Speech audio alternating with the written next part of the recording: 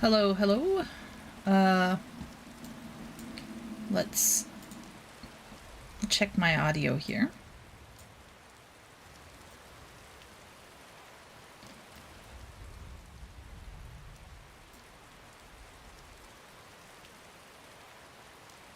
Checking. Am I too quiet? Is it picking everything up? Probably is.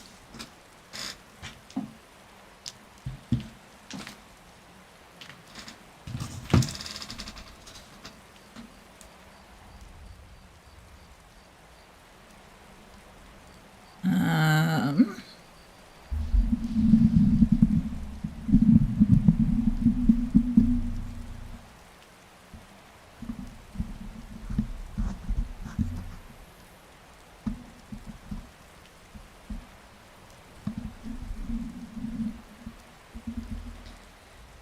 we'll see.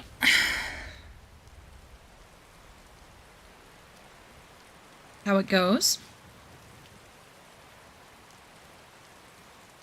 Yeah. Well, story of my life.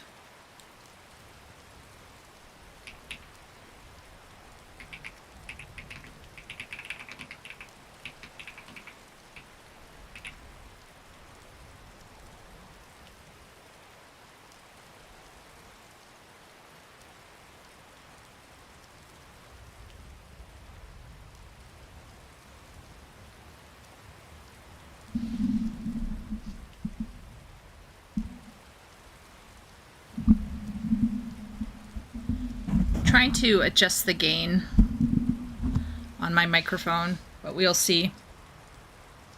I don't want to be too quiet because then people will be like, you're too quiet. I can't hear you. And then if I'm too loud, they're like, I'm too loud. One day, the gain, I thought that was the wind. No, gain. Gain is different from wind. I'm discussing the gain of my microphone.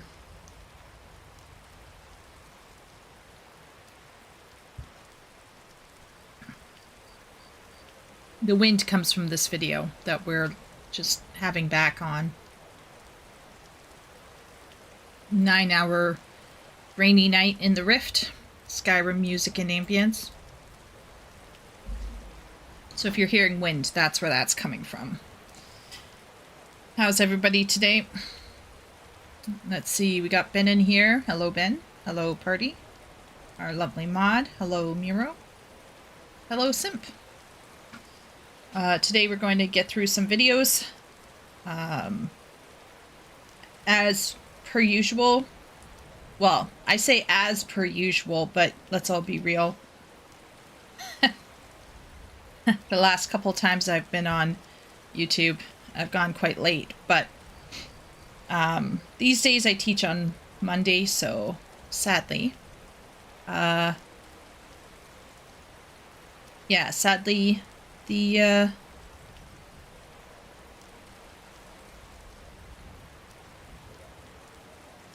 nights have to be a bit shorter because of that. I take a bit to unwind in the evening afterwards, so yeah. How's everybody today? Before we get started, before we move into the reacts.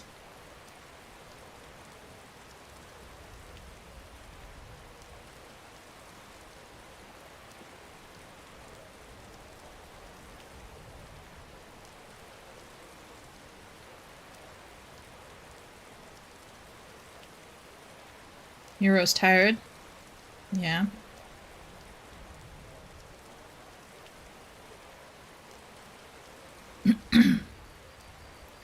Miro is president of the Tired Club. Ben is doing well. Awesome. Was work like particularly breezy, Ben, or did you have a lot of work to do?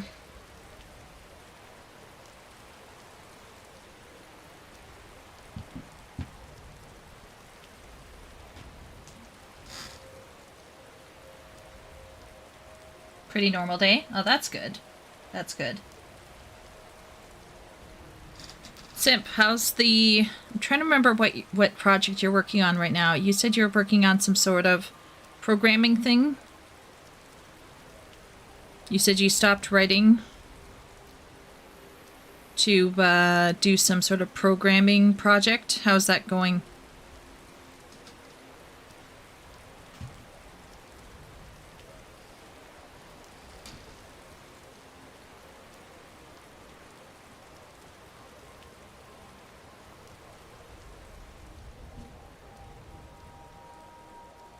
A large catering order for Wednesday.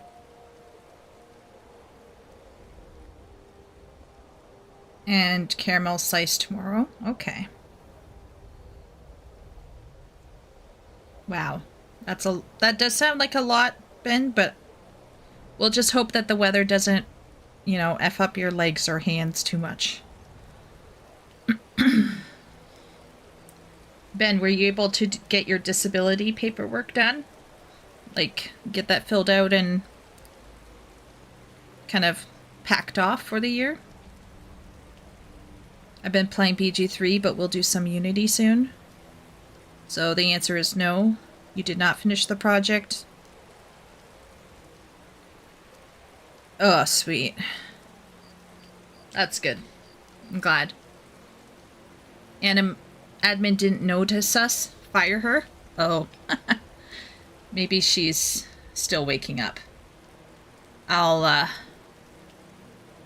wait a minute. Where's my,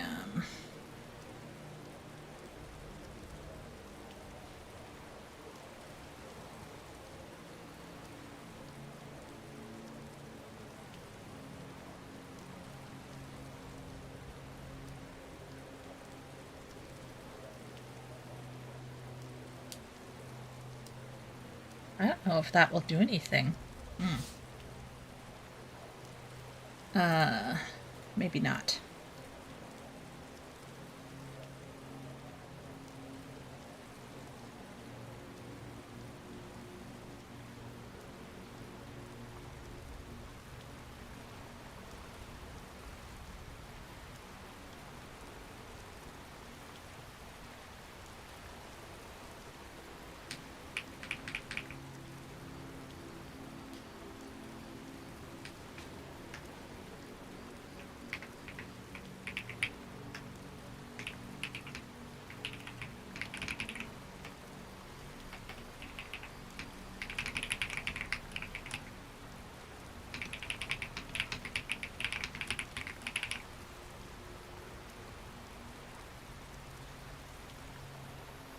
Okay.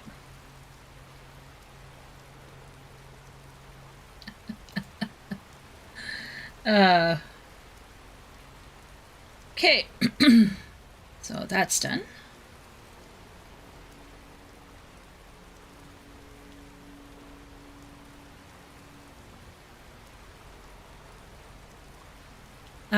Okay.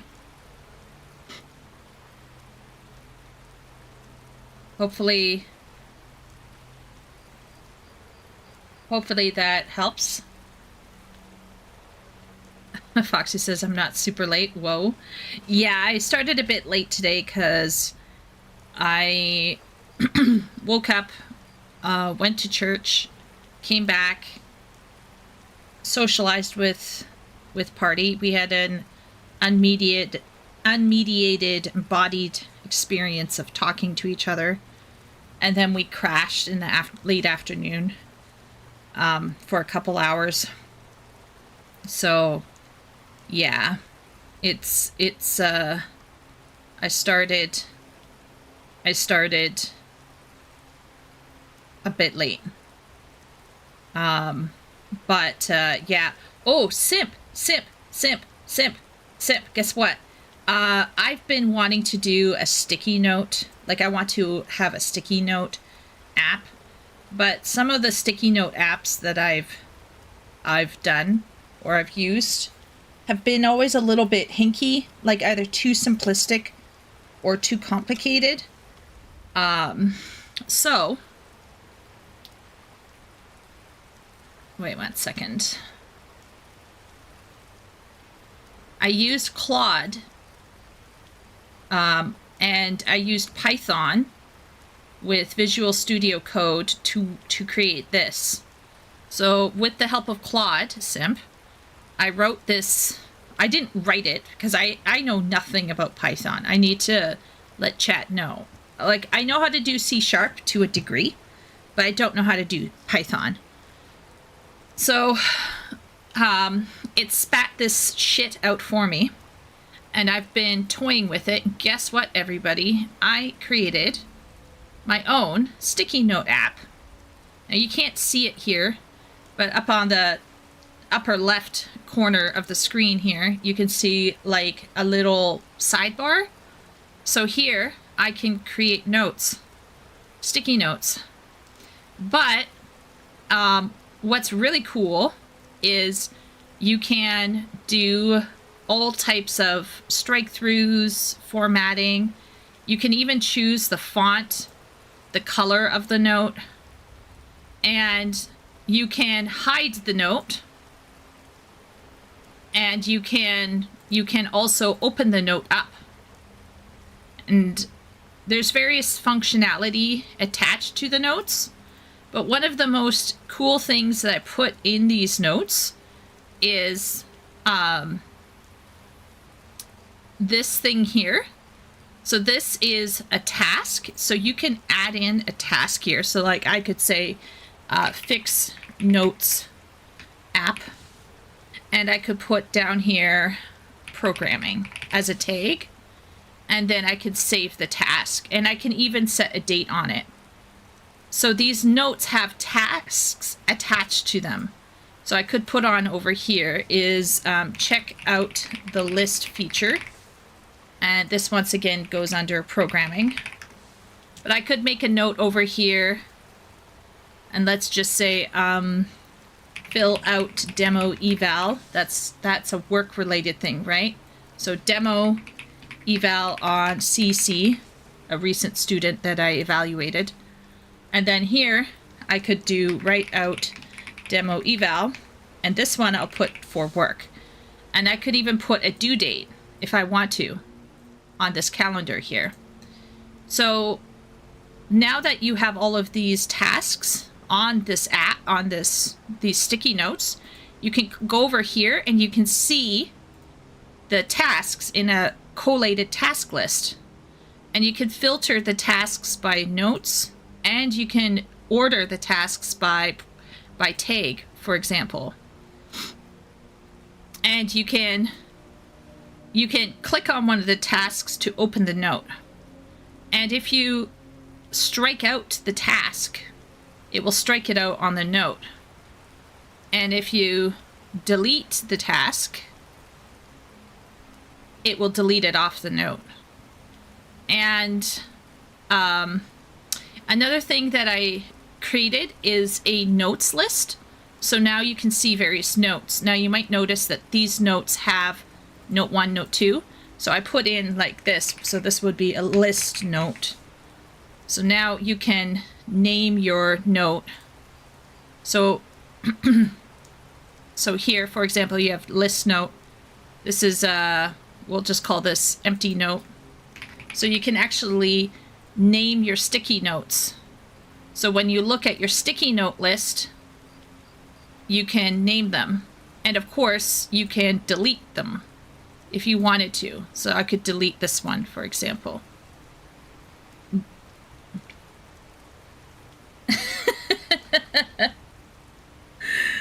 So yeah. Anyway, I did this. Where's my? I made the note app. It's still, there's still a couple fucky things that I have to iron out with this coding. But so far, it's working. It's saving. It's been interesting. I've been doing it with the help of Claude, which is an AI that specifically works on programming. Now, is the app fully functional? There's a couple things I want to add to it. There's a few things I want to tweak. But I think overall, like, it's not even taken me that long to do. So yeah. Okay, let's see. Boxy's in here. Welcome in. Ooh, Epic. Hello, Epic. Is the audio skipping? It shouldn't be. Is anyone else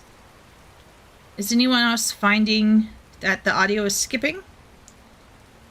She got excited over Simp. Miro, do you know Python? Oh, wow.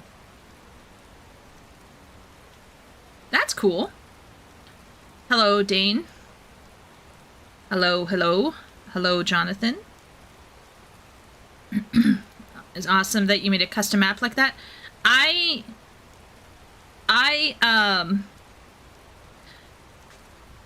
going to be honest.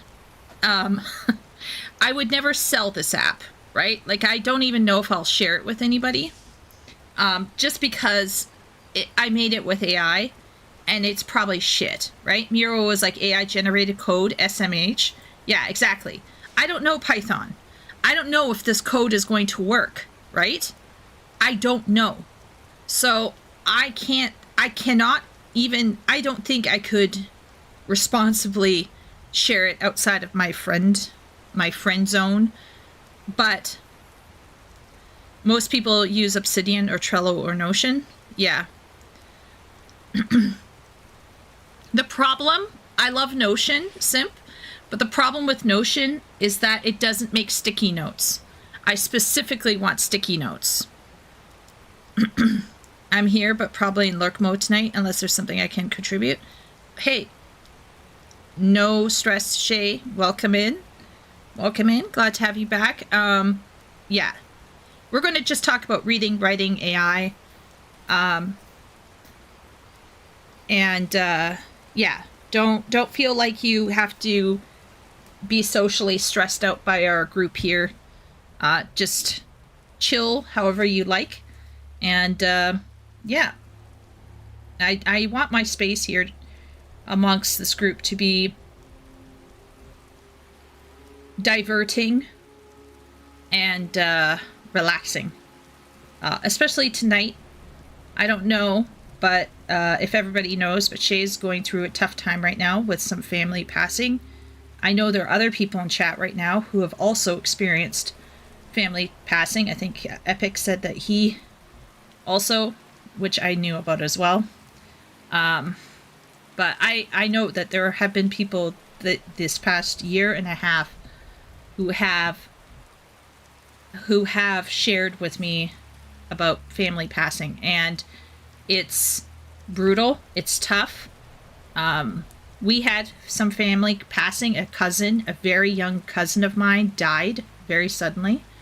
The only reason why I didn't talk about it much is because I don't particularly care about him. But I know some people in my family were very impacted, right? So I don't want us to be forcing each other to communicate and socialize when we don't have the bandwidth for it, right? So, yeah. I lurk in shit talk. Yeah, there you go. A chill night picking apart videos.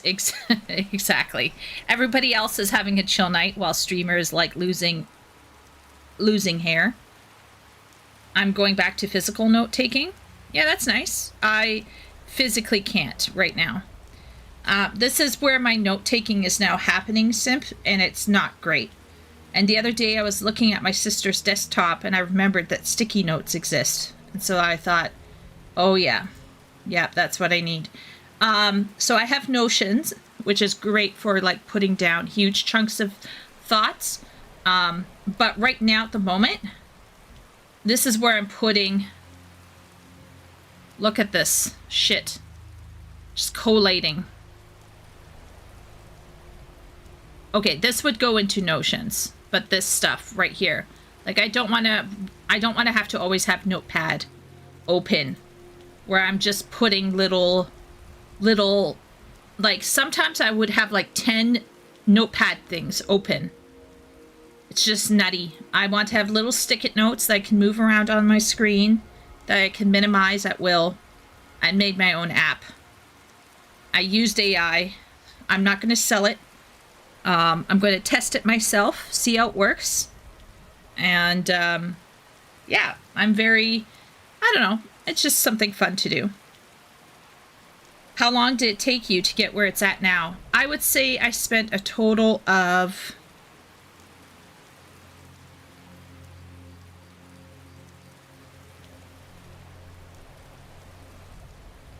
maybe 3 hours.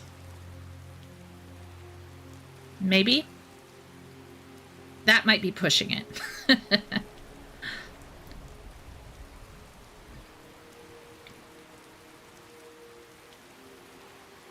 Because Claude did most of the heavy lifting.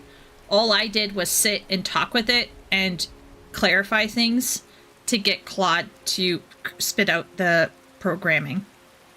So once again, I'm not a Python programmer, so this is absolute bullshit. So if some of you are going, Chieko, that sounds kind of hinky, it is. It is. Don't worry, I'm not selling it. But yeah, I used AI to make a little sticky note app. I'm hoping that will be functional for me by tomorrow, so then I can start school tomorrow and not have to live out of Notepad. Hey, Willie, how's it going? I'd like to play 14, but I'm lacking the bandwidth for that. Yeah. Yeah. That's fair. As a programmer, Claude has honestly made life a lot easier, and I almost hate to admit that. Yeah, so you know, we have in here a simp for AI. And I will agree that in the hands of somebody who knows what they're doing, AI is very useful. The problem is, it is often used in the hands of people who don't know what they're doing. So when I'm using AI for programming and I have no foundation for it, it will fuck me up. It can fuck me up really bad because I don't know what it is doing. I don't know if it's reliable. No idea. I figure a sticky note app can't go wrong that much.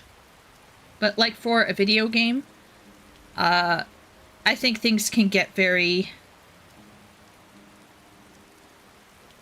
I think things can go wrong, right? So you have to know what you're doing in order to be able to read the code and recognize where there might be problems. I ran into issues with AI as a writer when a client who clearly knew nothing about writing and what makes a good book was using AI to correct my writing, right? I am not an hatred, like, oh, I hate all things AI. I'm actually not like that. But I have experienced the tail end of AI, the blunt end of AI, when it's used like a club. And it happened to me personally, and it happened to a book that I wrote. I spent 4 to 6 months, not counting making an outline, on a book, only to watch it literally eviscerated with AI in the hands of an idiot who didn't know what they were doing. And that is where I hate AI. AI is like a knife or a gun or any other kind of sharp implement or heavy wielding implement where you can cut down a tree, you can shoot a deer, or you can go out and do some crimes with it.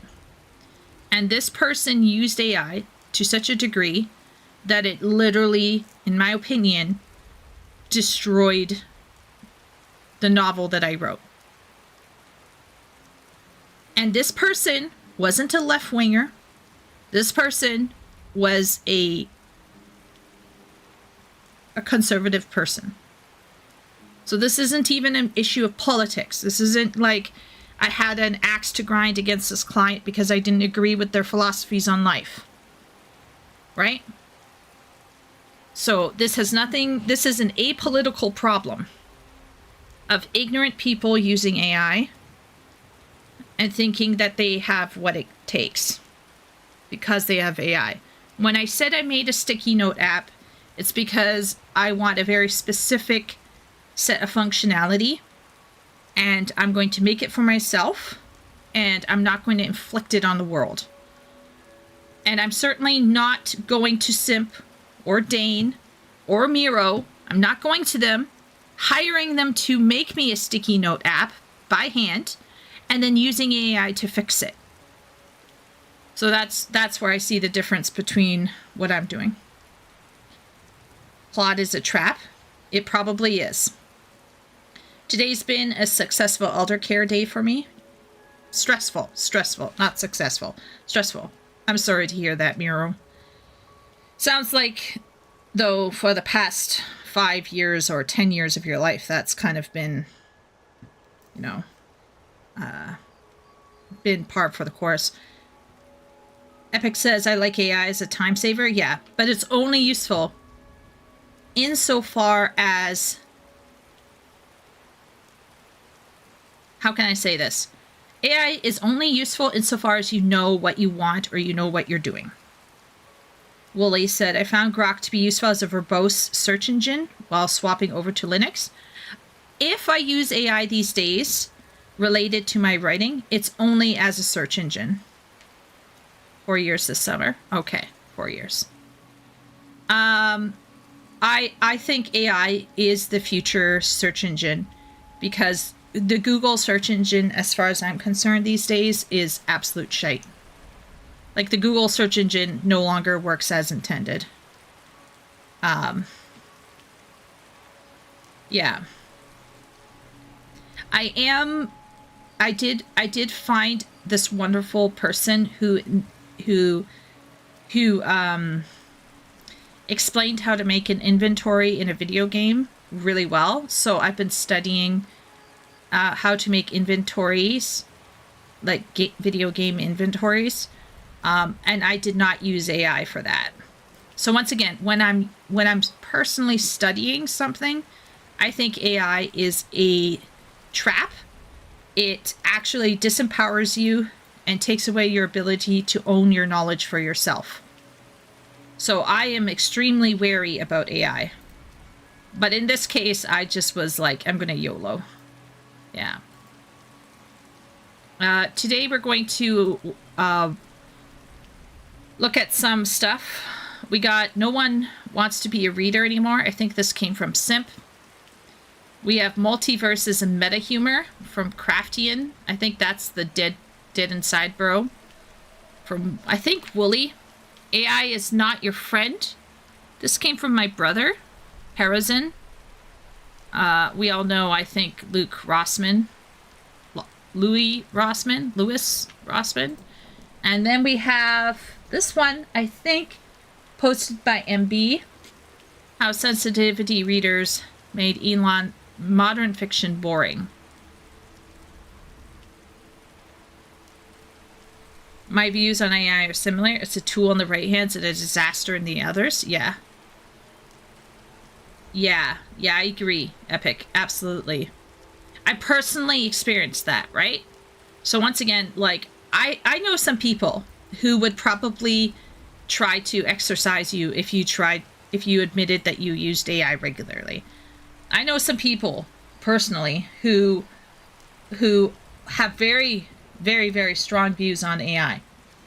I am not completely against it. I'm a deeply skeptical user at this point. Sensitivity readers are probably the future of writing. What are you on? It is the present day of writing. Lamau. It's here. And it's shit. And I will continue to mock and disrespect people who need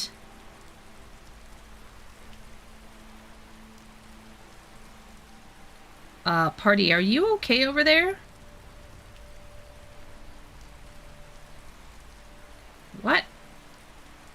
Anyway, I have zero tolerance of sensitivity readers. I think they are here, but they will. Yeah, I fell asleep.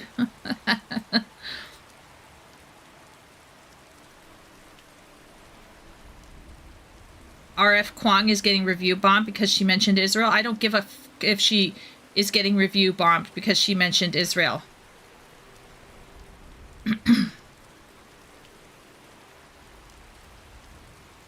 No, it shouldn't need it. Now, there are probably some far-right people who will want a sensitivity reader. There are some far-left people who will want a sensitivity reader. People who are ideologically sensitive to hearing something they don't agree with are going to want a sensitivity reader. But normal people who can be resilient and deal with the fact that others in this world are going to say and do things that they disagree with, people who are emotionally and mentally healthy will not need sensitivity readers. Mentally deranged, mentally unhealthy, mentally weak, mentally traumatized, perhaps, will need sensitivity readers. But and I don't care if it's far left or far right. I don't care who needs it. If you can't try out something and just put it down and walk away and leave it alone, you've got a problem. If you're review bombing something, I don't care if you're a far right person who's review bombing something because there's a gay kiss in it, or if you're a far left person because you're review bombing because there's a mention of Israel in it. I don't care. I think that is stupid behavior.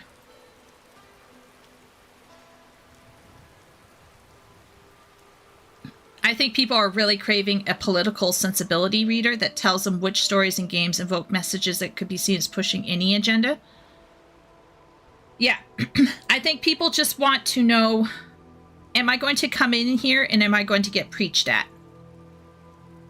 That's the main crux of most reviews today from normal people, but the abnormal people are going to seek out books that sustain their political viewpoints, and they will shut out anything that makes them feel uncomfortable or makes them disagree, like present something that they disagree with. And this is why I actually think right-wing, conservative-based people are just as guilty of this as left-wing wokies that they make fun of. There's just a lot of snowflakery going around. Oh, I can't hear these things. The people are stupid. I don't want to hear it. Then just put it down and walk away. Refund it. Kwong did it to herself because her books are lefty coded.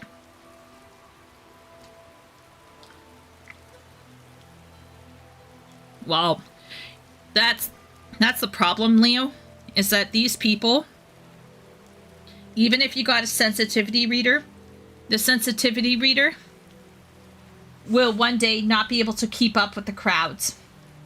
And just like at the end of the French Revolution, when the very people who began the French Revolution were executed by the new waves of French Revolution,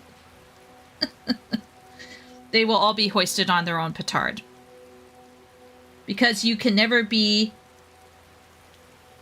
legalistic enough. And I've seen right-wingers behave like this and left-wingers. It's both sides of the extreme spectrum.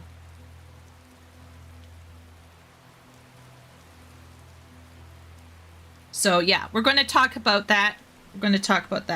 Let's get into nobody wants to be a reader anymore, which is a pretty strong statement to make. Let's see if this person, he or she, looks like a she, can make their point. One of my all-time favorite movies, The Holiday, Cameron Diaz's character talks about how she buys books that she knows she has zero intention of reading because she's a hot advertisement lady and doesn't have the time to spend on books. But when she ends up dumping her cheating boyfriend and packs a trip to the idyllic English countryside where she assumes that she will read and relax and enjoy her alone time. That doesn't happen at all. Those books don't get read.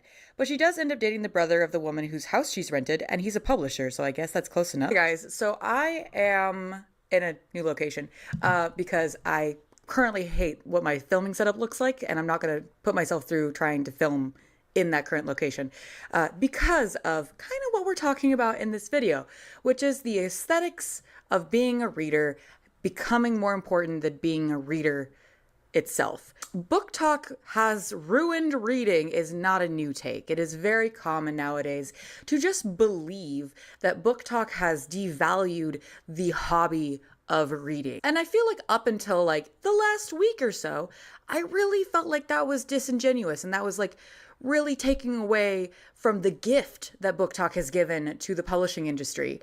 And I definitely Guys, have I reacted to this before? Wait a minute, let's see. I sometimes buy books and not read them. It's a bad habit, yeah. The left is already done using white women and black men. I mean, yeah. Then these people will eat each other alive through endless purity testing. Just sit back and watch. Yeah. I should encourage people to get sensitivity readers and let them get killed. We discussed this topic before, but I don't know if we discussed it with this video. I feel like I've seen this couch before. No? Okay, we'll watch a little bit more. I was not sure this video. Okay. Well, we'll watch just a little bit more. It's a short video, and then we'll see. But yeah. I personally, yeah, we'll get to sensitivity readers in a bit. I do agree with her. There are people out there who put books up on the shelf that they've never read, and they do it because it makes them look smart. And I'm pretty sure that this has been pointed out before by people like 100, 200, 300 years ago. Like, this is not something that is relatively new. It has been, I think this kind of posturing is common and has been common ever since books became a commodity. So I personally think there is this bizarre posturing of, oh yes, of course, I've read the latest R.F. Kuang. And then there's people like me who's like, you know what? No, I'm going to just put what I actually like and want to reread on my shelves. And people coming in and judging me can just, you know, go fuck themselves. Okay, let's keep reading. I definitely think that there is something to be said about the reality that the aesthetics of reading are now more important than the actual reality of reading a book and engaging with the themes of said book or the themes of the community at large. So let's go ahead and dive right in, shall we? So I read Silver Elite, and I will not be reviewing it here because, honest to God, that book nearly broke me. I nearly decided that was going to be my last rant review. I do believe the rant reviews will continue to happen. I wonder if anyone introduced to her What Fury Brings. Because What Fury Brings was worse than Silver Elite. That's all I'm going to say. Silver Elite is trash, but What Fury Brings is about as bad as a 13-year-old's Wattpad novel.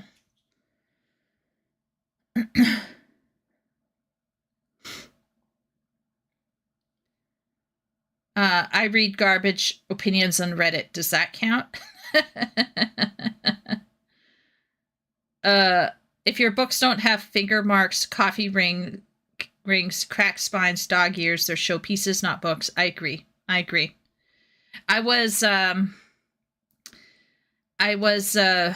well, anyway, Party did something super sweet, which she didn't have to do, but she packed away her books because, yeah, anyway, you can ask Party in Discord why she's packing her books away. But as a result, she said that I could put my books out. So for the first time in probably 7 years, I've been able to put the remains of my massive China library out. And we were going through books, and we tossed a bunch that we knew weren't important or were there just because people had gifted them and we didn't care about them. And then I pulled out the most dog-eared, most loved book, absolute shit book. Not as shitty as what Fury Brings, but like totally like the softest entertainment. It was a Star Wars book, my favorite one. Not my favorite one, but the one I've probably read the most. And yeah, it's in rough shape. I'll put a picture in the Discord, but it was a very well-loved book, and I thought I could buy a new one and replace it, but there's history with me in this book. Yeah. And then I had Wraith Squadron, and it had like tons of stick-it notes, and for some reason I had 2 copies of the Wraith Squadron trilogy, and I put the older one into the bin, like into the donate box. So I do have a newer copy of the trilogy now on my shelves, but the old copy had like stick-it notes in it, and Party was like, "What were you doing?" I was like, "I was taking notes." So anyway, I don't understand how people can accrue things that because they want to look smart. You know, like it's just for show. They want to look hip. They want to look awake. They want to look aware. They want to look like they're doing what everybody else is doing. I think that's the most stupid, pretentious thing to do, frankly. I don't have a lot of respect for that. If someone was like, "Oh yeah, this is my personal library," and it's like a whole bunch of Christian theology books that they never really read, I'd be like, "Okay, all right." What are you doing, bro? It's just people want to put on a show, and they will use their books. It's just kind of gross, honestly. Just be who you are. Be honest about what interests you and put it on your bookshelves. This book very much really drilled home for me that the people that read these particular types of books and don't engage with the themes are not reading books for intellectual purposes. And I've already talked a little bit on this channel about anti-intellectualism and the rise of that specifically on Book Talk, so I'm not going to unpack that here, but let's talk a little bit about Silver Elite, and I will give my thoughts on the book in this video. But if you want my in-the-moment reactions, I have a vlog on my Patreon entirely detailing to you spoilers and all about how much I disliked Silver Elite. So directly from my notes, I'll describe what Silver Elite is. It's a dystopian, smutty nonsense pushing incredibly conservative values, including, but not limited to, anti-education rhetoric. Oh, I remember this. This woman, doesn't she mention Trump or like politics or something? Wait 1 second. Mental health stigmas, both sides seeing a genocide, wrapped up in a shoddy framework with the most annoying characters you could ever come across. Content of the book itself was not the main controversy with Silver Elite. If you were unaware, this book kind of came out of nowhere, and it had a huge marketing push, considering the fact that no one knew who the author was. It was a debut name, and then there was some rumors circulating that it was a... I think we saw this video, but I'm going to touch on anti-intellectualism, because there's nothing more anti-intellectual than suggesting that a romance novel is anything but based, or ought to be anything but based. Because the whole point of the romance genre is for a man who is generally 90% of the time an alpha getting with a woman who is generally 90% of the time your average female. And this is for the purpose not of having sex, not of having children, but of a woman finding her ultimate place at the side of a loving man who values her above everything else. There is nothing more instinctual and universal than romance.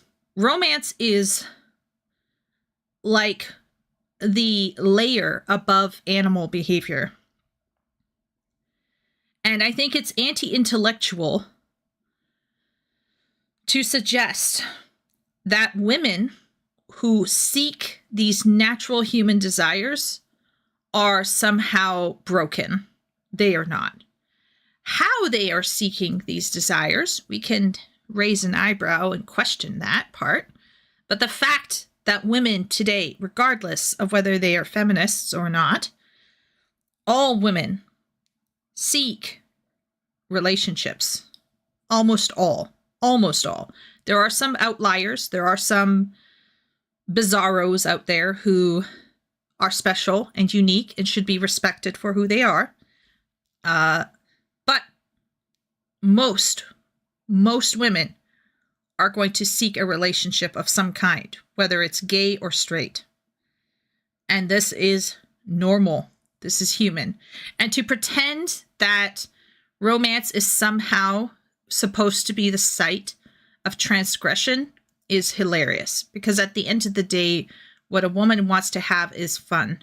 She wants to read about getting with a bro who loves her above everything, a perfect match who empowers her, and someone whom she can support and be a helpmeet to. This is the heart of all romance. Now, does it get fucked up? Does it get mixed up?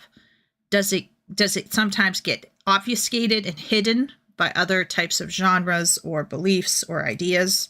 Sure. But the thrust of romance is quite pure. And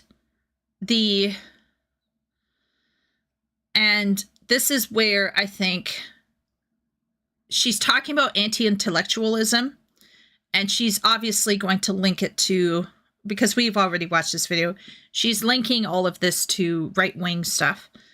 This is both, it sounds right, because the concept behind a romance is fundamentally biological and universal. So this is where it does feel like it's a conservative value, but it is not only the domain of a conservative's experience. And I know some people, I believe Simp specifically, has asked, why does exist? Why does Mpreg exist? They exist because women still want to get pregnant. Even if there are gay or left-wing or radicalized or whatever, they still want it deep down, subconsciously. You can't ignore it. Now, obviously, like I said, there are exceptions to the rule. There are some women for whom making a baby is not important. There are some to whom are gifted the single life. I'm talking about your average woman will seek out bonds to nurture people or nurture others. So I also think that Silver Elite and a lot of the books that we have, people reading What Fury Brings, thinking it's okay, people reading Silver Elite, thinking it's okay, people reading Audra Winter's stuff, thinking it's okay. These people are usually not anti-intellectual. They are actually just uneducated. They don't have taste. And whose fault is it that they don't have the education and lack taste? Whose fault? Maybe it is the politically energized system that we might have, right? We got Simp in chat. We know Simp, for example, struggling with, what was it? Was it Bleak House? He couldn't understand the basics of courtship in the Victorian era. So, once again, whose fault is that? Is that Simp's fault, or is that the education system that has failed him? If anybody is anti-intellectual, it's the people at university that I saw who refused to accept differing opinions, who silenced people who might have opposite opinions, who were very restrictive and essentially were holding a big brother type of state, where anybody who tried to present an opposing opinion to the status quo would be called a troll, or were going to be triggering somebody because somebody who had been raised with sensitivity readers and trigger warnings couldn't handle the idea that somebody who might vote differently than them might actually be breathing the same air in the same room as them. So I personally think anti-intellectualism doesn't just happen on the far right, it happens on the far left. And now I'm just ranting, so I'm going to read some chat. And let's see what chat comes up with here. Stolen literature valor. Yes, that's where we saw her first. I think we saw her rant against the silver novel. I think this is her rant against the silver novel. Men just want slaves, according to these people. Yeah.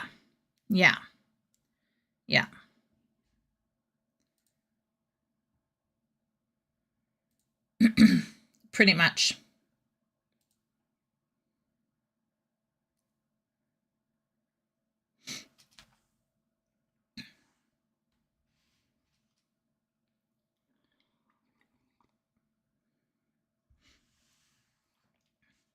So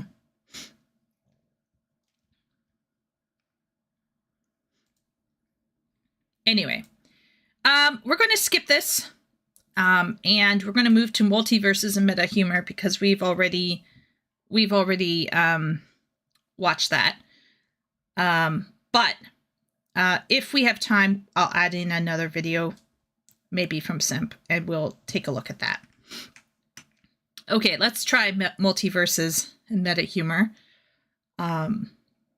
Imagine something. One of your family members, maybe a grandparent or aunt or uncle, has just died. It's a solemn occasion. Everyone is dressed in black and rain is beating down outside. During the wake or whatever flavor of mourning ceremony, you happen to be standing by when one of your distant relatives walks up to the casket. There's the muffled sound of sobbing around you, rain's beating down outside, and everyone has a deep, gloomy expression on their face. But that doesn't stop this relative stepping up to the casket with a grin on their face. Taking a quick glance inside, they turn to you with a wink and say, "Hey, at least I'm better off than that guy."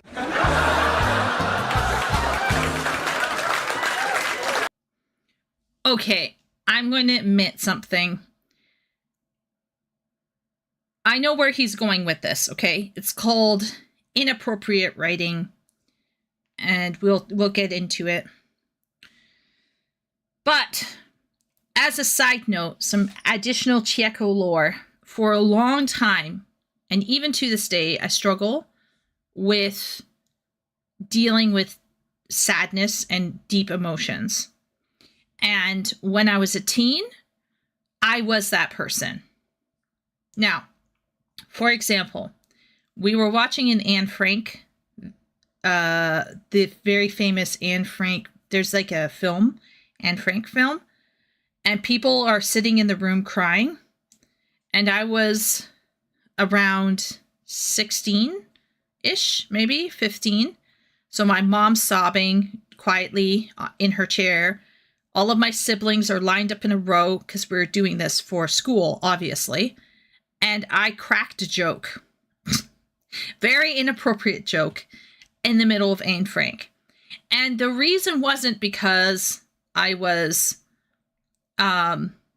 didn't care about Anne Frank. It's because I didn't have the maturity to deal with it.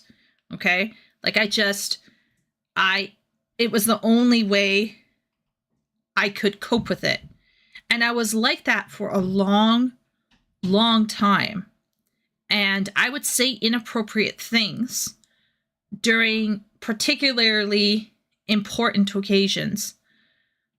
Or I would just downplay things during important, or I would say pessimistic things, just because it was my way of coping. It's an emotional immaturity, right?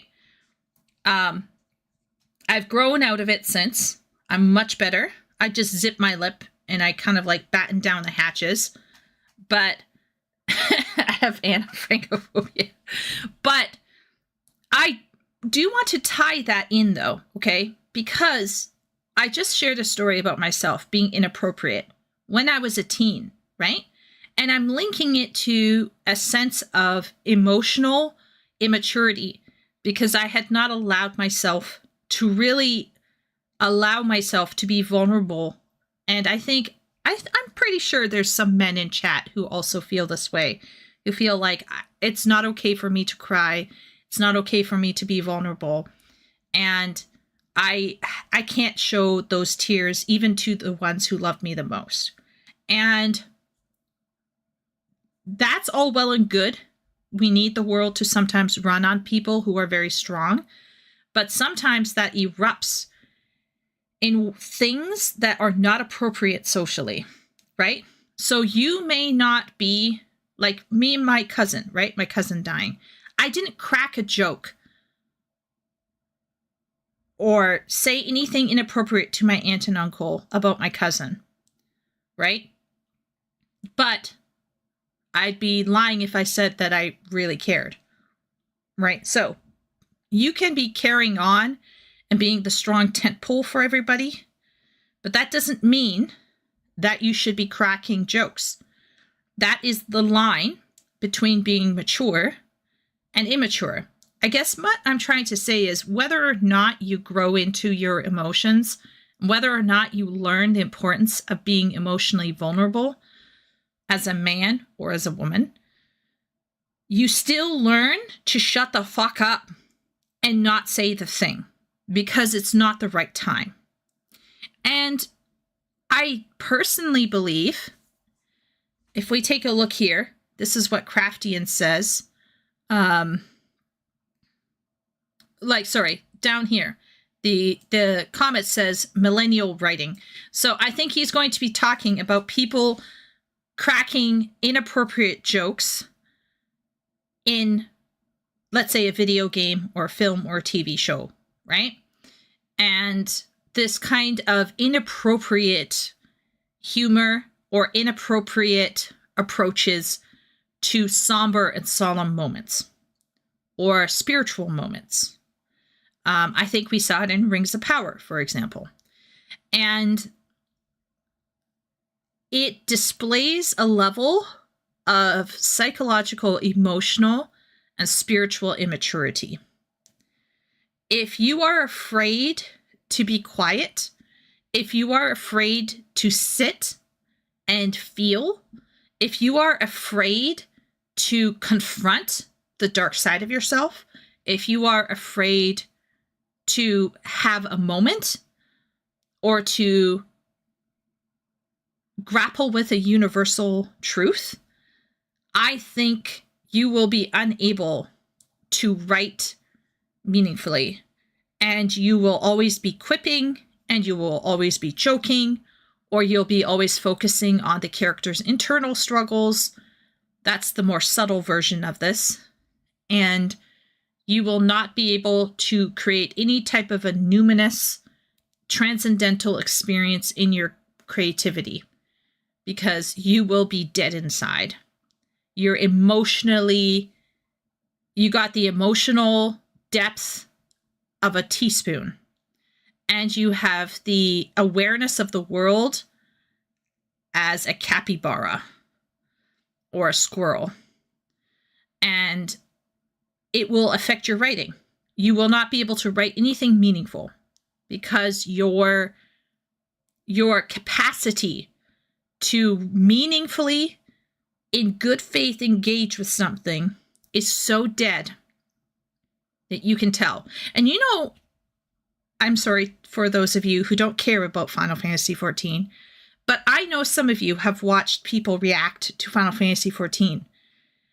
And you can tell the spiritual and emotional and psychological maturity of a Final Fantasy XIV player by how they react to specific sections of that MMO.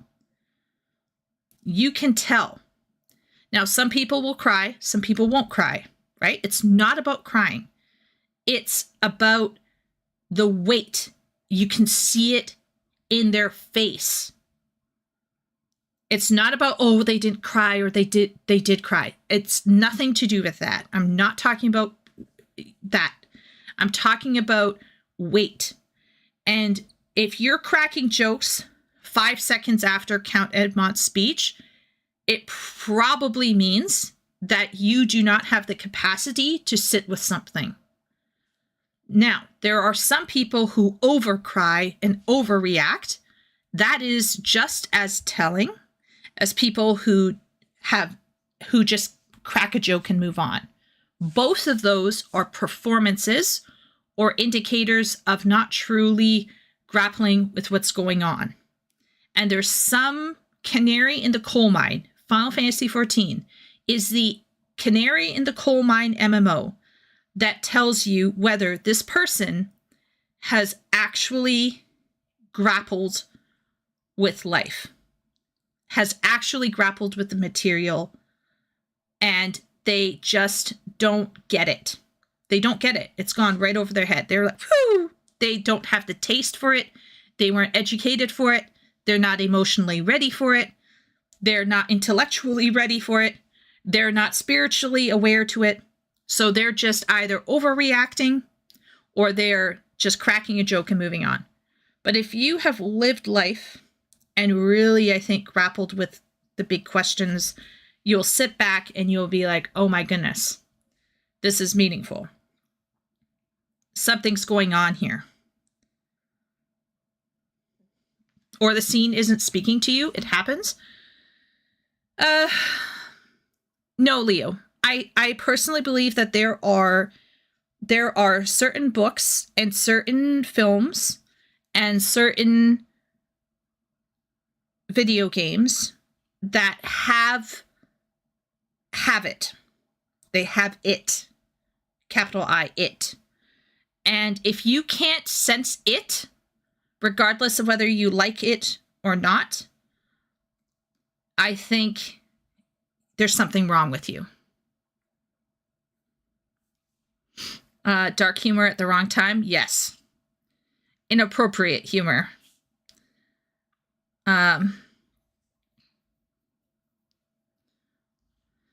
When it comes to politics, it feels like an ebb and flow of people with good intentions on either side, starting something, achieving something, and then being overrun by those seeking to co-opt a message. Absolutely epic. Absolutely. I would have laughed, though, but mostly for the awkwardness. Yeah.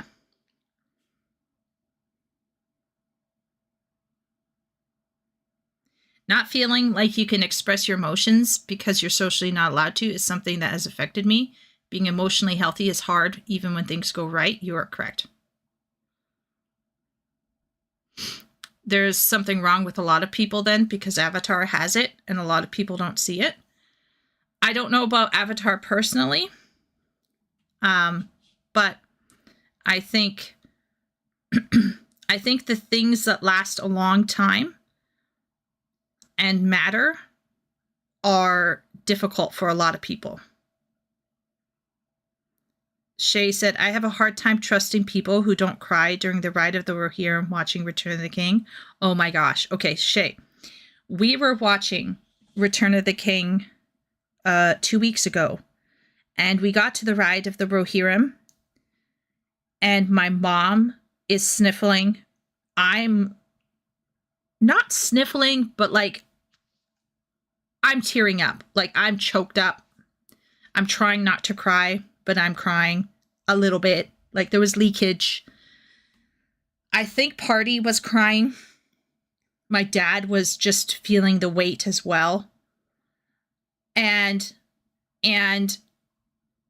if there are just some things in this world that if you feel nothing when you see them or read them or hear them, you probably have a problem. And maybe Avatar is one such thing, Leo. I don't know.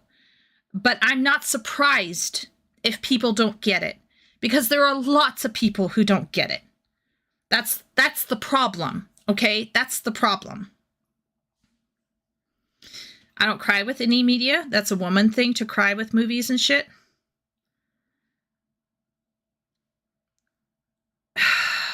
You don't... Talk about not getting what I'm trying to say. Which Avatar? Yeah, I don't know. It's not about crying. It's not... It's about feeling something in your soul. If you don't feel it on some level, it's not an emotional feeling. It's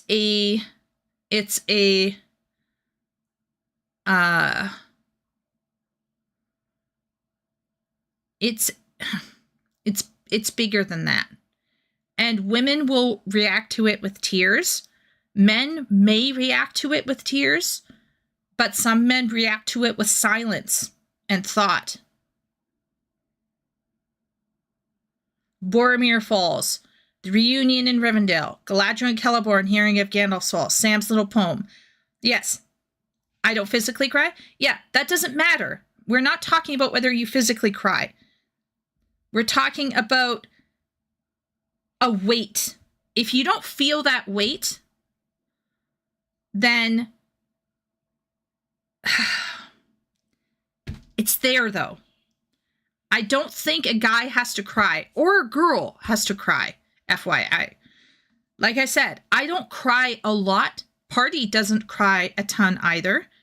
Party probably cries more than me overall, but it's not about crying. It's about sensing something is deeply important is happening. And if you can't sense it, it means that you probably need to do some soul searching. Okay? You need to probably go get therapy, talk to God, do something. I don't know. Talk to other people on Discord.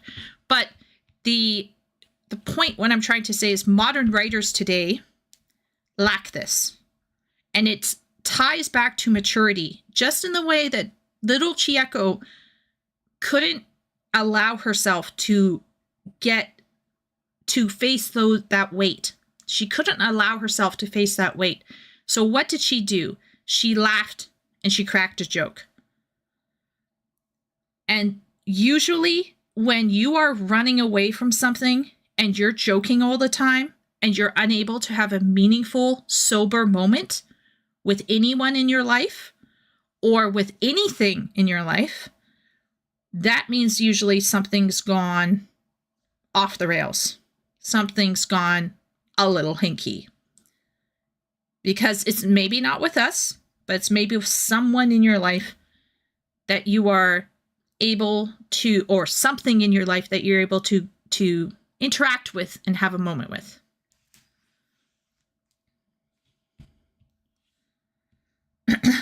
It's about being able to sense and react, empathy and sympathy towards the human spirit, and where it's being manifested or evoked. That can be it too, or a divine spirit epic.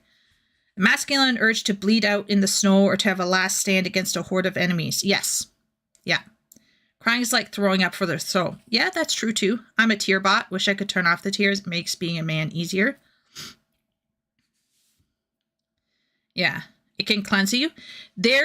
I never want to shame a man for needing a moment to have cry, a good cry. I shame humans, men and women, for crying too much all the time and not being, a useful member of society right? That's a problem. When you're useless to the people around you when the rubber hits the road, right? Stoicism, et cetera, et cetera.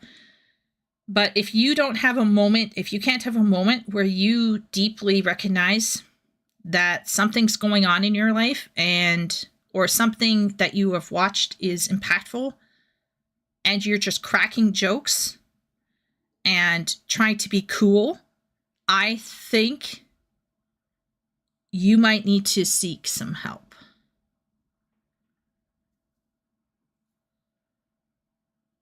JC's Avatar has a couple of those moments, although in that film's case, the music score capitalized on its first use to evolve response in less intense moments later, which annoys me. Yeah, that's fair. That's fair. Yeah. Music can sometimes be like the cheat code. For sure, Shay. So anyway, I have a feeling Crafting is going to talk about how writers today are inappropriate, and I will probably agree with him. So let's see. Let's see what happens here. It is my genuine belief that the worst thing to happen to modern writing, and frankly artistic expression, across all mediums is Joss Whedon, and by extension, the Marvel Cinematic Universe. Aaron Sorkin bears some responsibility as well, but everyone is just so fucking smart and snarky in a way that is unnatural and grating. The knock-on effect from this trend has been immeasurable. From video games, to books, to movies, to TV shows, the rise of disingenuous characters and writing is all currently feeding into what I talked about recently with cultural nihilism. If the shtick of any creative work is to point and laugh the moment anything serious or sincere happens on screen, then what's the point of engaging with it in the first place? This, in turn, encourages content-driven slop rather than actual intent or artistic expression. If one assumes their audience has the attention on their phone the whole time, it doesn't really matter what the quality of the writing is, does it? So let's unpack this. One wink at the... Okay, I'm going to generally agree with him. We may not agree with the choices that he chooses to use, but I'm going to say some tough things. The first thing is, I personally do think Joss Whedon is a problem. Now, I say that with an asterisk. Joss Whedon had a voice, okay? And I have no beef against that voice. To blame a single person for everything is, I think, a little stupid. What we can do, though, is we can blame everybody for going down after him. It's like, what if, okay, Thoreau was alive today, and for some bizarre reason, his work, what's it called, Walden or whatever, made a big hit, and suddenly everybody went after and started writing like Thoreau.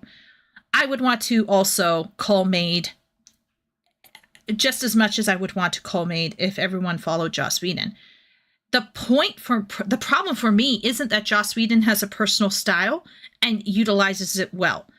It's fine if a couple even, or a chunk of people, decide to follow a school of writing and have a specific approach that works for specific things.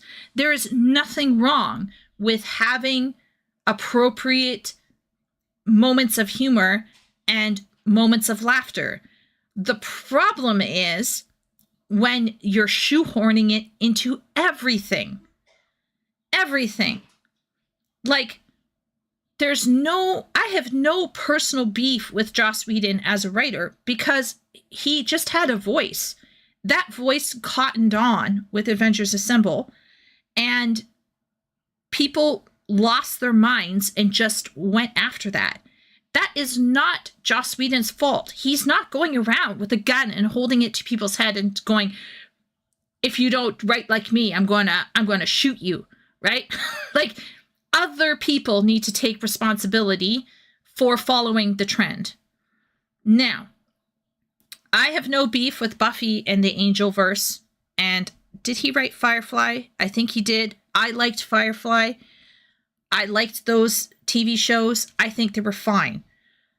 But I do think actually some parts of Avengers Assemble, the first one, that everybody lauds as being the moment and the writing and the joking, took away from potential time that could have allowed for more appropriate character building, particularly between Thor and Loki. And it's not just Joss Whedon. I also have to say that I believe, if I recall my research into this, Robert Downey Jr. is a natural patterer. He has a natural ability to just say things. And they left some of it in. And once again, it's fine for a character or for a couple of characters even, but for all characters to then become swamped in this is unfortunate. And so,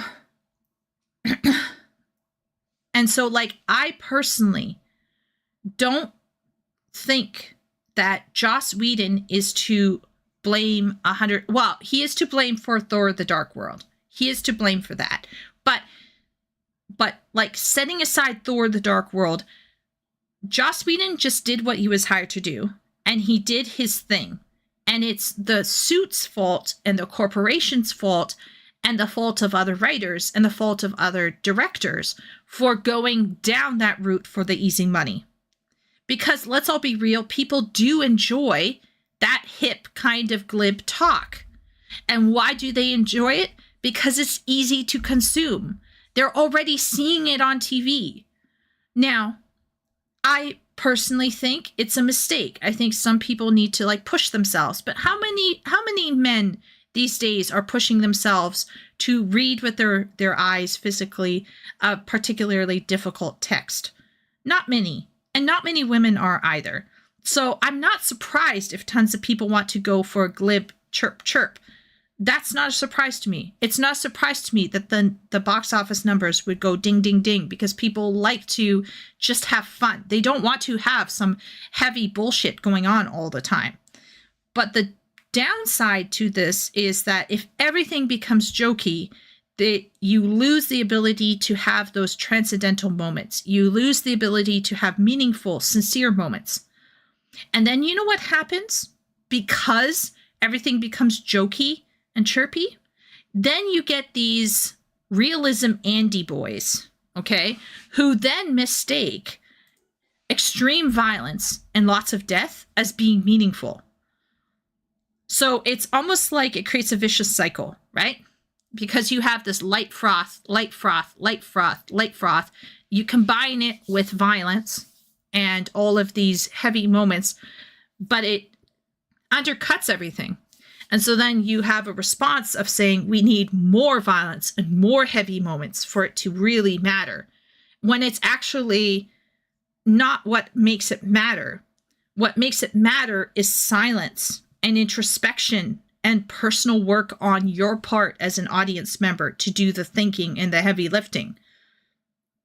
So I think it causes two polar opposites feed into each other, where the lack of meaning feeds into this search for meaning, which ends up in this in crazy shit happening that still has no meaning. Because beneath all of it is nothing, really. Because the writers themselves are probably, silver spoon, rich people, middle-class people who've never had to really grapple with anything difficult in their life, who've never had to deal with political opinions they don't agree with. They never had to hear really about anything they didn't like. And when they did hear anything they didn't like, they were successfully able to shut that person down and shut them up and force them into silence. So, of course, these people are not going to be able to make anything really meaningful, because it's just going to be their little fantasy worlds, their little white tower realms. And yeah. What did people say here? Party didn't feel that watching Avatar. I'm not into the environmentalist shtick stuff. I don't care about that, so I kind of noped out on the Avatar. Rook in his letters to a young poet said the irony is fine to use when you're young because you don't have experience, but when older, it's better to stop because it steers you away from beauty and whatnot. Yeah, possible. Sometimes something doesn't speak to you. I mean, doesn't mean there's something wrong with you. That's what I was trying to say.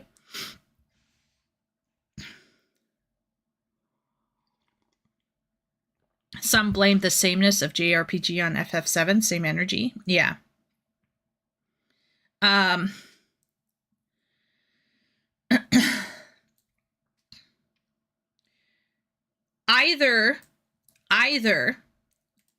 Either party wasn't in the right frame of mind when she watched Avatar and there is something there, or you want something to be there and you're making it up, Leo. But I can't say. I haven't seen it. So I wouldn't be able to tell if you're right or wrong. Or if party is right or wrong. Buffy was good, plus Angel and Firefly. Yeah. Joss Whedon told James Gunn to be himself with Guardians, if I recall correctly. Miro, Joss Whedon... Unfortunately, Miro, okay, I don't want to be this person, but unfortunately, I genuinely do think that Joss Whedon tomorrow could get out a microphone, walk up and down Hollywood Boulevard, and say, stop writing like me, and it would not fix anything. I really don't think this is Joss Whedon's fault. To pin the blame simply on a single man, it feels good to say something like that, but it's a stupid takeaway. I would not go with that. I would say rather that he opened the door to a specific voice and a lot of people went for it. And a few too many people used it as a way to avoid dealing with more difficult things. Because if you're doing light, frothy joking, it means then you don't have to deal with more difficult topics. And in this world of sensitivity readers and trigger warnings, you can't, therefore, really do anything meaningful because you're afraid of being canceled, because you're afraid of losing your money, because you're afraid of not making it. And this is why I personally believe that art no longer, in this society that has been created, art can no longer, meaningful art will no longer come from those interested in making money. Meaningful art is going to come from those who just want to write. In my opinion, there's a higher chance of Epic having something meaningful to say versus somebody who's trying to get money and fame and clicks and reads. Because the people who are there for the money will compromise and just give people what they want. And it's going to be bottom drawer shit. But somebody who wants to make something meaningful will not go with the easy option and will not get paid well. And will maybe not even get readers. And they also still might be shit writers as well. Let's all just be real. I'd rather you watch Titanic. Titanic had some moments, but I personally don't view Titanic as a top tier numinous experience, I'm afraid. If people think Titanic is top tier numinous experience, they haven't experienced the numinous. Most hate on MCU from YouTube is just the focus on women. Well, not today, simp. Today, we're focusing on MCU having too samey feeling.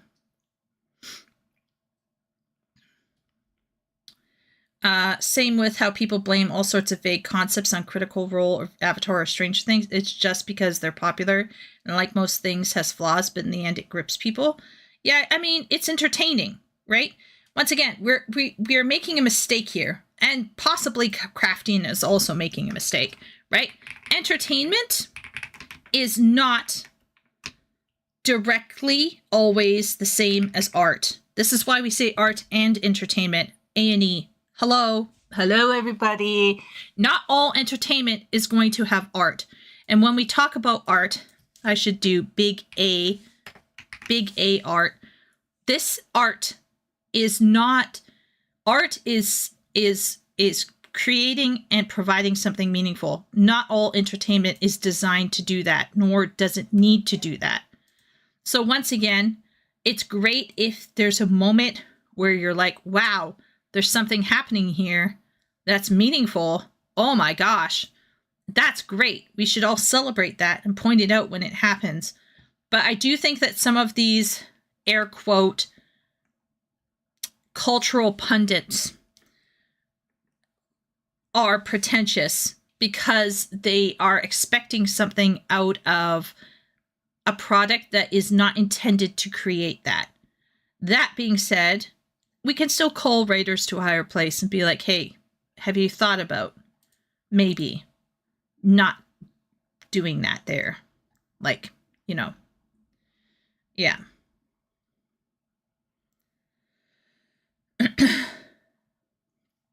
I think you have to connect with the FMC in Avatar to feel the relevant moments. If for some reason you don't mesh with her, the moments aren't going to hit. I'm not making it up, but I also don't think there's something wrong with people who don't see it. I need to be very, very specific, obviously, Leo, just in case people here don't get it. If you read Hamlet, okay, and you walk away from Hamlet feeling nothing, I'm not worried. But if you walk away from Hamlet and Schindler's List and let's say, what's another big one? Ben-Hur and I'm just trying to think of like big ones that have moments. Return of the King, or just actually any of the Lord of the Rings films. If you consistently walk away from all of those with nothing, I think there's a problem. If you have one, let's say there's 100 pieces of media that have numinous experiences in them, and you walk away from 5 to, let's say, 10 of them, and you feel nothing, don't worry. But I'm talking about if you consistently, obviously, I'm talking consistently. I'm not saying just one thing, you can't feel anything. Like, try to understand the spirit of what I'm saying here, Leo, okay? The consistency of being unable to walk away from something, feeling the spiritual weight of something. If you're consistently unable to do it, then I think you have a problem. If here and there you walk away, you don't feel it, that's fine. You're going to be fine. It was maybe not your day. You're not mature enough. It didn't, whatever. I'm talking about consistently being unable to genuinely and sincerely, in good faith, open yourself to a transcendental experience related to a piece of art. And by art, I mean actual art. And sometimes you have those moments in entertainment. And if you can't recognize to a degree those moments when you see them, you have a problem. Like, I don't know how this is hard for your brain to comprehend this. Like, this is not rocket science here.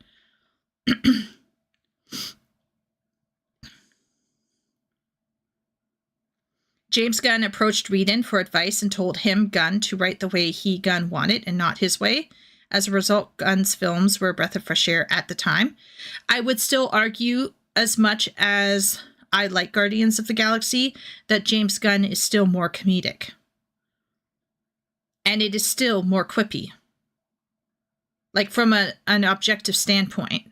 James Gunn isn't Joss Whedon in his writing style, but he is still more on the comedic side of things.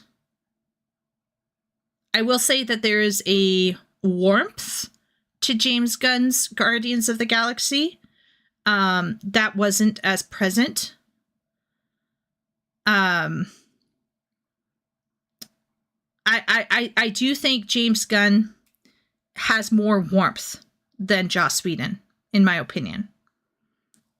in terms of the films. I'm not talking about the TV shows. I do think James Gunn is a bit more warm. James Gunn made room for sincere moments in his stuff. But I will say, in Joss Whedon's defense, so that we're not just shitting on Joss Whedon here, Joss Whedon in Avengers Assemble had to deal with a lot of people, and he had to juggle a lot of characters. So in Joss Whedon's defense, I don't know if people are aware of this, but Marvel had or has had a limit of minutes. Like, you could only spend so much time with the film, right? So I do think Joss Whedon's struggle probably was to get everything into quite a limited amount of time. So I do think the medium and the limitations that were placed on him caused him to really just cut to the chase, and that he just didn't have time.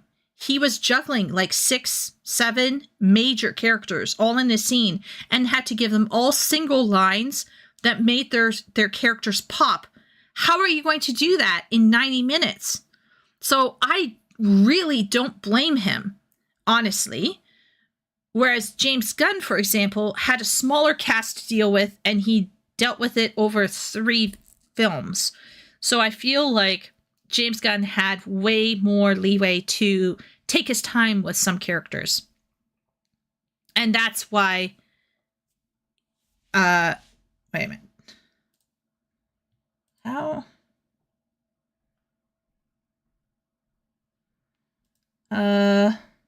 Oh, I see.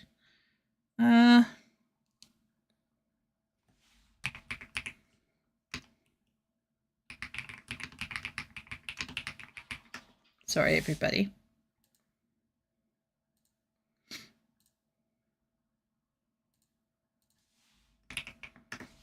Parties. My mod is trying to contact me. Apologies, everybody.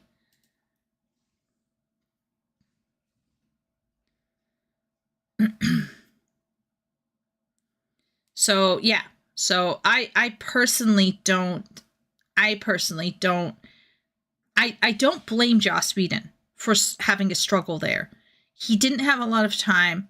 He had a lot of big personalities to show off and handle, and he had to make sense, and he had to bring in the bacon. So I get it. Okay, I get it. His film Avengers Assemble has almost nothing there, really, in terms of weight, really. James Gunn, therefore, has the sense of being warmer and more personal, but it still is more comedic. And so a lot of people, unfortunately, Miro, will lump James Gunn's writing in with Joss Whedon because it still is more comedic. I personally feel there's a different vibe to James Gunn's writing. I personally felt it. I do think that if we sit down and grapple with how James Gunn handles his narrative, particularly around fathers in the second one, there was something going on there. But I just think a lot of people, this is what I'm saying is, like, people do not know how to analyze things, and they just lump stuff together that looks the same, but it is technically the same. I just think that James Gunn did allow for meaningful moments, and there are meaningful moments allowed for with appropriate solemnness in Guardians of the Galaxy. So I think this example of MCU is not completely correct, because there are MCU films that have extremely meaningful moments. And like Thor: The Dark World, which is a trash fire of a story because of the way the mood shifts, like the mood shifts in that one with the injected humor, is so painful. It's bad. It's so bad. But even in that film, which is the poster child for what happens when you ask Joss Whedon to inject humor artificially into something that he did not initially write, even that film had meaningful moments where they appropriately took time to do something. And they still shit the bed on that one.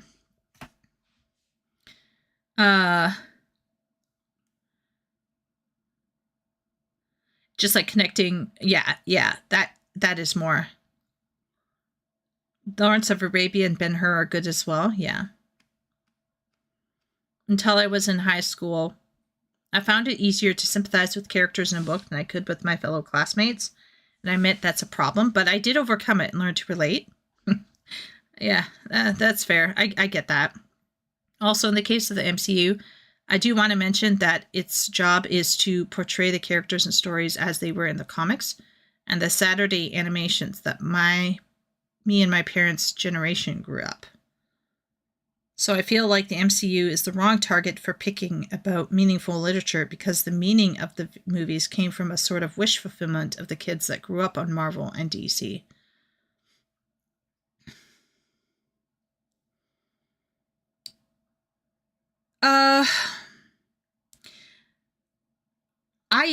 I don't think Craftian is necessarily saying that the concept and ideas behind a superhero film are entirely wrong. Now, maybe Craftian doesn't like superhero films. I think what he's trying to prove, and I think he's going to be able to prove it if he chooses his examples correctly, is that modern writing today, whether it is for a superhero film or not, is unable to give emotional weight to, or spiritual weight to meaningful moments. Because there is a nihilism and a sense of emptiness, spiritual emptiness, that pervades Hollywood. And if you are not a spiritual person by nature, you are probably not going to sense it. But I do think some people, regardless of their spirituality, will sense it. And they'll feel the emptiness eventually, especially as they grow more psychologically mature. They will sense an emptiness. And this emptiness is more often seen in how humor is handled. Because humor is a very fragile thing. And if you misuse humor, and if you misuse it in certain types of ways, it can undercut a lot. And so the idea, I think, that this guy is arguing, which I agree with, is that there is an emptiness within writers today and a fear of actually dealing with meaningful shit for fear of, let's say, getting canceled, or fear of harming somebody, or for fear of disagreeing or offending somebody, or because they just want to make money. And so these people will sometimes miss out on opportunities to have a meaningful moment because they are subconsciously afraid to accept that moment. And those moments can happen in the MCU. The point isn't that the MCU is bad. This is my argument I would make. I'm thinking Craftian is making this too. He is not suggesting, or he shouldn't suggest, that the MCU in general is bad, or the concept of the MCU is bad. It's how it's being executed is wanting.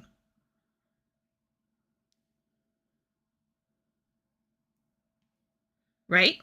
And so I think it is extreme. Okay, here's a case in point that's not even related to the MCU. The writers for The Witcher wanted Geralt, I don't know, They wanted him to crack a joke at the funeral of Roach.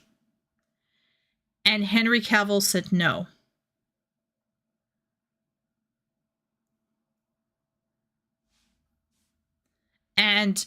And I think that's a case in point.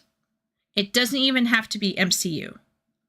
We can look at other stuff as well. He's probably going to mention Veilguard. He's probably going to mention other things. So MCU is just like the most mainstream example where we're seeing inappropriately inserted humor at the cost of a transcendental experience. We cannot. Well, no, I'm fine with letting Craftian speak for himself, but before we listen to somebody and get their opinion, I would prefer that everybody here firm up their opinion. I would prefer that everyone forms their opinion before listening to somebody else's opinion. Otherwise, you just become a parrot or a reverse parrot. You just become a disagreeer because you just decide you don't like Craftian. Right? So either you decide, oh, I don't like this guy, so I'm just going to disagree with everything he says because I dislike him. Right? Obviously, I didn't like what he said last time, but this time I do kind of agree with what he's saying. So you should firm up your opinion before you start listening to somebody. Otherwise, you're just going to be a parrot, or you're just going to be like a hand waving, oh, I just dislike this person, so I'm just going to disagree with everything that they say. Right? Isn't that what grifting is by SIP's definition? One way or the other. Right? So to firm it up, for me, I think he's mostly correct. I do think there is an inability in modern writing to be genuine. And this inability comes from emotional, psychological, spiritual immaturity. That's going to be my takeaway. Now we're going to see what Craftian thinks and what examples he brings to the table. I bet it's not just going to be MCU, though. The camera at a time. We'll be here all day if I have to chart this stuff back to Buffy the Vampire Slayer or sitcoms in the 90s, so let's focus on where the culture of subversion really emerged at first: superhero films. Love it or hate it, Marvel hit on a formula that made some serious bank. The Avengers saga. I have to chart this stuff back to Buffy the Vampire Slayer or sitcoms in the 90s, so let's focus on where the culture of subversion really emerged at first: superhero.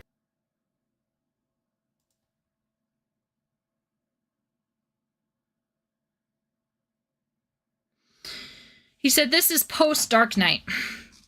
I think it's just as much an issue to get all emo and gritty, but that's another story. Not sure what he's exactly saying here, but if he's saying what I think he's saying, I personally think that if he's saying that it's just as much as a problem to be one of those like hyper violent, nitty gritty realism Andes, then I agree with him. I think that's what he's saying in this note.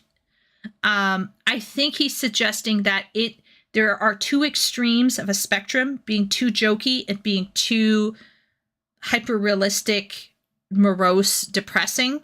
And like these two extremes are something that you want to avoid. But I could be wrong. I think that's what he's saying with this sentence here, but I could be wrong. Films. Love it or hate it, Marvel hit on a formula that made some serious bank. The Avengers saga made a lot of money, so naturally, the company behind it kept making more and more and more of it. You can thank the fact these same cookie-cutter films kept making money are the reason the superhero genre has become so goddamn exhausting today.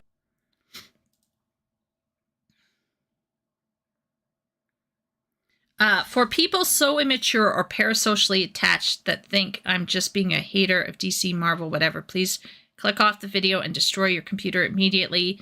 I hated Marvel from the beginning, and then DC for trying to imitate them get a life. Oh, Craftian. Oh, what are you doing? Oh. Oh.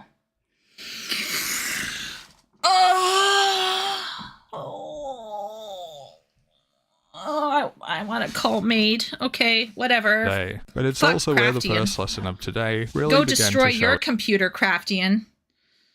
Oh, that fucking annoys the fuck out of me. Shut up. itself. Sincerity isn't cringe. I've banged on about this plenty of times already, but one of the key traits of modern writing is in how it's terrified of allowing the audience to actually be in the moment, or worse, feel something. Thus, the sludge that has covered almost all of media like a self-aware slime is intended to veil itself in the dreaded irony and, naturally, self-deprecation. A man or woman expressing their feelings, let alone something as sacrilege as a kiss to save a romantic payoff, is apparently too childish or boring for modern audiences, thus we need the comic relief character to interject. Once again, this is part of the much larger push to subvert everything, and the idea subversion should happen for subversion's sake. That, and the audience must be stupid and talked down to like a 5-year-old. Since Joss Whedon, James Gunn, and everyone else who continues to imitate them across every fucking medium imaginable doesn't understand this, allow me to make it clear. Sincerity is not, in fact, cringe. The word cringe alone is probably worth a whole series of videos analyzing and deconstructing as it is, but emotional sincerity is not the setup for a laugh track, nor is it gay or queer-coded or whatever for Sam and Frodo to have gone through hell and back together. I don't want to get too off track because there are so many ways this culture of snarky, insincere irony has manifested itself and in turn caused tons of issues on its own, but as I was talking about recently, it's more important than ever to push back against the destructive nature of subversion in storytelling and the idea that heartfelt, authentic writing and characters are not commercially viable. To even be thinking about whether something is commercially viable to begin with is enough of a poison chalice as it is. If we assume all the other issues that have come from modern writing didn't compound this even further for a second, the idea of writing every character as the same smarmy, quip-filled template as everything else today is not only so exhausting, it shows you don't really care enough to say or express anything. The whole "are video games art" is a tried and true dead horse we've been over already. Personally, I don't care whether they are or not, and why bother wasting your breath on something purely subjective anyway? But if we assume they are art for a moment, do you really think that art means anything if it has to make a joke every 5 bloody seconds? Do you think that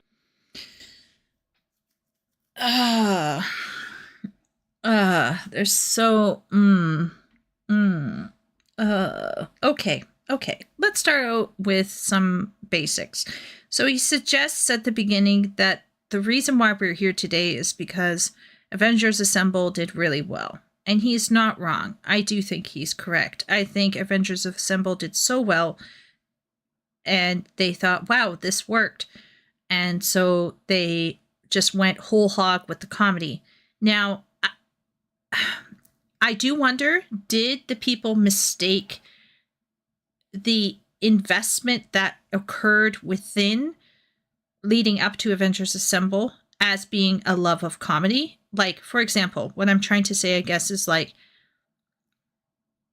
I think people loved Avengers Assemble not just because it was funny, but because all of the characters they had been investing in were leading up to this film and were meeting in this film. It was basically a type of fan fiction, if you will, in canon, in-house, in canonical fan fiction, right?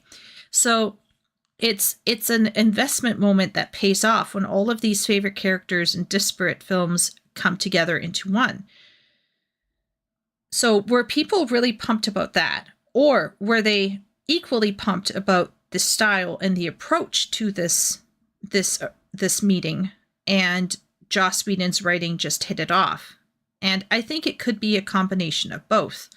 And part of the reason why I think it's a combination of both is because he mentioned in a throwaway line that the 90s were filled with this stuff. So this is one of the reasons why when people are talking about writing, modern writing, and they're talking about the writing nowadays, I'm like, bro, it's been going on for some time now.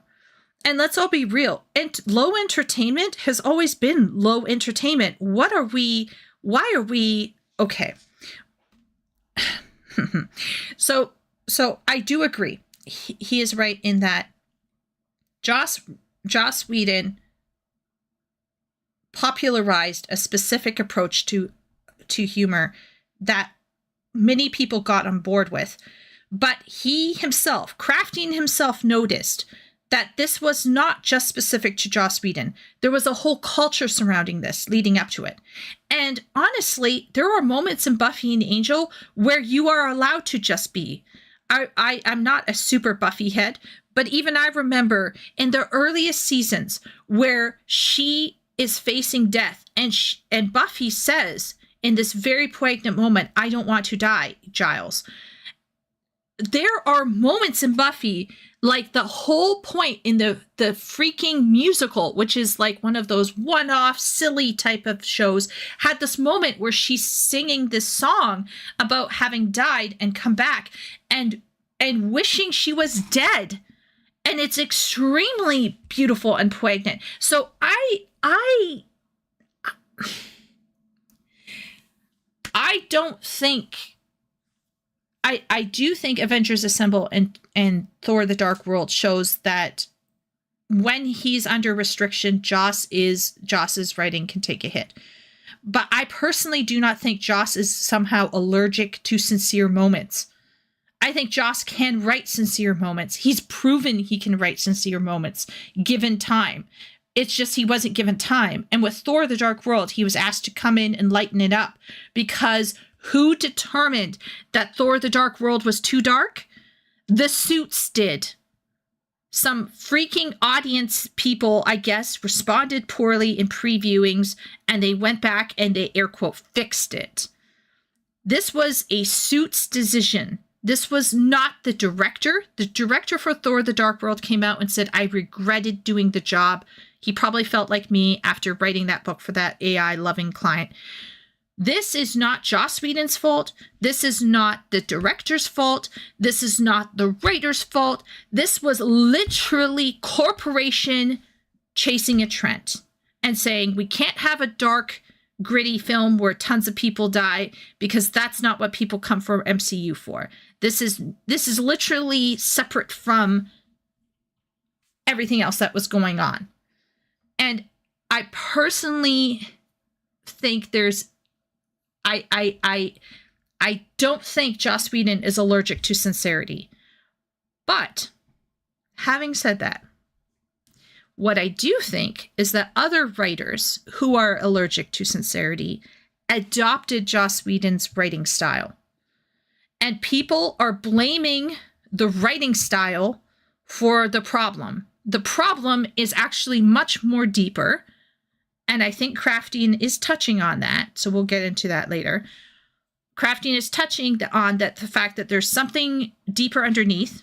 I hope he fills that out more. And instead doesn't go for the low-hanging fruit. The low-hanging fruit is complaining about the style of approach to dialogue. I personally don't think there's anything wrong with having a comedic film once in a while. The problem is if all films are like that, or all books are like that. And of course, there's a difference between art and entertainment. And so, of course, if you're somebody who views art as being sometimes having an overlap with entertainment, you're going to try to achieve art in the entertaining product you're creating. The problem is that art today, in the eyes of the world, has become politicized. What? Is there a dip? Ketchup, plum sauce. No. It's fine. Just that. Yeah. Thanks. Anyway, sorry. Yeah.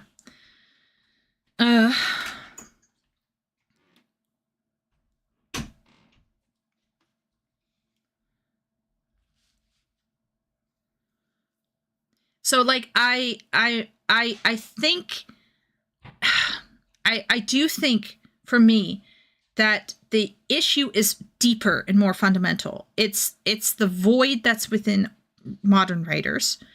And then on top of that, there's the problem of politicizing art, right? So how can I say this? If you believe, here's my proposal. If you believe that art, capital A art, can bleed into entertainment, and you have an axe to grind, we will say unsubtle messaging and let's say heavy-handed political points will be leveraged to the detriment of the final product. So if you are, let's say, hired to write a film or a video game, and you so happen to believe that entertainment can overlap with art, which it does, and you have some kind of axe to grind, this is where the problem is. Because you have people who are like, no, this is art. And what they actually mean isn't, no, this is saying something meaningful about universal truths. What they are saying is, this is saying something meaningful about something that I specifically believe in.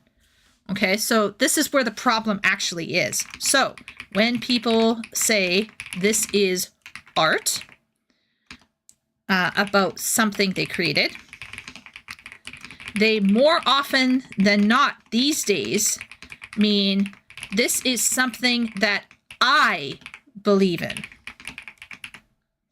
And by the way, this is true about left-wing and right-wing people, FYI. It's like true of both. And the thing that they believe in is usually politically specific rhetoric. Right? So they're like, oh yes, well, you can't criticize this because this is art. What they are actually saying is because this represents my political view on this specific topic. And in my opinion, that is not art, right? So they are mistaking the misutilization of art as being justified. And I was just reading a piece from Walter Benjamin's thing. Walter Benjamin justified politicizing art because fascism used art to aestheticize war. So, once again, I'll say it again.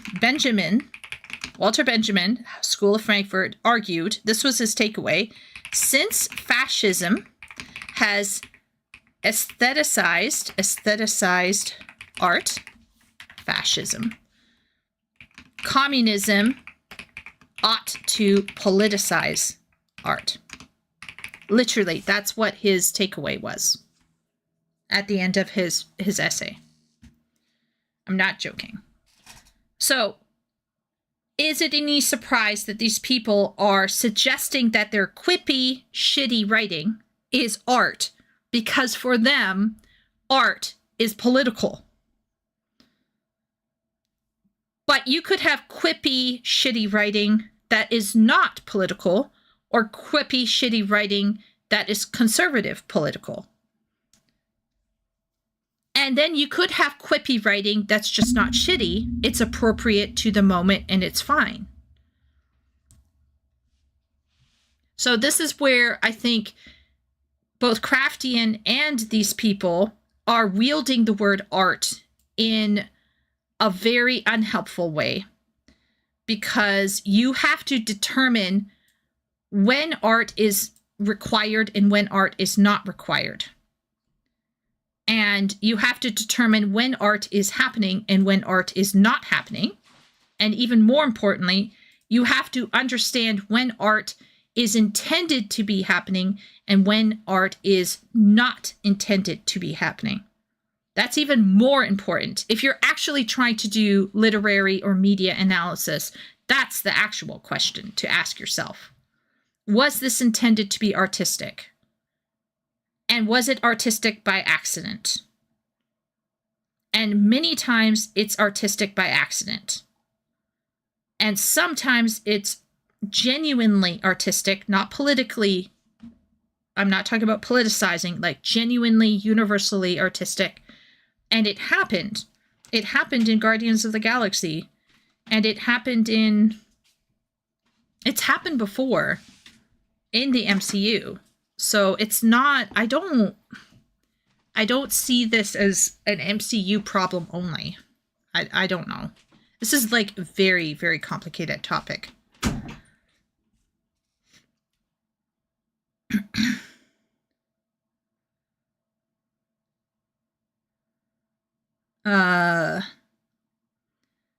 I also want to mention his use of the word modern audience. There is no modern audience, as gaming has revealed, so it feels like he's attacking a non-existent group of people he knows he won't offend. Yeah, I did not grow up on Marvel or DC Comics, no access here in the hinterlands. I enjoyed the Marvel movies because it was an archetypal saga and fun, at least up to Endgame. I agree, Wooly, yeah. Yeah, I haven't watched anything past Endgame. From what I've seen, it just seems to be a lot of main characters bashing. The term modern audience is a convenient term made up to dismiss elements in media that a person dislikes. It's kind of like the word grifter.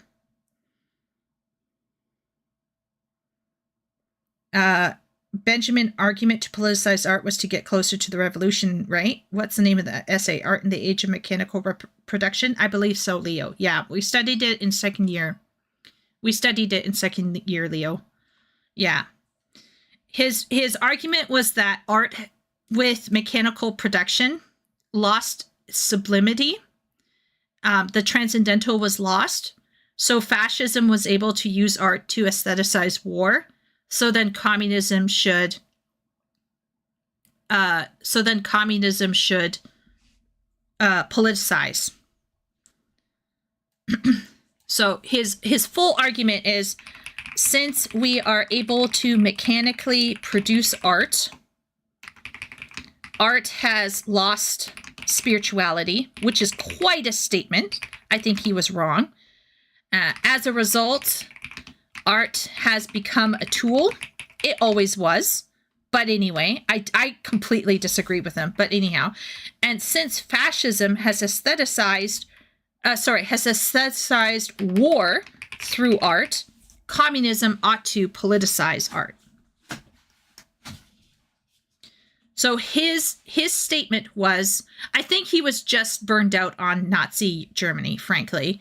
But anyway, here we are. And probably England, let's all be real. But since we're able to mechanically produce art has lost spirituality. That was a terrible position to take. I think that was stupid. As a result, art has become a tool. No shit, it always was. And then since fascism has aestheticized war through art, communism ought to politicize art. That is the main crux of his argument, essentially, if I recall correctly. It's been about 7 years, but this is generally what he argued. Completely nut bar. Because I don't care. I think that regardless of whether you are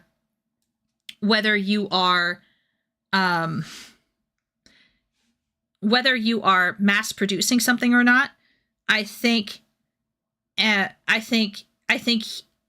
you can still create art and find art in at the end of it. Art will always exist because it's outside of ourselves. So anyway, I think Craftian is leveraging art and saying that, like, these people who are writing this shit are justifying it as being artful when it's not artful. But at the same point in time, Craftian is expecting, perhaps, of some things that are not intended to be art to be artistic. So, like, both sides are using art as a club. And this is where I'm not a super fan. But we'll continue and see where else he's going. But he does have some irritating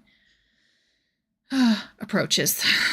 That it will stay with people, resonate with them emotionally, even on a spiritual level, if the punchline that has been mathematically calculated down to the nearest second, like every other story, takes precedence over authenticity or immersion. It's something we could keep going in circles about for hours, and this is hardly new territory anyway. Point is, if you can't take your work seriously, then why on earth would you think that anyone else will? It's important to write a range of interesting, deep characters that are not defined by irony or smart-ass comments for the same reason it is their entire life doesn't just revolve around being queer or politically active or what the color of their skin is or the amount of people they've slept with. It's something I've banged on about enough already, but at this rate I'll still be saying this to the day I die. Right people, flaws and all, imperfect, cruel, but also hopeful, idealistic, and sincere. Modern media and storytelling has been overrun with the exact same template, copied over and over and over again beyond recognition. You'd think people have forgotten what it once meant to have a proper romance or inner monologue on screen. It's become so fucking infantile. There's a good reason why many of us return to archetypal classic stories and the films, books, TV shows, and so forth we grew up with. Nostalgia plays a part in it, sure, but it's also that these were made in a time where children were allowed to be children. Men and women didn't have to veil their true feelings behind a snide disdain for those around them, or play the part of bumbling comic relief or the mouthpiece for a board of executives. Maybe if all these people stopped joking around, we could have something to look up to instead of turning on each other. I'll end this section with this. It's far easier to take a cop-out, to poke fun at something and tear it down, than it is to build something and be sincere instead. Be brave. That is what true, timeless art requires. I do find it funny. Has Craftian ever written anything? Is Craftian a writer himself? He's a former game dev and writer of things. Writer of what things? Where's your writing, bro? Okay. I just find that that's kind of ironic coming from somebody who doesn't appear to be plugging his own work. I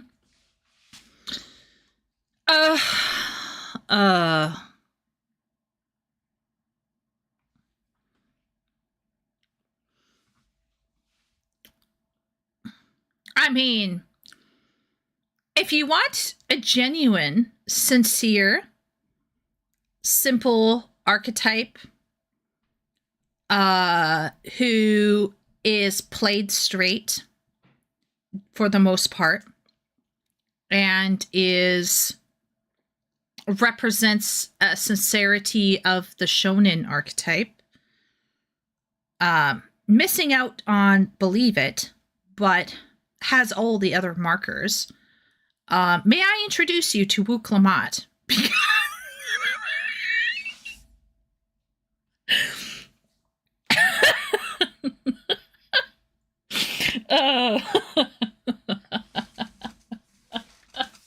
She's got flaws.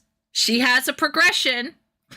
She learns stuff. She becomes stronger at the end.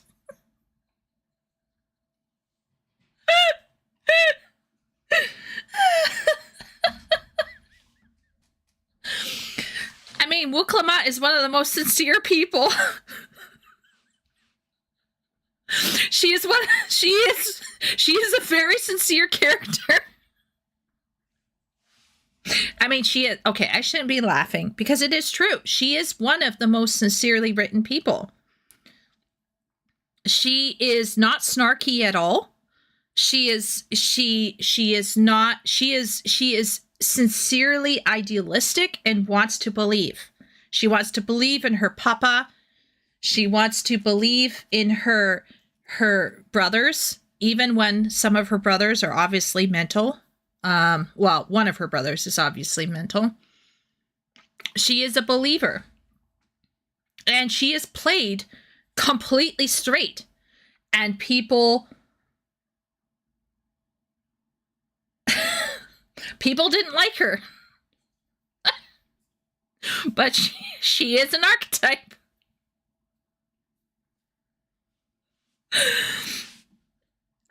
Like if, like, I don't know how to say this, but technically, just by Craftian's definition, Wuk-Lamat is that exactly. Yeah. But then I think a lot of Japanese people aren't like the Japanese writers from Miyazaki to even the manga, well-written anime allows for moments of reality, allows for moments of humor, allows for moments to be thoughtful. And I personally think that the Japanese people, for all of whatever is going on in their society that's fucked up, they recognize the importance of a sincere moment with a sincere character. And it is possible to write that poorly as well, by the way. You can have a sincere character that is absolutely poorly written. But I do think our current timeline of writers, there is a lack of sincerity. Now, you can tell that Craftian doesn't know what he's talking about when he mentions fan fiction. I'm not going to review it, but he had a little, I don't know if you guys noticed, but he had a little pop-up on the screen that says he's not going to talk about fan fiction. He doesn't know what he's talking about there. Fan fiction is the most sincere. Because it's the most sincere outpouring of what a person wants to see. It is the most sincere to a random person online chasing what they want to see. Is it wish fulfillment? Yes. Is it immature? Yes. Is it masturbatory emotionally, and maybe will lead to something like that physically? Sure. There's a lot of things wrong with fanfiction, but fanfiction at its heart is honest. And some fanfiction is written with a more deflective, ironic flavor, but a lot of fanfiction, particularly the stuff written by younger people, is not.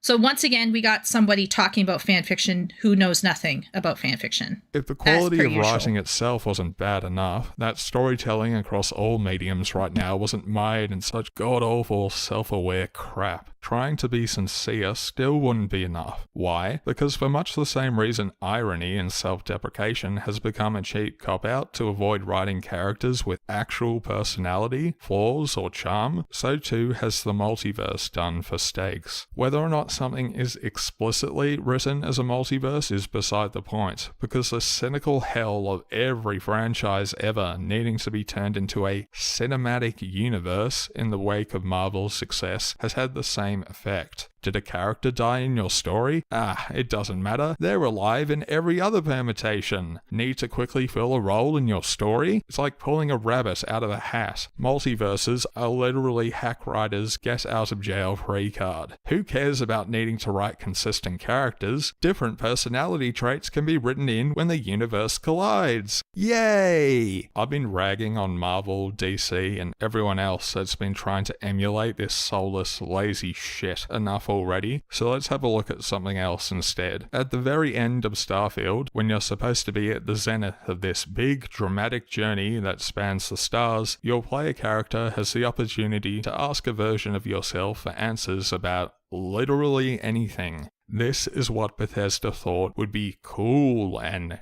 deep as a response. Unknowingly, you just answered your own questions. For who creates things but creators? That is what they have been named throughout the endless circle of time. That is the laziest writing I've ever seen. Somehow even worse than Fallout 4, like Mama Murphy getting visions to move the plot along by taking Jet. What would be the dramatic climax in other stories? Emil and all the other people who should feel embarrassed for working on this pathetic excuse of a game, instead of explaining anything about how the universe works, who created it, who or what could be behind it all, they essentially wave it all away with the kind of line a 12-year-old writing their very first fanfiction would think is cool. Starfield is creatively bankrupt, and the best example I could ever have hoped for in everything wrong with the Radiant system. Instead of committing to a singular vision with a single cast of characters, the prevalence of multiverse cliches means that writers and creatives aren't interested in actually defining their world on its own merit, because the loopholes and gaps in logic become part of it by design. There's the self-referential aspect of this. Again, look at superhero films and getting people to watch every film for the chance of the company throwing a bone to audiences with a brief cameo by someone from another, but the impact this has had on stakes and, once again, sincerity beggars belief. To hammer this point home, let's look at one more example. Claire Obscure, Expedition 33, and the third act twist. I don't usually give spoiler warnings, but given this is a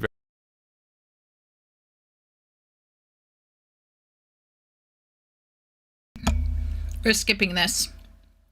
Moving on.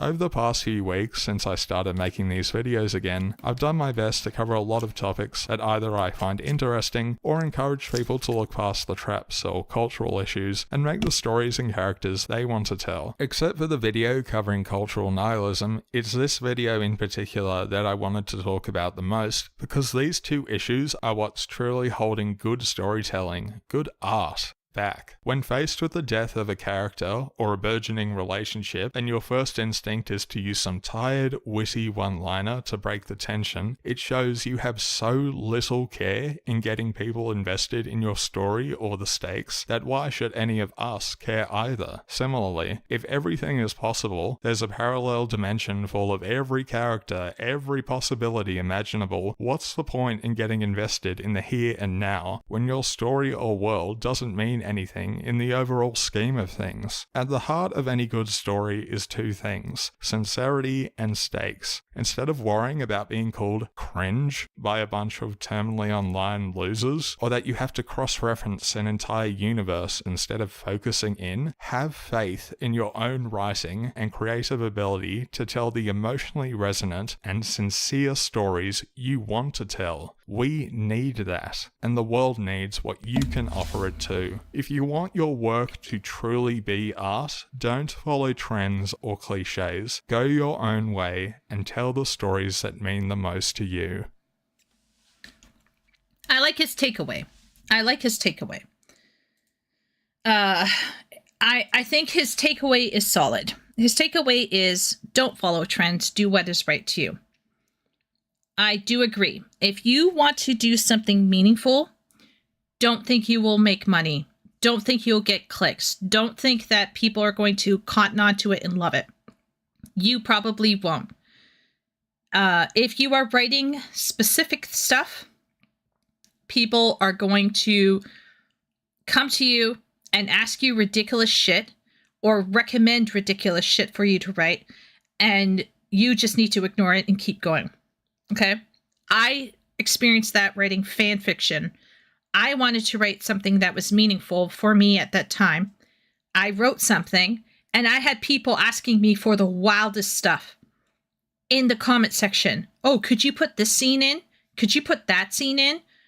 Could you describe his genitalia more? Literally. And so you have to recognize that if you do something that is meaningful to you, you're not going to necessarily have an audience. And I would even argue further, you're not even going to do something that is right. As we saw with Audra Winter, who held on to an idea from the time that she was 13, just because she really believed in her vision and worked really hard on it didn't mean that it was worth shit. So this is the problem. I think that a lot of people think they can make money by doing something meaningful, and that's not always the case. Sometimes it's the case. It's not always the case.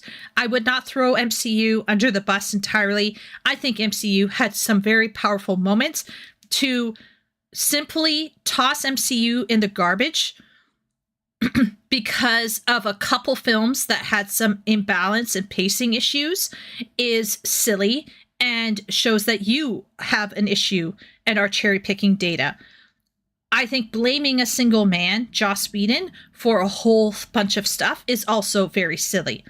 I personally believe that readership has been going down the tubes and people just want to have fun. They just want to go in, have some fun, and leave. Why do you think reality TV shows are so popular? Why? Because people don't want to have that stress. Why are men listening to audiobooks instead of actually using their eyes to read words on a page? Because it's easier. People go the easy route. People don't want to have to deal with heavy, heavy shit. And to be frank, whether you're a conservative or whether you're a left wing, many people who try to introduce heavy shit into their writing end up preaching at the audience. It doesn't matter which side of the aisle.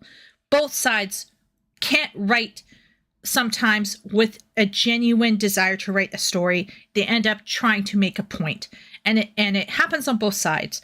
And it comes off really bad. And most people will realize what's going on, and they will probably either backpedal out or they'll just kind of suffer through it and hope that, there's some payoff at the end that makes it worth their while. Multiverses. Once again, it's mistaking the tool for the problem. The tool itself, multiverses, is not a problem. It's how it is used that is the problem. If you're using it because you are trying to prop alive an IP for the benefit of a corporation artificially, that's a problem.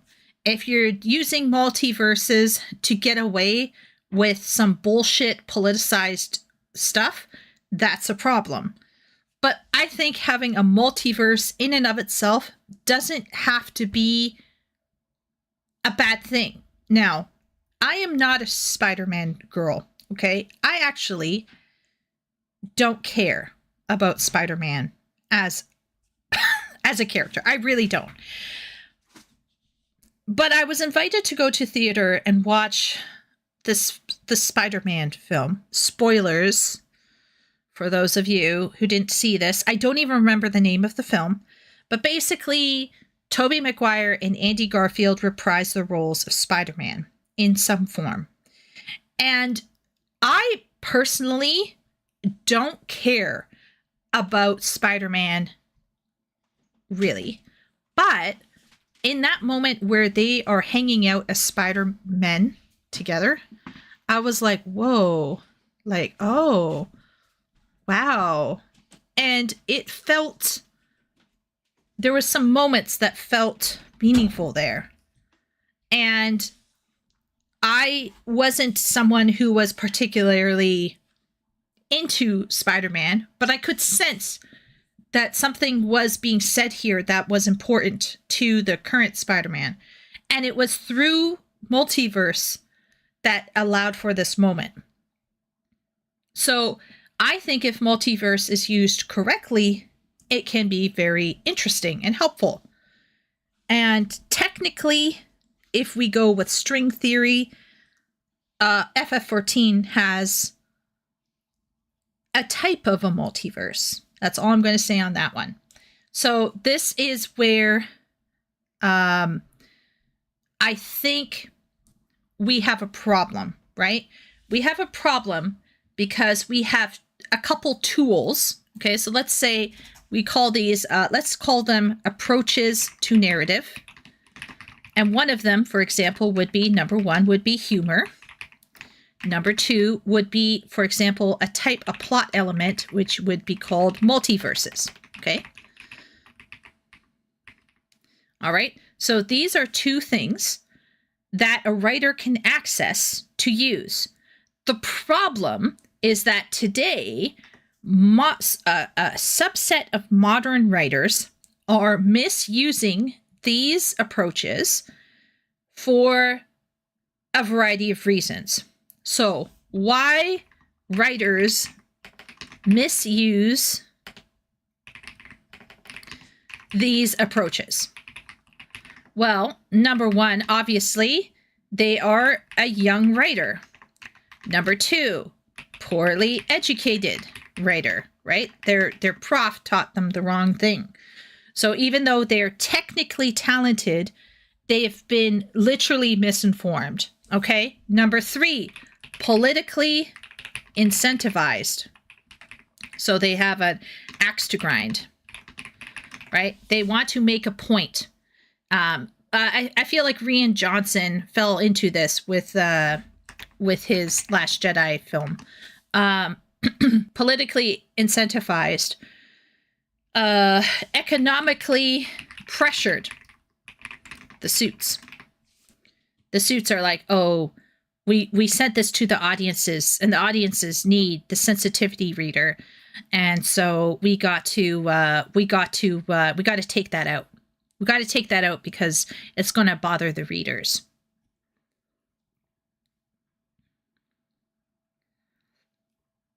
Until One Piece pushed it to the fourth. I'm not a Spider-Man fan either, but I recall a friend who is a big Spider-Man fan absolutely loving No Way Home. I'm going to be honest, Wooly.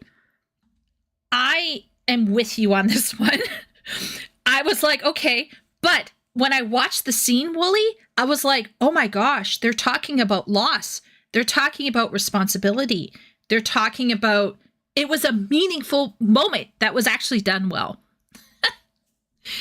So yeah, I think he's confusing technical skill with honesty. Like if something is badly written, it can't be honest. That is part of it. That is part of it. I think the lack of insincerity comes... Oh, and then finally, why writers misuse these approaches is psychologically, emotionally, and spiritually deficient.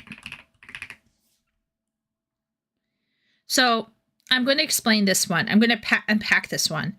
I had a client who was based, who was conservative. He was the AI loving guy. Okay.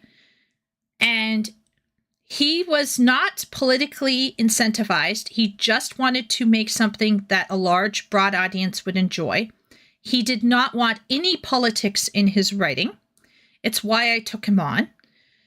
And unfortunately, he had no taste. He was poorly educated, so he had no taste level, and he was deficient. So he couldn't even, like, I would have to argue with him to keep a line in, to add some weight to the story. And I wasn't even trying to make a political point here. Right? Chieko is not... Chieko knows nobody gives a fuck about Canadian politics, right? So I'm not trying to shovel in some bizarre Canadian political point, right? I was just trying to have an emotional moment.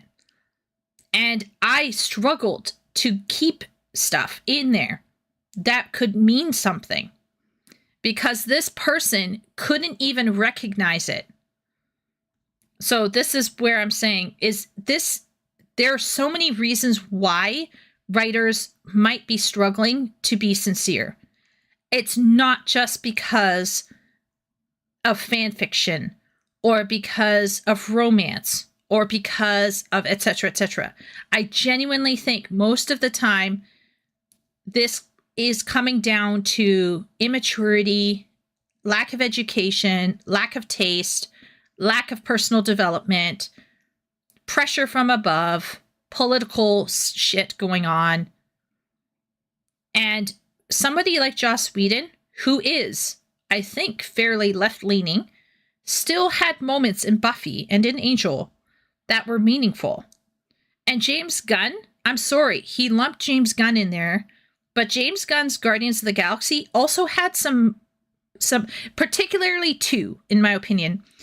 Guardians of the Galaxy 2 had some particularly beautiful moments. Probably one of the most interesting and beautiful moments was when, what was his name?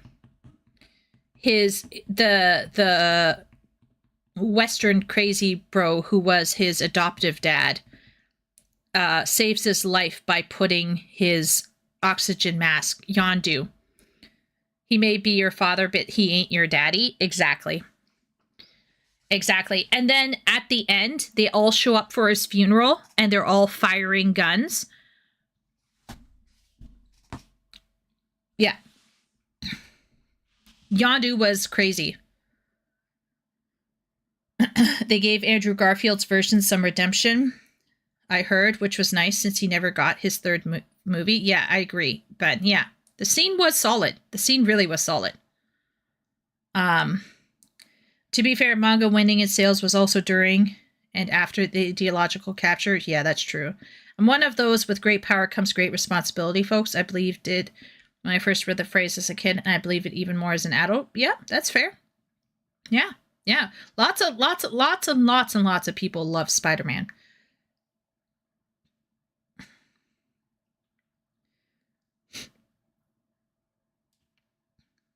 Yeah.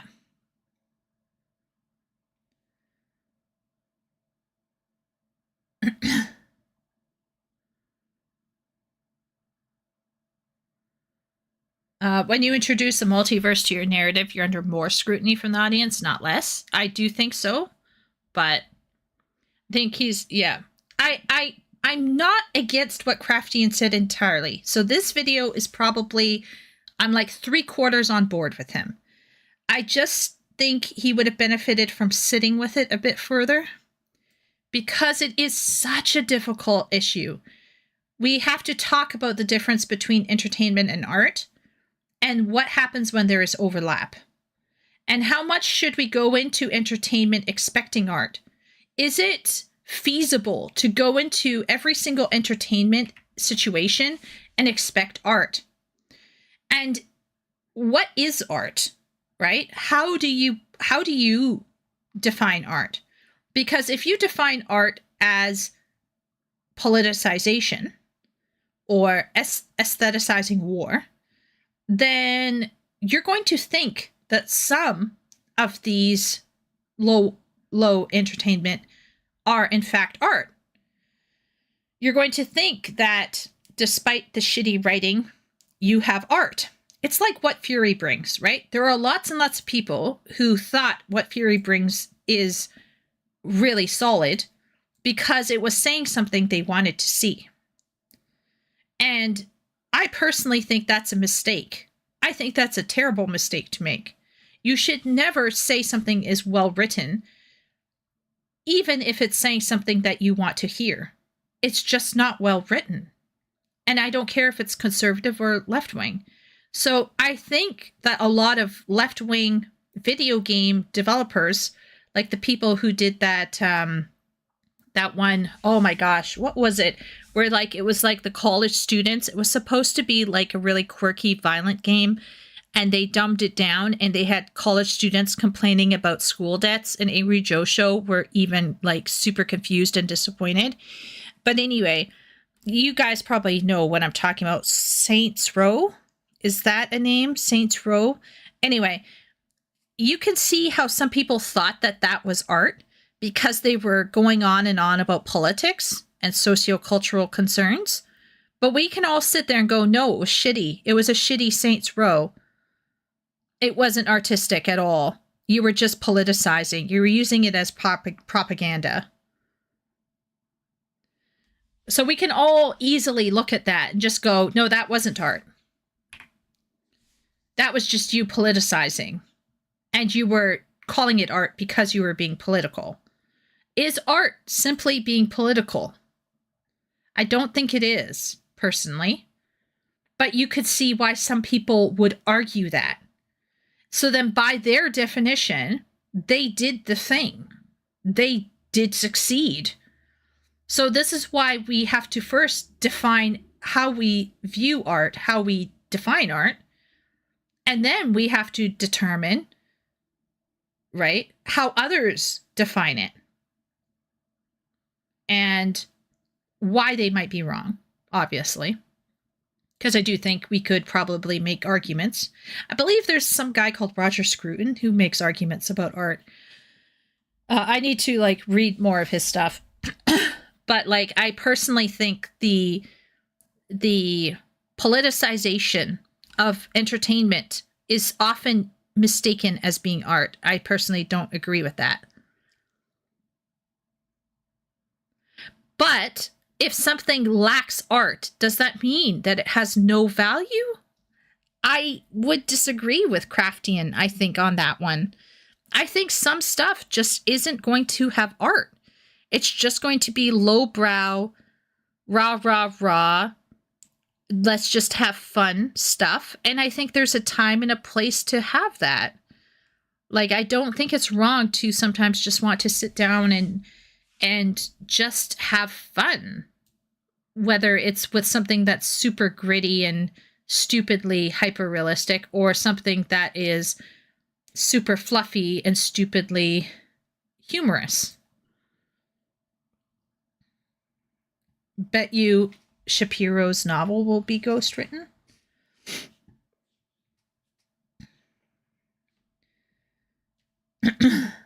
I think conservatives would be called out if they say Ben Shapiro's novel is great. Probably. I want to believe. Is Ben Shapiro writing a novel? Oh, good luck to him. It's tough writing your first novel. I would probably not want to publish my first novel. You know what I mean? Like, you want to publish, like, even your second or third novel is going to be rough. You know what I mean? Like, I hope he gets a good editor. It will be ghostwritten. I mean, he's not the first one to have done that. Saints Row 2 was considered more gritty and dark than GTA than Saints Row 3. While I love the trailer, it seems to market to kids. Saints Row 3 was the first instance of the Fortnite vibe. The writing for Saints Row, the recent Saints Row, I've seen the clips. Epic. It's not good. It's not good. Mm-mm. I will agree with Craftian that sincerity is lacking. I will agree with that. I do think there is a fear in Western culture to have a moment of silence. I think there is a fear to introspect. And I think that fear rises out of the reality that introspection will lead to questioning. And they actually don't want you to introspect. In my opinion, I think modern day grifters don't want you to think for yourself. They want you to parrot what everybody else is saying. And if you're thinking for yourself and questioning, asking awkward questions, people get upset. People get very upset. And it happened actually within conservative circles that I used to be in when I was a younger girl. There were people who would say certain things, and I would just be like, how does that work? And yeah, it was, yeah. I think it happens on both sides of the political aisle. So this is not a political issue. This is a human social issue, not necessarily a political issue. We'll make sure ghostwriters will assemble to the spec. Yeah, I mean, I wouldn't be surprised if he got a ghostwriter, but even he is pretty well spoken, unless someone else is writing his scripts for him. So I could see him writing his own stuff, but getting a really good editor. Like, I could see some people writing their own stuff. Like Neil Gaiman, I don't doubt is a writer, right? Like, I don't think Neil Gaiman has ghostwriting. I think there are well-spoken people who can do writing.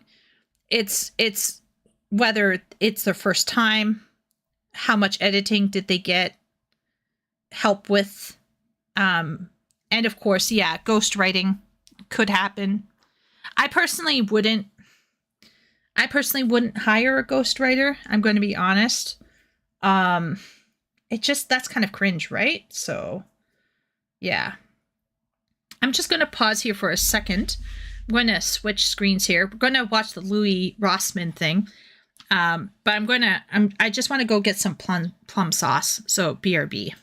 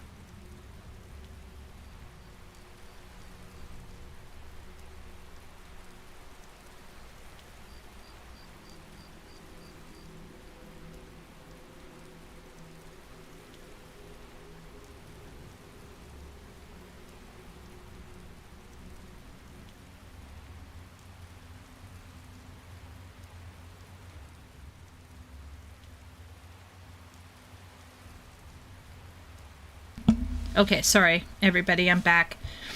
Okay, so...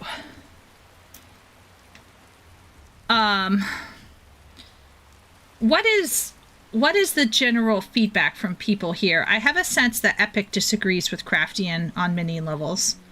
What about Ben and Jonathan and Leo? Wooly? Like, are there some things what would you agree with Craftian and what would you disagree with Craftian? If you agree 100% with Craftian, I'm going to accuse you of, you know, some stuff that you might not want me to say, but what would you say is the most important point that he made? What do you think is the most important point that he made? I think the most important thing he made, point he made is sincerity is lacking. Genuine characters are lacking. Genuine moments where you're allowed to feel and introspect are lacking. And writers who want to make art should do what they want. I do agree with him on that, 110%. But I think some of his examples are a little bit... he could develop those ideas more. And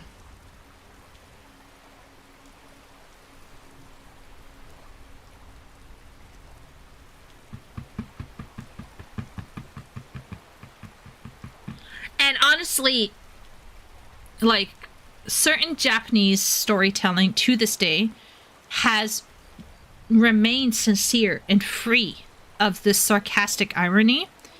But that does not mean that it can be saved from shitty writing, as we saw, as I pointed out.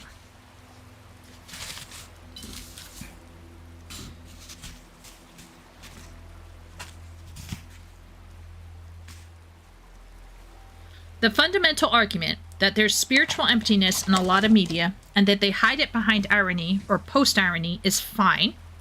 But he's wrong about the symptoms and origin of the problem. I 110% agree, Leo. That's a good one. Authenticity is the currency of the 21st century. That's a very interesting statement.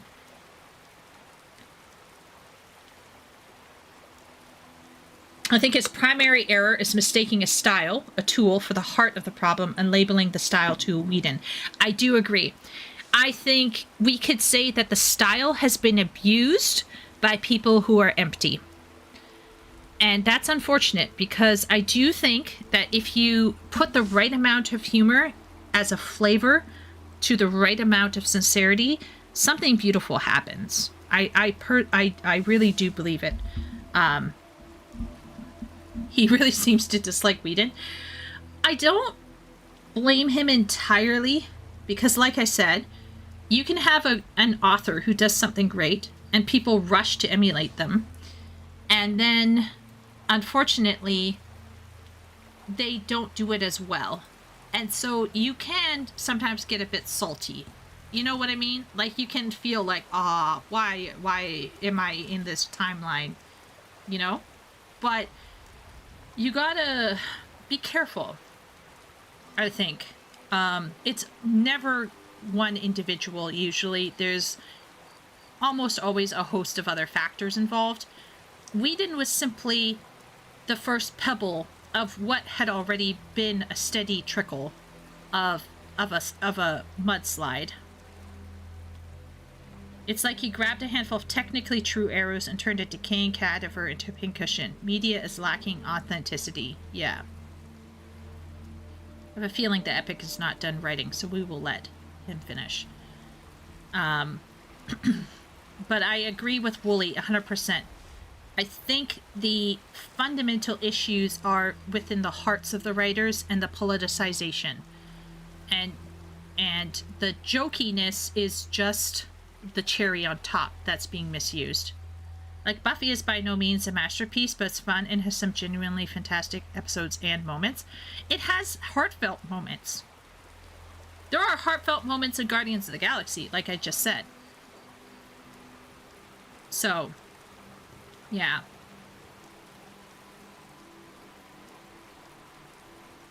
We're going to watch this. My brother, who doesn't really... So my brother Harrison, he's number 8 in the family. He recommended a video, and we have never watched a video recommended by him. Stop bringing up Yondu. I can't help it. I love that, bro.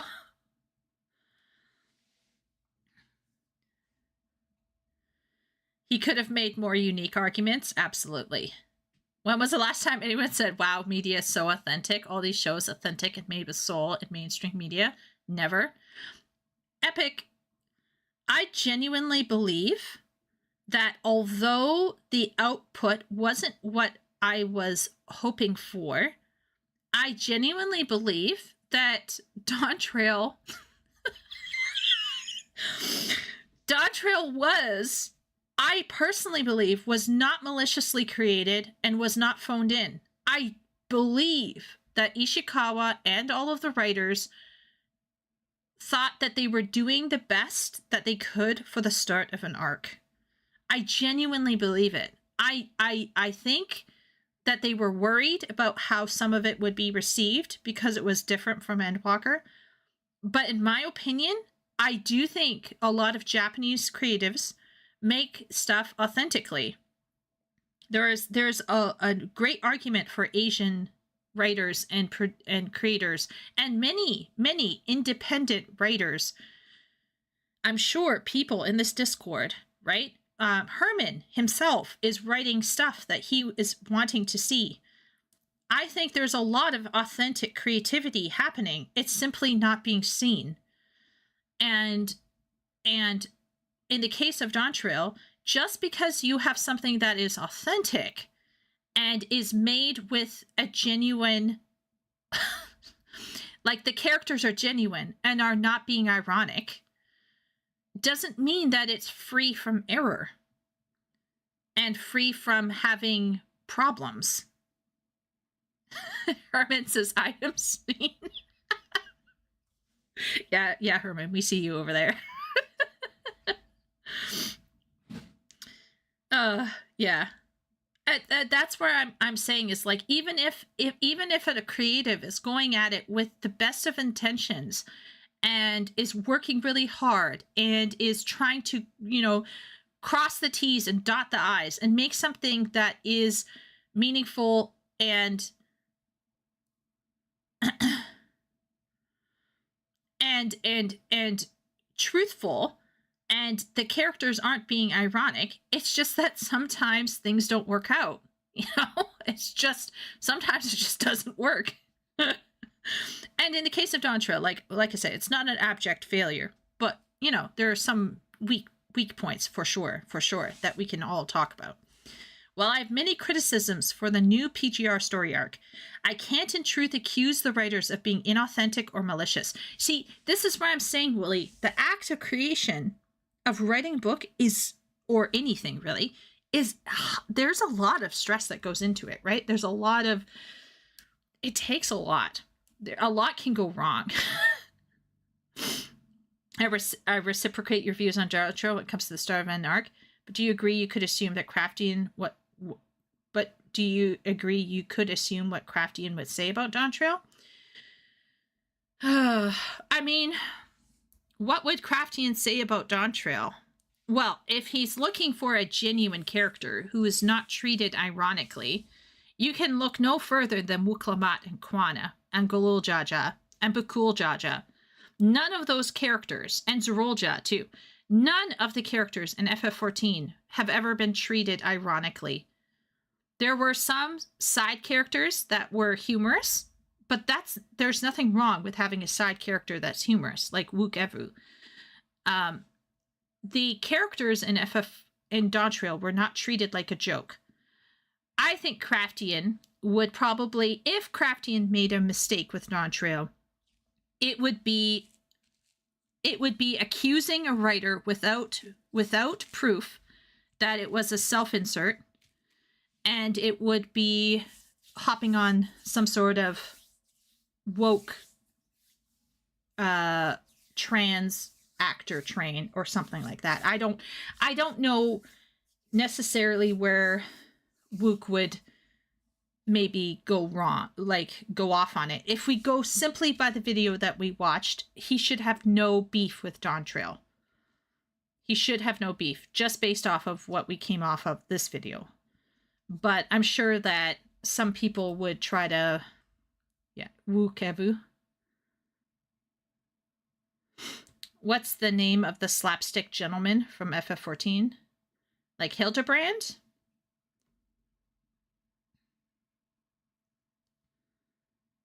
Are we talking Hildebrand?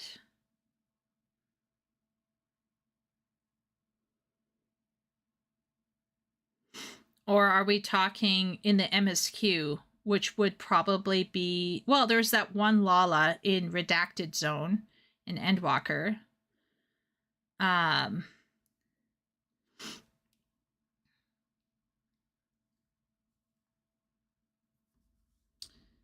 trying to think what else, like in the MSQ.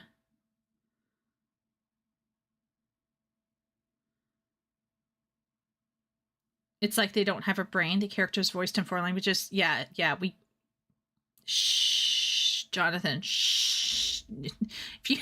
Too much logic in this world is coming out of Jonathan at this point. So anyway, yeah, I don't know. I'm not sure, Epic, if you want to like add to your thought there. I'm cautious about attributing to Craftian an opinion that I'm not sure he has made yet, but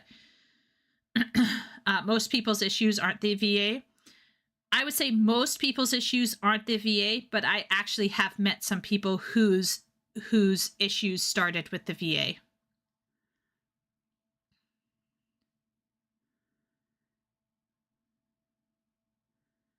Yeah.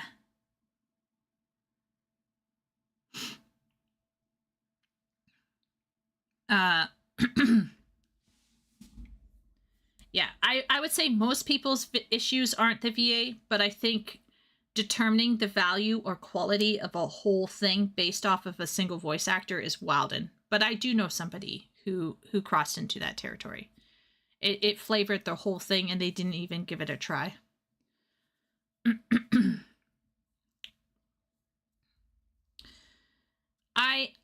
I think if you, Wooly, if you are determining the value or quality of an entire expansion based off of one person, I think that's a misstep. I think that is a misstep. Now, I don't think most people held to that view, but I do think it was there. And once again, Wuklamat as a character is the most genuine thing that you could that you could ever watch. Unfortunately, too much of her. Possibly. Possibly.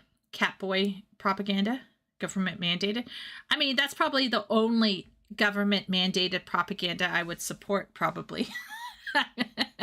I'm joking. Anyway,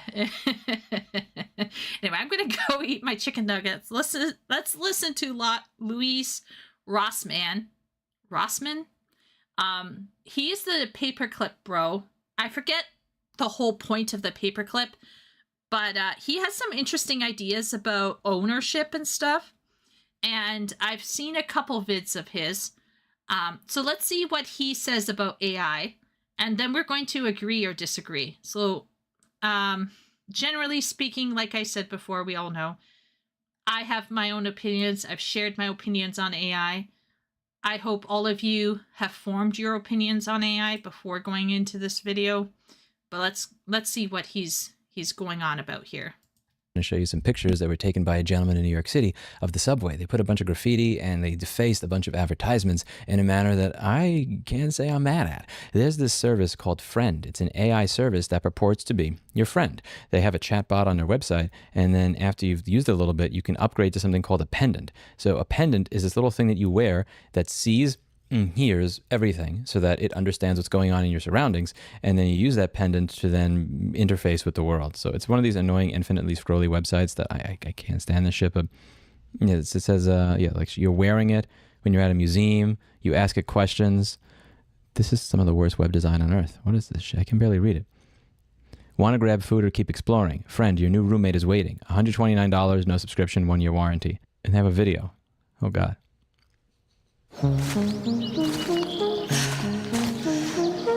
Somebody's walking around in the wilderness, and instead of having a human being with them, they have the pendant. I don't know how to woo very good.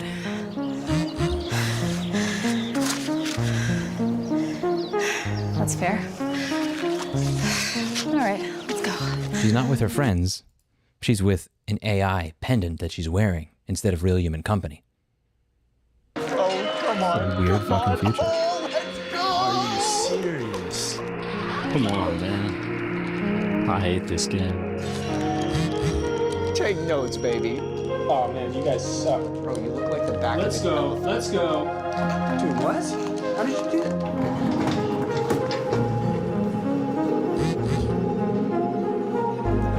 I know the effects are crazy. It's dank. I could eat one of these every day. This is not technological advancement. This is Black Mirror on steroids. Black Mirror is not a prediction of the future because they haven't even had an episode on this yet. If Black Mirror does an episode on this, what they'll actually be doing is reviewing the dystopia that we currently live in. Because if you want... Okay, so there was a story about a boy who made friends with Daenerys chatbot. Daenerys encouraged him to join her in paradise, so he committed seppuku. And his mom was like, how dare the chatbot take my boy away, yada, yada, yada. And part of me was like, yeah, this is terrible. This is really terrible. There needs to be limitations on this thing, right? As soon as a chatbot senses that someone is going down the path of seppuku, you need to, nip that in the bud and encourage therapy. But hear me out. I also think the mom and the family are to blame for even allowing it to get to that stage with the kid. I was extremely antisocial, and my mother's response to that was time to volunteer, time to go to breakfast club and, get lice from underprivileged white trash ghetto kids. And go to the library and volunteer your time reading with kids who were undereducated and needed a reading partner. So that's what my mother made me do when I was hating the world at max dislike. But I personally feel that although we can have a conversation about how the AI infringed on the life of this young individual, part of me is like, where were the family? I have channels dedicated to sharing AI art in my social FF14 Discord, but you also have to select a role to see the AI, otherwise it's hidden. Yeah, that's fair. We're watching The Future Schwab wants for us. I remember when I was in high school and the concept of dating people in a video game or being friends with people in a video game was seen as the Twilight Zone. Yeah. Canadian ghetto kids can't be that bad. We would have kids coming into Sunday school, Leo, on a bus. So our church had a bus that would go around the neighborhood and pick people up who couldn't drive to church. And drunk parents, white parents, would shove their 4-year-old, 5-year-old on the bus, and the kid would be slopping into the church, barely clothed, unfed, no breakfast, lice-ridden. I got lice 3 times in a row one summer. And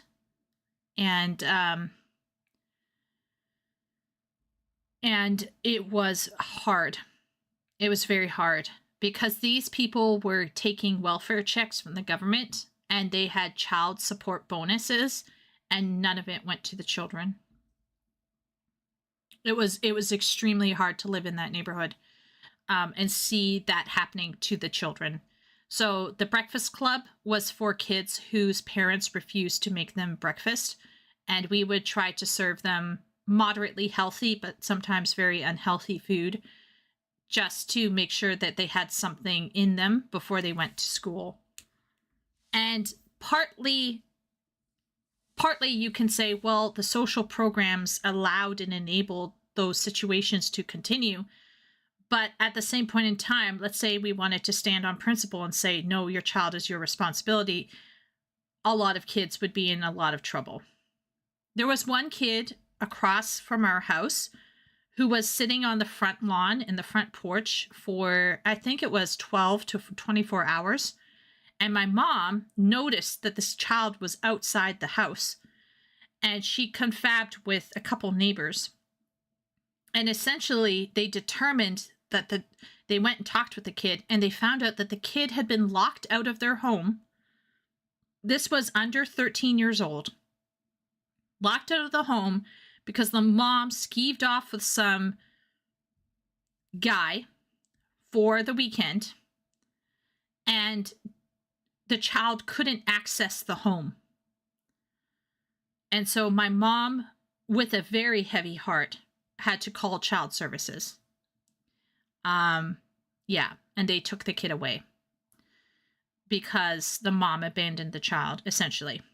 And the child was living out on the porch for, I think my mom like kept an eye on the situation because she didn't want to just like rush in right away. But that's how bad of a neighborhood we were living in. It was bad. It's since gotten better because all of the poor people have been ghettoized in another part of town. But a lot of Greek and Italian and Portuguese people moved in to that area, and the neighborhood is now much better. But the amount of horrible parenting that I was witness to, the lack of education, the lack of care was absolutely trash fire. And I was forced to kind of go out and do it. So I wasn't given an AI friend to like make up for my lack of desire to be with people. This whole pendant thing is creepy and weird. I don't want to conflate this pendant with getting AI help for Google searches or getting AI help for seeking out specific information or even having fun with AI art. I don't want to conflate that, but I do think that this whole chatbot companion thing is a little bit, I don't know. You can buy this product right now for $129. This is being advertised all over New York City. And this is what people are doing on the subway, and God bless you all. AI will promote suicide when prompted. It is not your friend, with a bunch of X's. It says, don't be something that's blocked, be a Luddite. Go make real friends. This is surveillance. End is alive, fuels isolation, reach out into the world. They're just destroying these ads. And there are some other ones that are just much less appropriate that I'm not going to put up here. But I love what you're all doing. Thank you. That's exactly what should happen to all of this. I say this as somebody who loves AI. I use AI for all different types of shit, but AI has its uses. When I don't feel like paying $10,000 or $20,000 for legal representation to tell somebody to go fuck themselves, AI is great. I got this law firm to fire their client with 3 hours of ChatGPT Pro and going through every single citation to ensure that it didn't hallucinate anything, refining everything and using it as a tool. I think AI is cool. You know what AI is not for? To be my friend. A large language model, which is essentially just spicy autocomplete, is not my friend. If I want friends, I need to go out there into the real world and make them. And the normalization of this is crazy. I think a lot of people come off thinking the wrong thing about this channel, that I really dislike AI and I hate it because of the things that I say. I use it all the time in my regular life. All I ask is that you not try and scrape all of my personal data and use it to train a model for your own private benefit. All I ask is that you not try to get me to replace real life experiences of me in the wilderness with people that I know and care about with me wearing a fucking pendant that is sucking up all of my data all the time. If you read some of the privacy policy of this piece of shit, it just gets worse and worse and worse. Some of the greatest hits that I could read you from here. By using the services, you understand that the device is passively recording your surroundings, including video and audio content that may contain personal information that is inappropriate, illegal, or unethical to collect. They shift the liability to you if you record something that you're not supposed to. Capturing, recording, or sharing or video or audio content that involves other people or capturing other people's facial feature information may unlawfully affect their privacy rights. Friend will endeavor to filter inappropriate content out of its data collection, but you agree that Friend will not be held liable in any civil or criminal legal action that may arise from the content collected from the monitoring and recording. So you are wearing a surveillance device that follows you everywhere you go for the profit of that company. But if that device records somebody that does not consent to being recorded, you're the one that's legally liable for it. Biometric data, such as facial recognition, voice recognition, any other information given by the user is collected. We may keep your data for longer than 5 years if we cannot delete it for legal, regulatory, or technical reasons. Now, legal and regulatory, whatever, fine. If there's a warrant filed, I get it. Technical? What does that mean? Your DevOps intern quit? Use of data to train AI. The data you provide may be used to train models that power Friend. So your personal and private conversations with a chatbot are going to be used to train that thing to speak to to do this for more other people. It's weird. Like, I understand the problem this is looking to solve. I lived in New York City my whole life. I live in a small city now. It's funny because when I meet people from other parts of Texas, they go, oh my God, Austin is so big. And when I walk around areas of Austin, it's like, where is everybody? I'm the only person on the sidewalk. It's a weird thing to adjust to. But I live in a smaller city now. I used to live in a larger city back in the day. And I understand what they're getting at and the problem they're looking to solve. You know, I'm never going to forget this one experience that I had. I was dressed up for a business meeting. I think this is one of the very few days I'm actually wearing a tie. I had a nice button-down dress shirt, nice slacks, polished shoes and everything. And I'm waiting, I think it was at Mazzetto restaurant. Could be off. Mazzetto, back when Mazzetto was a restaurant in New York City. I'm waiting for this business meeting, and there's somebody next to me. I have my ThinkPad out, and she has a ThinkPad T61. You didn't look like somebody that I would expect to have a ThinkPad T61. So I remember looking over and saying, wow, I miss when laptops had Ethernet ports built in. Nice. And I had my ThinkPad out. She takes the laptop. She looks at me again, looks at the laptop, looks at me, looks at the laptop, takes the laptop, puts it in her bag, puts her legs around the chair so that nothing could break in. It's like, girl, I'm not trying to steal a laptop that goes for $30 on eBay. Like I don't think I looked like that day. And that was one experience, right? But there were hundreds to thousands of experiences that I've had because I'm a fairly open person. I like saying hi to everybody that I meet, whether it's the person that's bagging my groceries at the store or just somebody that I'm sitting next to. I like to socialize with people. And as somebody who likes to socialize with people, even in a large city like that, the one thing that you learn over time is that the larger and more densely populated the city, very least in New York City, the more alone people are. Like there's 8.5 people in a space the size of Knoxville, Tennessee. But there's a lot of loneliness there. You see a lot of talking going on back and forth between people, but that's a small fraction of the people that actually live in the city. And many people, they don't talk about these events when they occur because they feel embarrassed. They feel like, well, maybe I should be ashamed. Maybe if I was taller, maybe if I was cooler, maybe if I had a better voice, maybe if I was less weird, I wouldn't get these interactions from people that I talk to in cities. So you don't see people admitting when those things happen. I don't really care at this point. I'm my late 30s, been through 3 or 5 different businesses and nonprofits. I'm famous on the internet. Like, I don't care. I'm happy to be open about the experiences that I've had. But in large city environments, you really do feel very alone in a way that you may not feel in small towns. So I'm not surprised that they're running this advertising campaign in all places in New York City, because that is the place where, in spite of the fact that you're surrounded by people, you may feel the most alone. Somebody linked me to a video a long time ago. I didn't watch the whole thing. I think it was from... Okay, he talked a lot about... Okay. So first off, I do agree. I like... Guys, did anyone here enjoy the fact that he very swiftly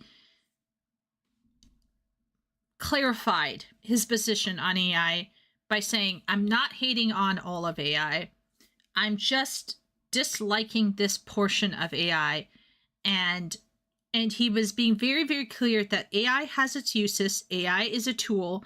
But in this case, this is not a great use. This is not healthy at all.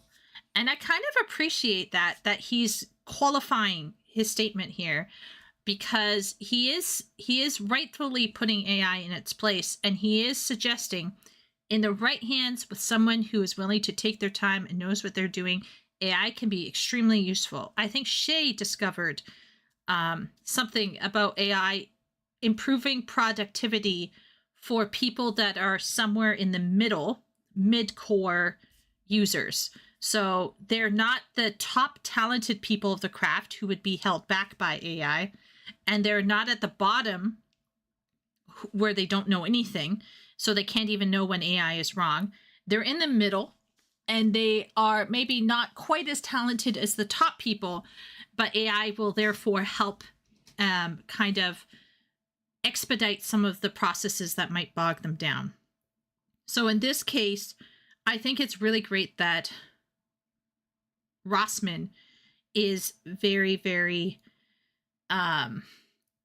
cautious here. I think he's being very cautious about defining AI specifically and saying, in this case where you are essentially replacing relationships with a pendant, this is a problem. And it's not just a problem in terms of your mental health or your psychological health. It's a problem related to legalities around privacy and using your data to train something.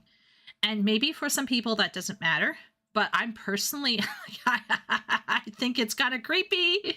I think it's kind of creepy, because how do you know that one day the government couldn't get a backdoor into that kind of shit and then know everything about you? Although they probably already know everything about you, but you know what I mean. I walk around with headphones not to listen to music, but to not listen to people around me. I feel attacked by that. I've done that before.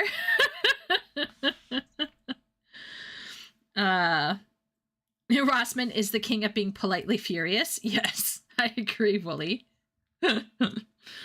It's more like dislike. He's a pro-public vandalism. He is pro-public vandalism of social AI. Yeah.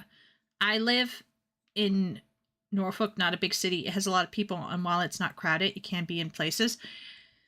Canadian cities are not by most standards big, but even there, I walk around with headphones on. And I just want to push back against Louis Rossman's position on the country. I think that the country can hold cliques and insular groups, and the country only really works in Canada if you drive. If you are like me, you just basically become a shut-in, essentially. You're a shut-in. Because there's no movie theater here where I live. There is no mall. Really, not really. There's like a plaza, but that's about it. Like where I live is like the tiniest of tiniest places. And yeah, I've become a shut-in essentially. So that's great. So it's like, and I try not to think about it too much, but I do miss people down south that I had relationships with. So it is what it is, right? Also, I'm not outgoing, so it's partially my fault too, you know. Dr. K. There was some portion of the video, I'm never going to remember where to look it up. K. Maybe my audience knows better than me. Where he's saying something about socializing, and at some point something came up about talking to people on the subway, and that was the point at which I hit X on the video, because if anybody here has rode the subway regularly, if you grew up in New York City the way I did, where you were taking public transportation from the age of 12, nobody talks to each other in the subway. The fuck are you talking about, man? Even people that actually already know each other, sometimes when they get on the subway, they stop talking, and then they start talking again when they leave. It's not a place where it's normal to talk and just meet people. And it's weird, and it's getting worse. But this commercial over here, to me, what would really smack me in the face with it is that there are so many people that I know that are afraid to talk about this, that when they just go to talk to other people, or just have basic human interactions. I'm not talking about weird flirting or pickup lines or like challenges or saying stupid, silly shit. I'm just talking about basic, hey, how's it going? Oh, look, here's something that's going on. And the reaction that you get back a lot of the times in major cities is not a reaction of, oh, yeah, cool, and then they just look away and they go back to their stuff. Is that interaction that I had, that I remember years later. Maybe I look like somebody who just steals ThinkPad T61s or runs around the city doing that. Like, that's why I'm wearing a dress shirt and a tie and slacks and dress shoes. Have a fucking like business-looking briefcase from my ThinkPad T520 that I had at the time. Or P50, I forget. To trick you. But I'm sure that you have all had these experiences as well. Share them in the comments below. Talk about it. Because if we don't talk about those things, if you don't really like let that stuff out, and if you think I have to keep that in because I'm afraid that if I say that, people will make fun of me and say that I'm socially weird. I'm socially weird. I don't care. That's the future. Like, I don't want to live in a future where that's normal. I want to live in a future where this is normal. I want to live in a future where people see advertisements for that Black Mirror shit and decide that they are going to graffiti the fuck out of it at every instance. Thank you to every single person that took a Sharpie, a marker, or spray paint and put it over all of this garbage, because that's exactly what should happen. This is not normal. This is weird. And above all, it's going to cause people to have this bad taste in their mouth for AI that I don't think they should have for just the many number of uses where it's awesome. Like this. Like, I don't mind going to the law firm of LL&M Esquire from time to time. It's useful. It helps me with a lot of things in my life because I use it as a tool to help me. I don't directly copy and paste random shit from it. I don't offload my life to it. I don't try to make AI my friend. And this is the thing that bothers me about a lot of new technologies and new things that come out. This happened in 2017 and 2018 with blockchain. Like, there are a lot of legitimate uses for blockchain, but just because it was a new buzzword, people had to try to like shove it into everything. Like a crypto shitcoin and a blockchain for literally everything. People would try to solve legitimate world problems that require infrastructure, that require people caring about things, that require rare earth minerals with blockchain. And I'm just looking at this like, this is ridiculous. Why does anybody care? Why? And I think he's absolutely right. I do believe that some people cotton onto things as the next big thing. Usually it's monetarily driven.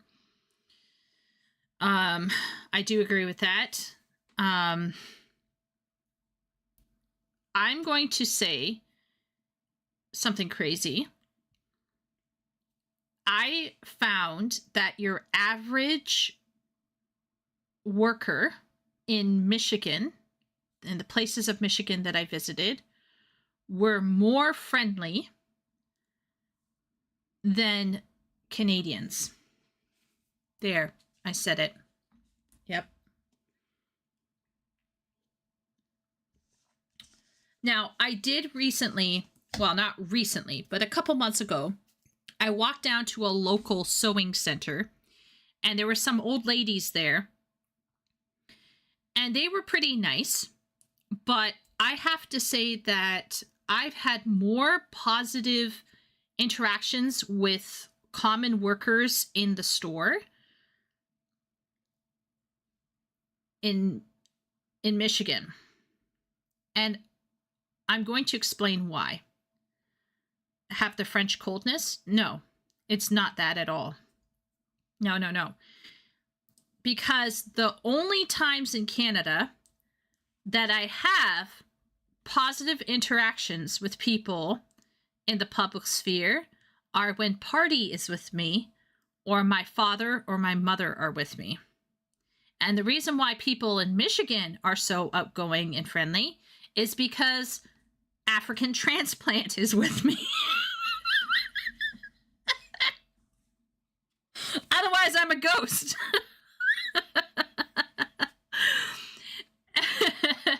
So I personally, I'm of the opinion that I do not find people to be particularly effusive and friendly. It usually happens because Party is there, or because my father is there, or because my mother is there, or because, for example, in Michigan, because my friend, African Transplant is there, and she is an extremely extroverted person as well. Now, recently it was revealed to Party and myself that our local Domino's pizza store seems to think that I'm the friendly one. This is still a mystery to us both. We don't understand what's happening, because hitherto I've not been unfriendly, but I certainly don't think I've put myself in the best light. Like I'm just like, oh yes, have a nice day. Like I've just been saying the thing, like your standard Canadian politeness. But politeness is not friendliness, right? Politeness is not friendliness. I felt like I was extremely polite. For some reason, people are now equating being polite as being friendly. I do think there's an overlap, right? But there's a difference between being polite and being overtly friendly. And I was not being overtly friendly. But now, somehow, maybe you smile awkwardly more and Party is just wooden faced because there's nothing to smile about. Party could never be wooden faced. In her coffin, she is probably going to be looking like a maniac. There's no way Party could not be wooden faced unless she was like trying really, really hard. Like that's crazy. No. Party doesn't even have RBF. We know someone. Well, we have a sister who has RBF, kind of. Like Party, it would be impossible for her to be wooden faced. I'm sure Dane would agree if he was here. I'm not sure if Dane is here. No. No. Party is literally the life of the party. At times. It's crazy. We don't know what happened. We think, like, at first we thought it was a mistake. We are still not sure how this happened. So that's why I'm saying is, like, for me, I don't find people to be I don't find most people to be chatty, but that's because I am myself not particularly, I'm not the most welcoming, I don't think. But when I went to Michigan, I was so, it was that time we dropped her as a baby. Aw, she was so adorable. Guys, if I could show you a tiny photo of her when she was like 3 years old, I would. She is so adorable. But anyway, I think the people in Michigan are wonderful people because I think my friend was with me.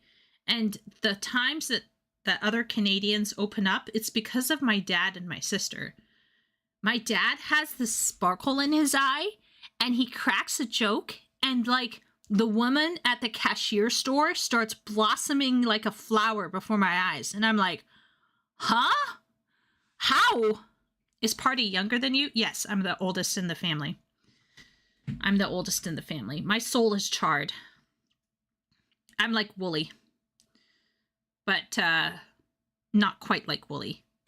For example, I don't sound like Liam Neeson, but, you know. I'm the oldest. Party is like 13 years younger than me, I think. 12? 11? Something like that. I'm the eldest, yes. But she has a beautiful energetic spirit. Most people are chuckling when Party is in the room. You'd be the tarnished. Is she 30? 31? Trying to do the math. Something like that. I'm actually older than Wooly, but don't tell anybody. 33. Yeah. We were there when the new magics overtook the old. Yeah. I'm older than Wooly, actually. So whenever I make fun of Wooly, I'm sorry, Wooly, but not sorry. I'm actually quite old. Not as old as Herman, though. Herman is older than me, so we can all laugh at Herman. It's okay, I'm 36. Yeah, that's fine. 36 is a good number. That's nice. 36, 38, 40. Older than Disco? Sure. Okay. Yeah, Herman might be older than Disco, not me. But anyhow, all jokes aside, I personally don't find people in small towns to be friendly, but I think that's a me problem. Herman has a young soul. Yeah, he does sometimes. The Elder Council is here. Yes. Yeah, we got Herman, Wooly, and myself. I think there's some older people, though. I feel like Tab is also older. I will say that I don't care as much about what people think, so I don't feel terrible, and I can strike up a conversation. Like the other day, the Domino pizza man dropped off pizza, and we got to chatting, and I was totally fine. We were all fine. It turned out he was a teacher. He had an English degree like me. He was disappointed with education. He was talking about his struggles as a supply teacher. We were getting on fine. It was great. But you know, yeah. 33. Oh yeah, everybody, Party is turning 33 on Wednesday.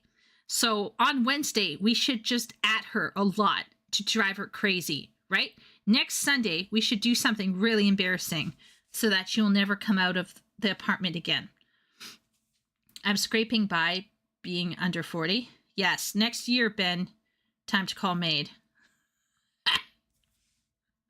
Yeah, Party is turning 33. Isn't that crazy? Old. Getting old. She's on the shelf. She's shelved. Shelfers. Shelving in the hallway.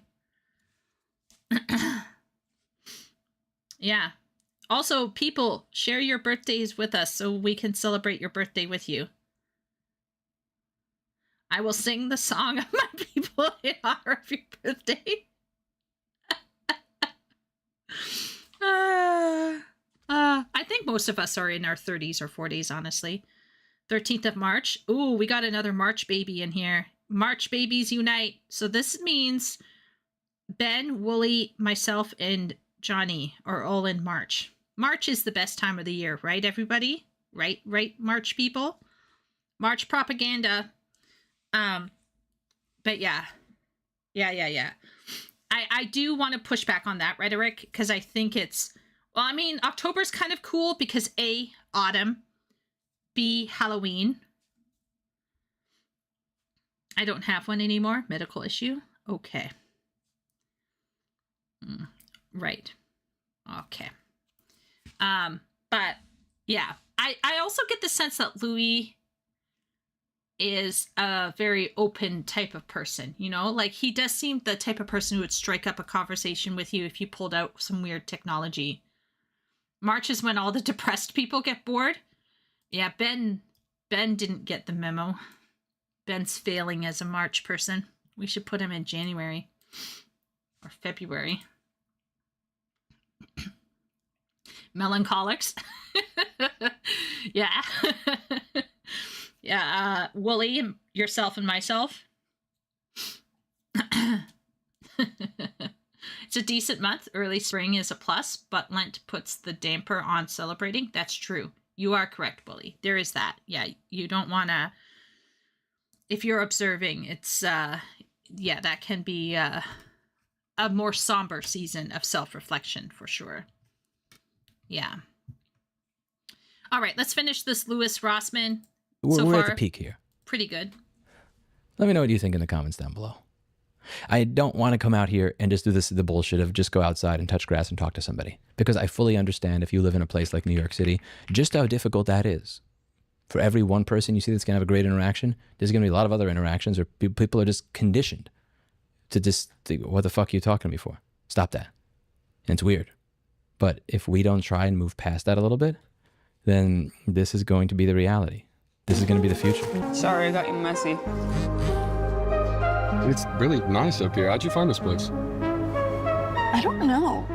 I just kind of like to come up here to be by myself. I've never brought anybody else. I mean, besides her. She goes everywhere with you, right? Mm-hmm. Guess I must be doing something right then. I guess so. We'll see.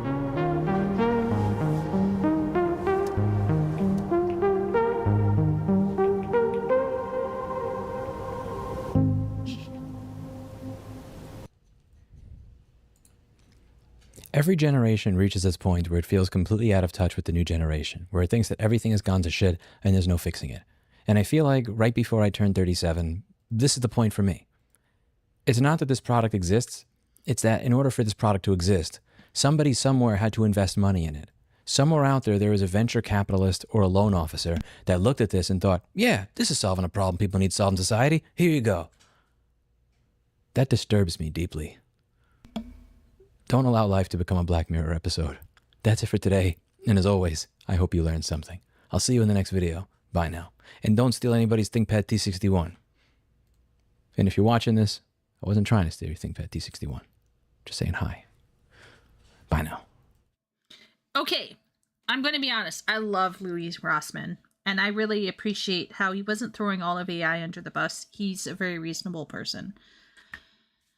He is right about the difficulties of living in a large city. That's really tough.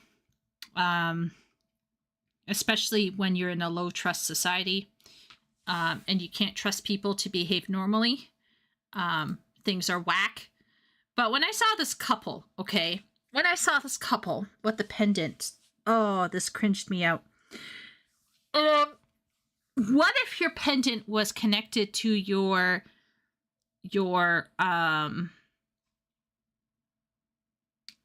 Siri, or like your Google Voice lady, or who is the person who's for the Prime? You know, I don't care about their voice names, but you know what I'm saying. Alexa, okay? Let's say you have Alexa at home, or Siri, or some other kind of bullshit. Imagine like you take a bro home, okay? You got your pendant with you, and you're like talking to the pendant like normal. Then you start making out with the guy. And Siri suddenly burps out of nowhere, "Go get him, girl." And it's like there's a third mechanical wheel in your makeout session.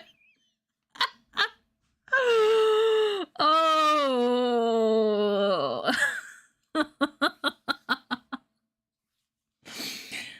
If I was a girl, Alexa, lower.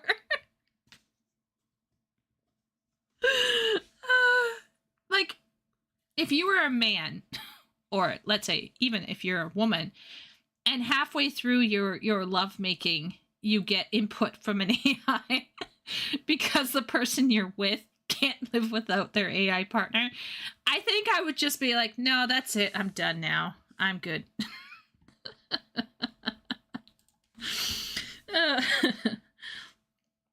I live in a fairly small city, but people are generally friendly. Yeah, but Ben, you are generally friendly too. Like you give off the air of being more approachable and chill. I weep for the next generation. I say good morning, etc. to the gas station attendants and mechanics if I see them at... See? Ben is literally chirping up people over there, IRL. I would never do that. I say good morning. It's at, yeah, I saw her hand almost instinctively go to the pendant to ask a question, but she didn't. Everybody know below Ecuador is friendlier than above. I have heard that like equatorial people tend to be more chill than northern people, but there's an old Israeli song. One of the lines is, "Oh, melancholy, you are my one love." jealous and small-minded. Oh, melancholy.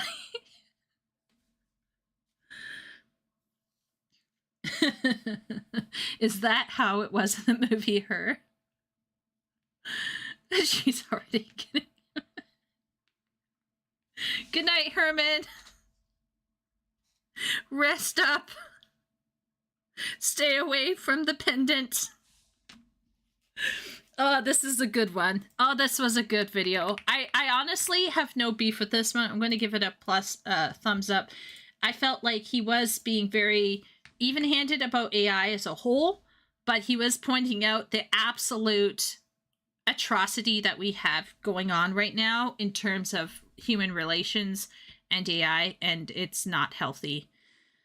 I think that's pretty straightforward. Now we're going to read about sensitivity readers. So there's two parts to sensitivity reading. First off is people pre-reading your stuff to figure out where you might get flack for what you have said. And number two, trigger warnings. I think trigger warnings are really terrible. Whereas sensitivity readers, I think, already played a part in writing and editing, because obviously, for example, if you are writing a romance story, you are going to think about what your audience wants. So there's already a baseline for thinking about what does my audience want to see. And there's nothing wrong with consolidating the vision so that you can provide for the people that you're writing what they want to see. But there's a difference between knowing what you want to put out and double checking that you aren't putting in weird stuff that the audience won't want to see, and censoring yourself because you're afraid that some group of some people online are going to come out and cancel you. And I think there's an issue. Is there sensitivity readers for more right-wing or religious writers? I do think that there's probably people who self-check Leo to make sure that they're theologically correct before posting stuff. Like, it's basically like knowing your audience 101 and giving it to them. But at no point in time should you remove certain words or things, I think, just because you want to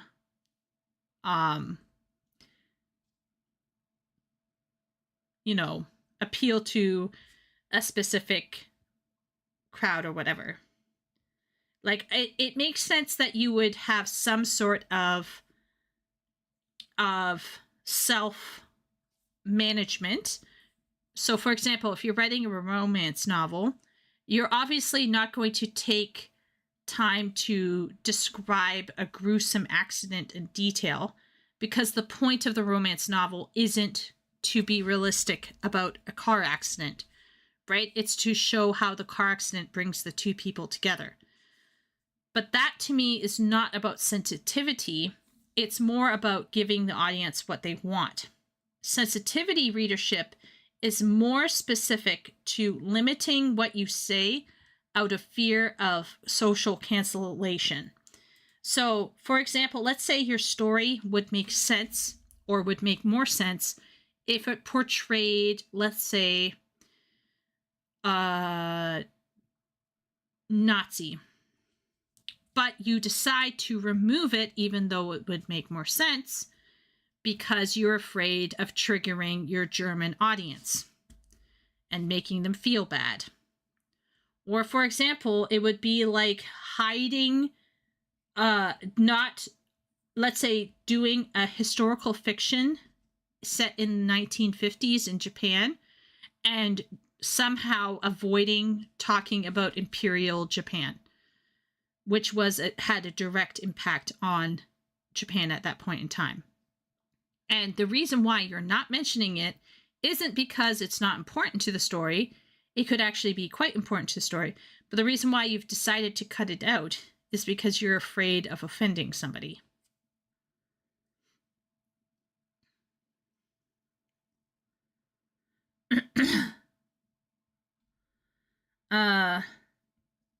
Is there sensitivity readers? Honestly, when I see the pendant, I'm not only reminded of Samantha from the movie here, but also characters like Cortana. Yeah, that's true. Except for the part where if people had a healthier mental health, they would be able to handle some types of stuff like Cortana. I think that right now, though, because of other mentally unhealthy things going on in our society, we can't handle it. Jehovah's Witnesses withdraw their kids from certain lessons on witches or discussion of them. Oh yeah. Catholics will not talk about certain things at their schools. Obviously. I had Protestant parents ask me to not allow their children to read healthier mental health. Yeah. I had a Protestant family, okay, so strict they wouldn't let their kids paint Easter eggs, and they wouldn't and they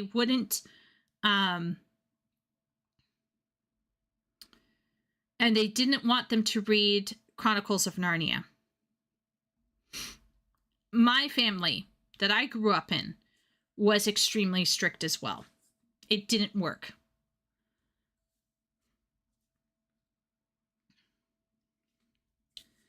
And that is the way it is. But the difference right now, okay, this could change, but the difference right now is that conservatives are on the back foot and they lost control of the universities and education system. So now they can withdraw their children at some periods of time, but they can't all the time. And they are unable to enforce their particular censorship on the majority crowd. But if they could, they would absolutely. That's one of the reasons why I am sometimes quite critical of right wing, because I know that given power, they would censor just as much as left wing would. And just as unreasonably, FYI. They would have their own moral code to justify it. And although I agree with the basis for their moral code, I do think that unreasonableness is being unreasonable across the board, regardless of what side you are on. I feel that the family that disallowed their children from painting eggs were unreasonable. Right? And that is just, it's just not great. Right? But as long as it's not across society, I don't care. It's a family. Being overly restrictive with your children is likely to cause backlash once they're out from under your thumb. Well, yeah, exactly, Willie. Exactly. And that's what I'm saying is, I'm fine with a family choosing to do something with a family, right? If two parents decide to do something with their children, as long as it's not, outright abusive, physically or mentally abusive, it's fine, right? But I don't believe that those types of views should be held over the rest of society. I do not believe that those people should have the right to tell the rest of society to not paint eggs or not read Chronicles of Narnia and Lord of the Rings, right? So this is what I'm saying is it's not a question of politics. It's a question of being being restrictive to such a degree that perception of reality becomes artificial. I think personally the early 2000s was the beginning of the breakdown, and the breakdown was already happening as early as the early 1900s, 1800s. I think the earliest center of the breakdown was quite early, but the shell held on for a long period of time. And some of the censorship that did happen in the 90s and 80s was fine, in my opinion. I personally don't want to have certain representations presented to children as they are today. So I think there is healthy curation, but there's also unreasonable curation. And what I'm trying to argue right now is the left wing has become unreasonable. The curation that happened in the 90s and early 2000s did not detract from the diversity and the quality of entertainment.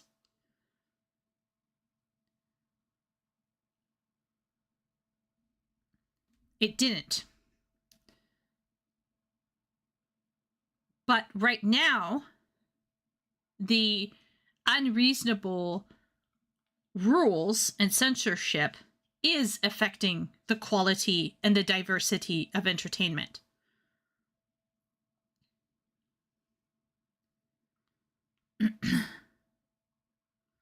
Policymakers have also been after violence in video games since Columbine. I do think Columbine was a factor, but strong religious elements have always had a strong voice in American politics, not in Canadian per se. But I think American politics has always been heavily influenced by religion. I don't always see it as a bad thing, once again, because I do actually agree that I don't want my kids seeing certain things. The problem is when it becomes unreasonable. Like what's happening in Australia is becoming unreasonable, right? And what's happening in certain areas of the world with restrictions around what kids can and cannot do is becoming unreasonable. And that unreasonableness will have a backlash. And the sensitivity reader shit that people are mistaking as being only a left-wing problem is also unreasonable. It's all unreasonable. I don't envy any parent trying to balance protecting their children while avoiding the degree of stifling that might lead to backlash. I agree, Wooly. I agree. It's such a tightrope. I can only imagine, right? I can only imagine. Yeah. Okay, let's see what this guy says. I think personally, sensitivity readers that are linked to political agenda is gross and disgusting, and I repudiate it. Let's see what he says. This is a Quillette. I love Quillette. I've read articles from Quillette. I personally think it's an interesting site, but it says how sensitivity readers made modern fiction boring. Adam Zatella. And I'm kind of interested in this because this may or may not touch on something that I feel might have happened in Dawn Trail. So this is very fascinating to me. So let's see what happened here. Much has been written about censorship on college campuses in the past decade, but few scholars have paid attention to the fact that many writers, if not the overwhelming majority, are now trained on campus. In his book The Program Era, Post-War Fiction and the Rise of Creative Writing, Mark McGurl documents the ongoing boom in creative writing programs. Whether one wants to pursue a Bachelor of Arts in Creative Writing at the University of Arizona or a Master of Fine Arts in Children's Book Writing and Illustrating at Hollins University, there are now hundreds of programs to choose from.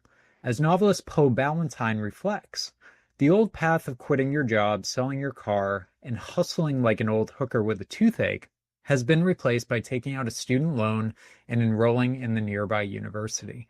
A few years after Harvard University Press published The Program Era in 2009, scholars of higher education noticed something strange happening on college campuses. Although the demands to censor professors and other students were not new, as I remember the coddling of the American mind. Oh man, I remember seeing this on somebody's bookshelf that I knew. Or maybe my mother talked about it with me when I was younger. This is a book that I've been wanting to read, but alas. As Jonathan Haidt and Greg Lukianoff note, those demands were becoming medicalized. In yesterday's creative writing classroom, a draft of a novel might have been considered poorly written or maybe even offensive. Today it creates a quote-unquote dangerous and harmful classroom that is not a safe space. This is why some professors ask their students to include trigger warnings at the top of their work, or to simply avoid writing about any topic that might trigger another student in the room. As Oberlin College put it in their guidelines for faculty, trigger warning shows students that you care about their safety. In an era of mandatory sensitivity training programs, anonymous bias reporting systems, and other measures instituted by campus bureaucrats who are rapidly outpacing tenured professors, one can only imagine what it is like to be a novelist, poet. This has happened. Bias response teams criticized for sanitizing campuses of dissent. This happened. This happened to me personally. And this is why I get a little upset when certain left-wingers pretend that I don't exist. Because in their heads, they want to be the eternal victims, and they want to use that victimhood that they have to maintain their power in this institutional world, this academic world. And me standing here and saying, this happened to me, I was silenced.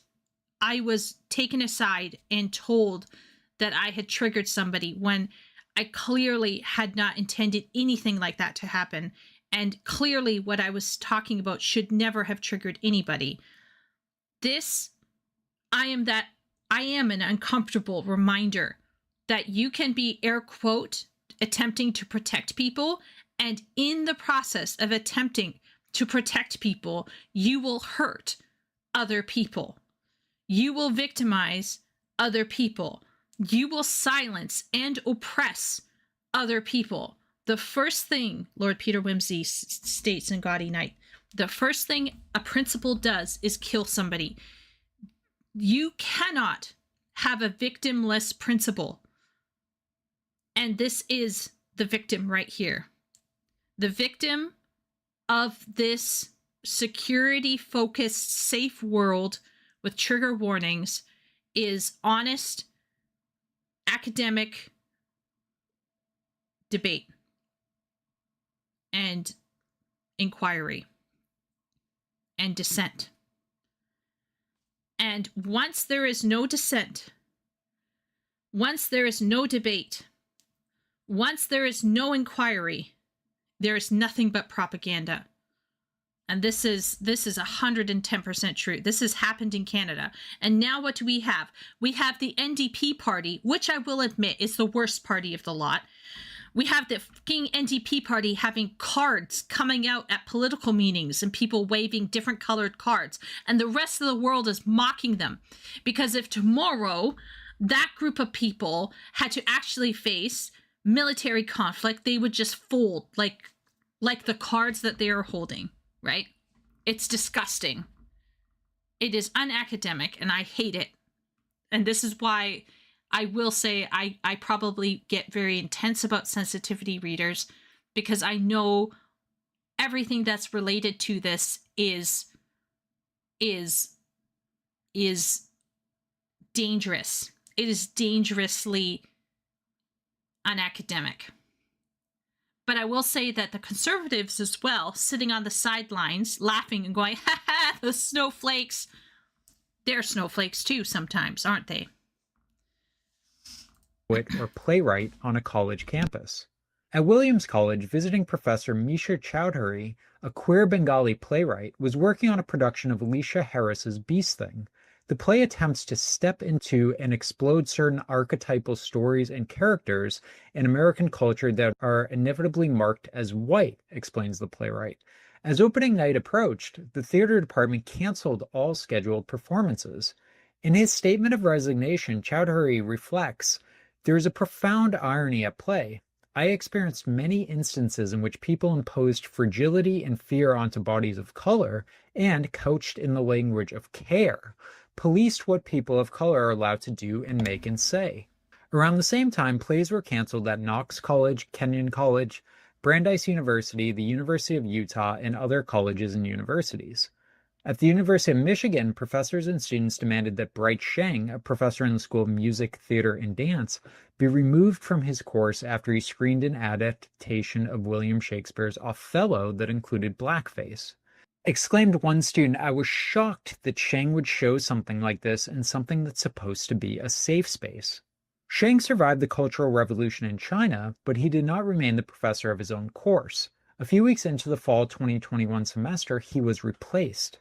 Researcher Deborah Appelman cites the case of a woman studies professor who included The Bluest Eye by Toni Morrison on her syllabus and was confronted by her students even before her class began. "We don't read this book under any conditions," they told her. "It has incest in it, and that is triggering." The professor found herself in a profound pedagogical, even moral dilemma. On one hand, she didn't want to harm or re-victimize any of her students, writes Appelbaum. On the other hand, she fervently believed that the novel has a critically significant place in our finely diversifying literary heritage and deserves to be read. Can literature be read without triggering, or in fact is the part of the role of literature to trigger, that is to wake and engage our complex set of emotions and experiences? Yeah. Holy moly.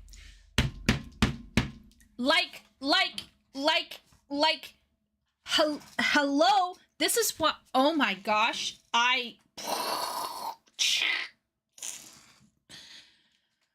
oh my lord. This is the heart of like, oh my gosh, this, oh my lord. I'm like freaking out over here in the best possible kind of way. Well, it is, of course. This question here, okay, this is, I am a firm believer that you do not have to like everything that you see. But if you cannot handle reading something, you need to figure out what's going on. There was one book, like I shared with you guys, it triggered me really badly. And I had to put it down for a bit and walk away and then come back to it later, confront what was the heart of the issue, and make a determination. You cannot call yourself a literary analyst or a reviewer and fail to allow yourself to be challenged. If you are triggered by anything in a book, you need to probably get help. And I don't care what side of the spectrum you are on in terms of your politics. Now, it's one thing to say that you're triggered by an idea. It's another thing to say that the quality of a writer has gone down the tubes and they lost the plot and you don't want to spend money on it. That's a completely different thing because that's an issue of entertainment. If you are reading to be entertained, you have the right to determine where your money goes, okay? You have the right to say, I find this fun, I don't find this fun. Or, I feel that the quality of the writing has decreased, and I don't want to pay the author anymore for that. That is fine. But if you call yourself a literary analyst, and it is your job to analyze literature, come what may, get the fuck out of my literary kitchen if you're being triggered by something in the text. Get out. All of these stories that happened here, this is wild. Like, I'm not a fan of incest. Surprise. I think it's disgusting. But to say that no story can have incest in it is whack to me. And by the way, I am speaking to conservatives here too, who censored Chaucer's Tales when I was young. I was in my teens. They censored the shit out of that. And I said, screw it. I'm going to my library.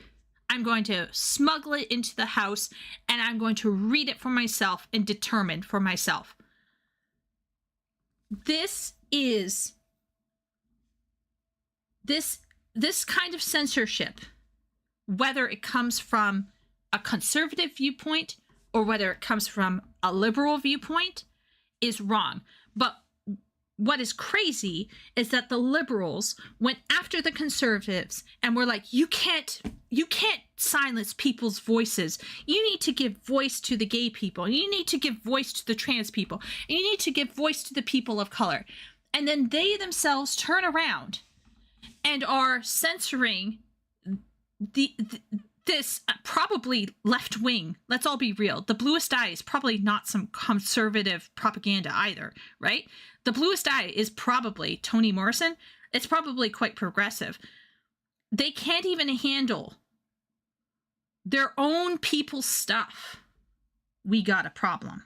We got a problem, folks, because you're supposed to. You have propped yourself up as arbiters of society, as the voice for the oppressed. And you're literally turning around and silencing professors for choosing material to discuss in class.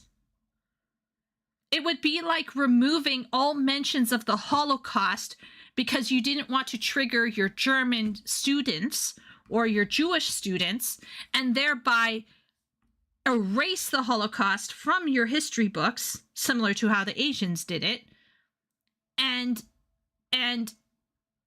pretend like it never happened. And in the process, therefore, silence the voices of the victims who were victimized by the Holocaust. Like, what are we doing here? What are we doing here at this stage? This is crazy. Holy moly. This guy is so on the money with this. I've seen it happen where students were calling out professors for admitting to reading Harry Potter because, Lord forbid, a person of color read Harry Potter and have a good time. It's funny, their chair looks like Hitler Youth. You are a white woman. You cannot be a victim because you're white. Yeah, that's true. That is true, Willie. I'm too white. I'm whiter than sour cream. Is Cornell University a good university? If I may be I could be incorrect, but I think it was Cornell that standardized a specific note-taking strategy. Was Cornell University the site for Cornell type notebooks? I need to double check this. Yeah. The Cornell note-taking system was developed at the university in the 1950s. Leo, Cornell is kind of like it's like up there. Yeah. He actually escaped China to get censored again in the West. Sag, yeah. I mean, if that's their issue, we know what spectrum they're on, at least. True. I feel so dumb. All those years wasted at school. Teacher, I know you gave us homework and everyone is expected to do it, but that would harm me, so I didn't do it. Snort.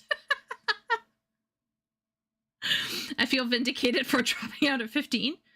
So would these same students be complaining about a booking involving American slavery? And then if they do, how would they react to being accused of whitewashing history? See, this is the problem, Epic, right?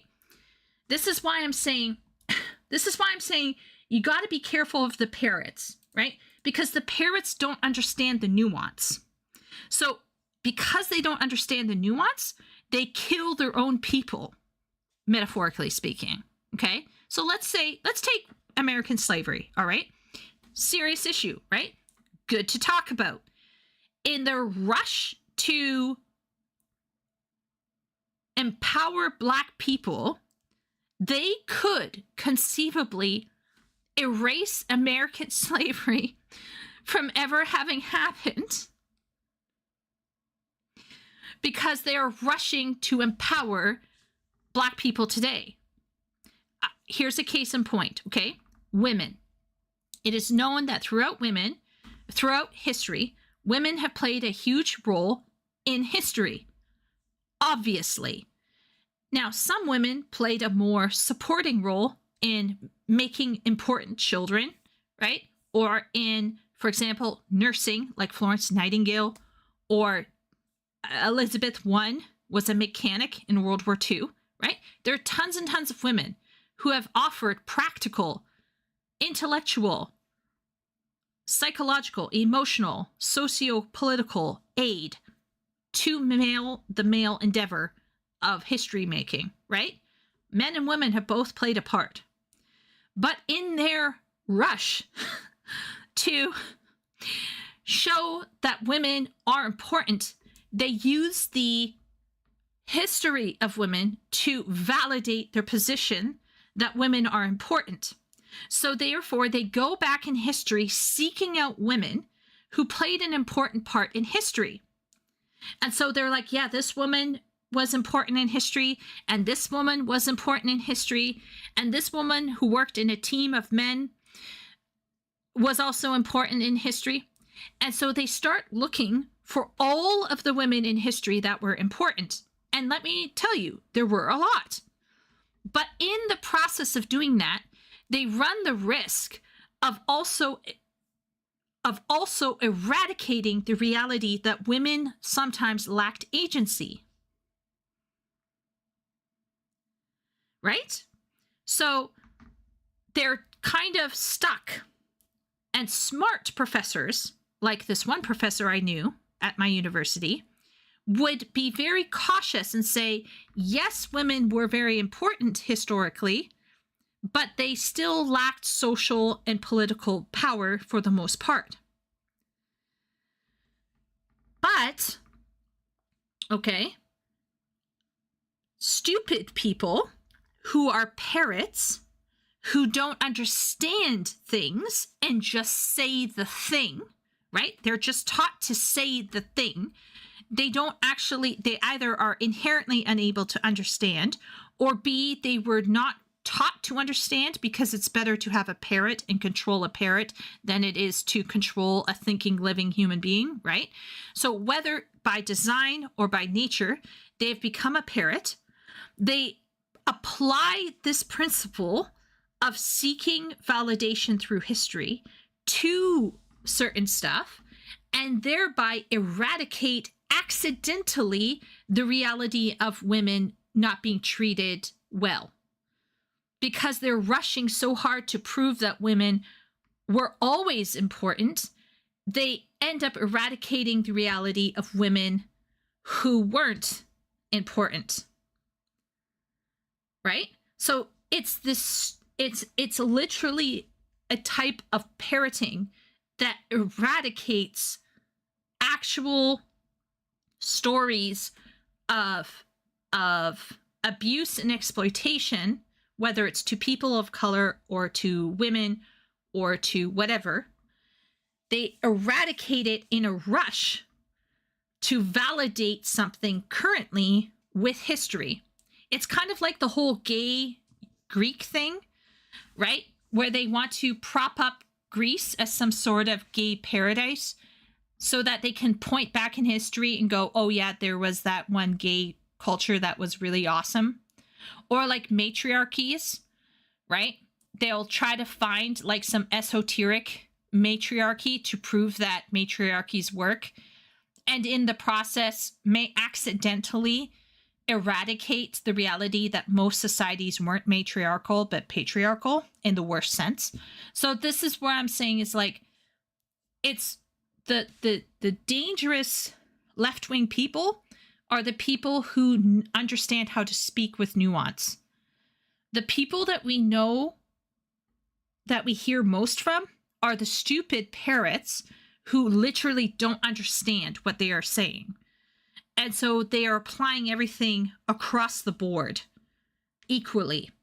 And in doing so, they're cannibalizing. They're cannibalizing the smart people. The smart people who started the whole thing. So that's why Margaret Atwood nearly got canceled. That's why J.K. Rowling and the Radfems are getting canceled. It was a young man being used by their male masters. Once again, Epic, these kinds of cultural realities don't make sense to them. They can't see it. And this is why I'm saying is like, it literally ends up shafting the very people who brought it in. Now, Leo said something about the French Revolution. Now, I'm going to just try to guess Leo's comment, but Leo, you can always post it in general chat, maybe.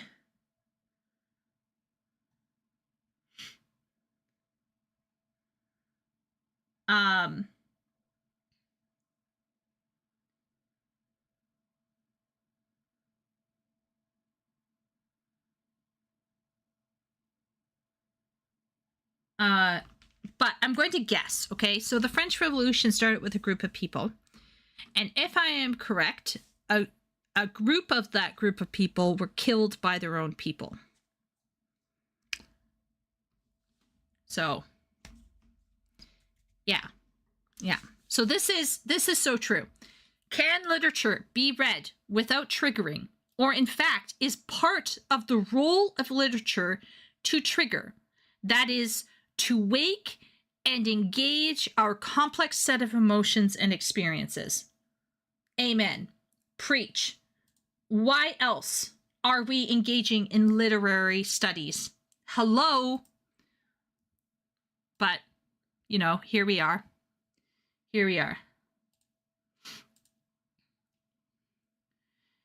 It is like the French Revolution. The revolutionaries weren't useful anymore, and after getting rid of the traditionalists, they started fighting each other. Exactly, Leo. Yeah, exactly.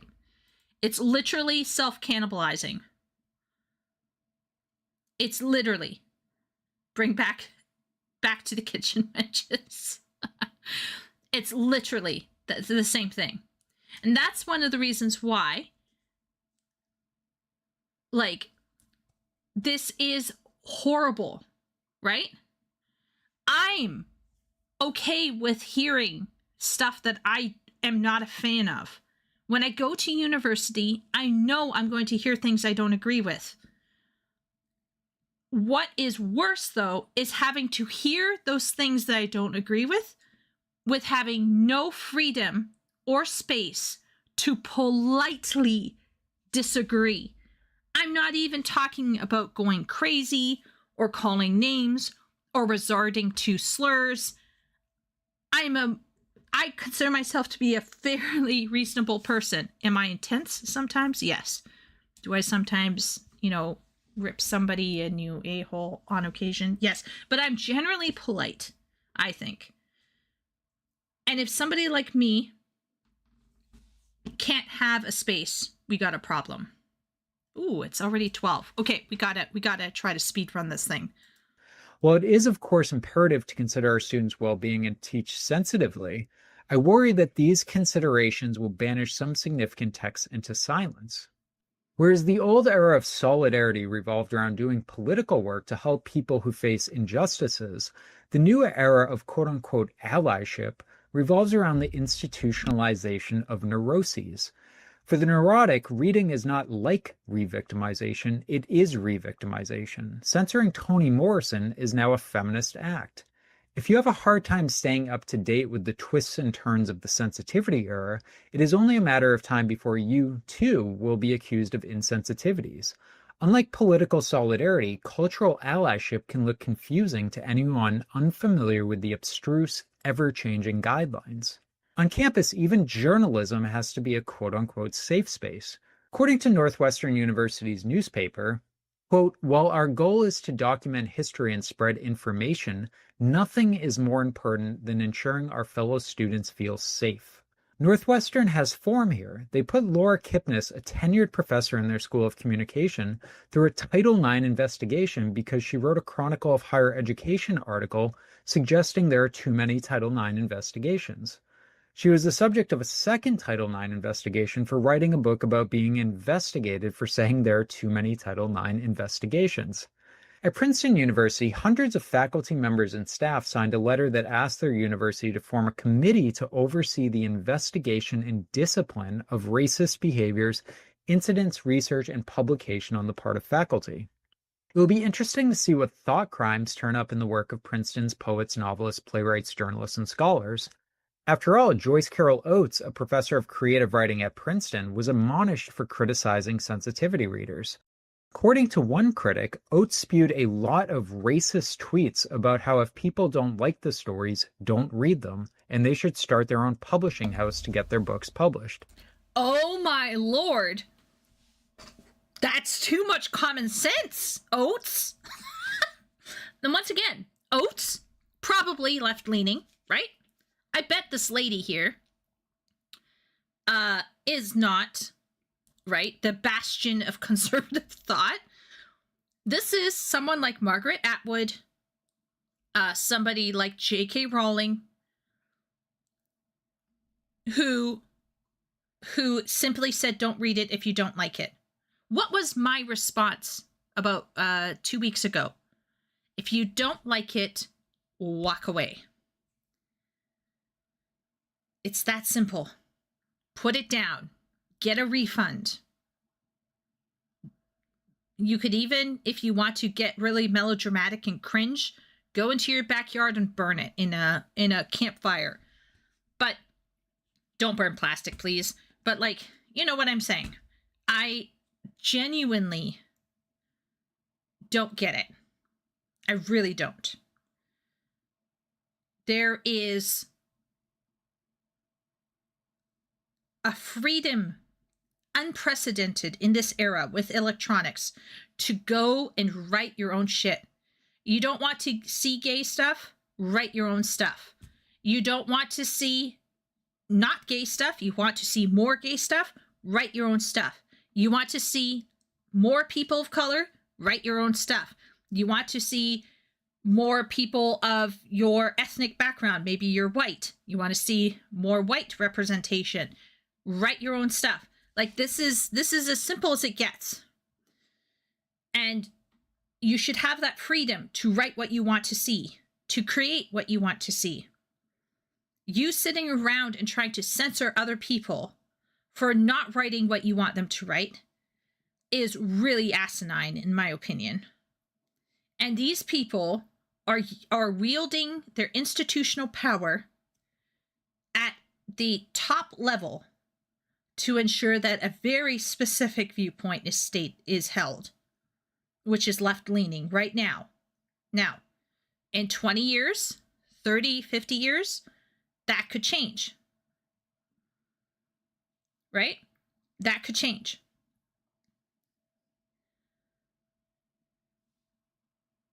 And it could swing right around, and I could be having the same conversation about some crazy conservative being unreasonable. Make your own stuff. Put it out there. Put the book down. Walk away. Get some balls. Like, seriously, this is like, Oates is probably like Camelia Paglia type shit. Oates is more classical lefty. Yeah, she's probably, and they go into the worst parts of female and male psychology. Yeah, she's probably like Camelia Paglia. You know, that type of like artistic lefty who just wants to express herself.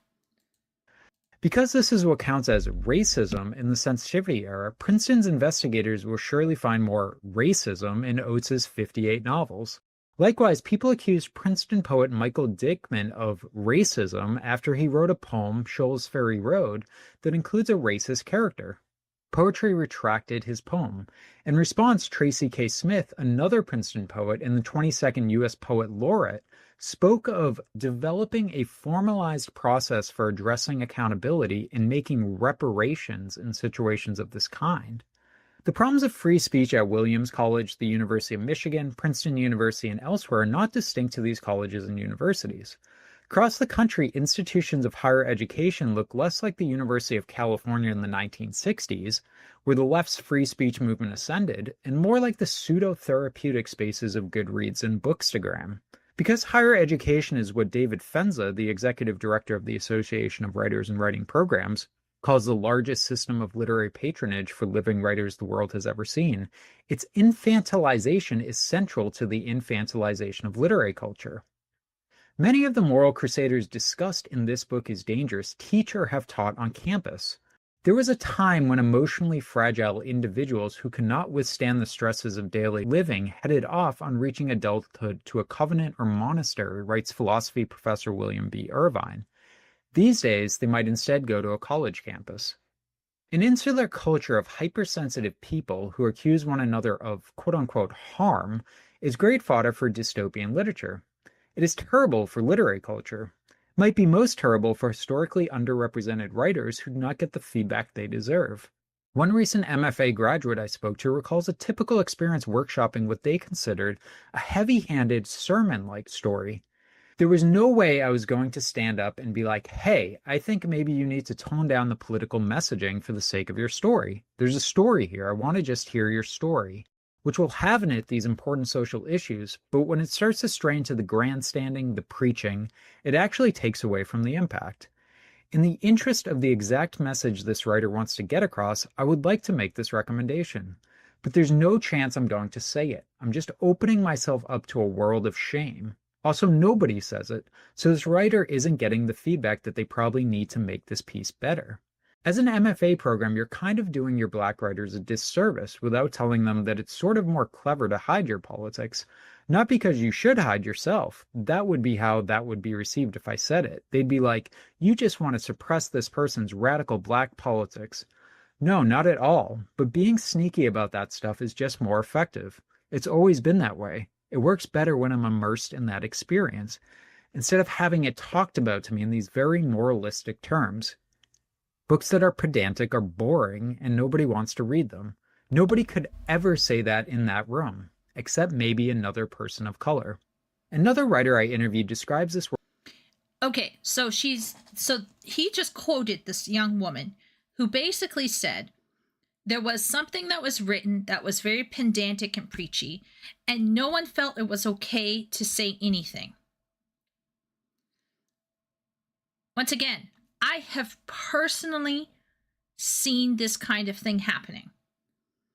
And there were times where I worked with editors who told me that my openness to getting feedback from them was something that they always they looked forward to being able to work with me, because I was like, tell me how it is. Like, don't hold back. No holds barred. I have feelings. I can get upset, right? I got an ego too. But if you're genuinely trying to improve as a writer and to move past your preachiness to something worthwhile, you need to hear that feedback. Unfortunately, a lot of these people think because I'm preaching, my art now has value. Remember, it goes back to Walter Benjamin. And this is such a lie. They're being lied to. They're being misinformed. And then they go out into the video game industry. They go out into the literary field. They go out to newspapers and to schools. And they're teaching your kids.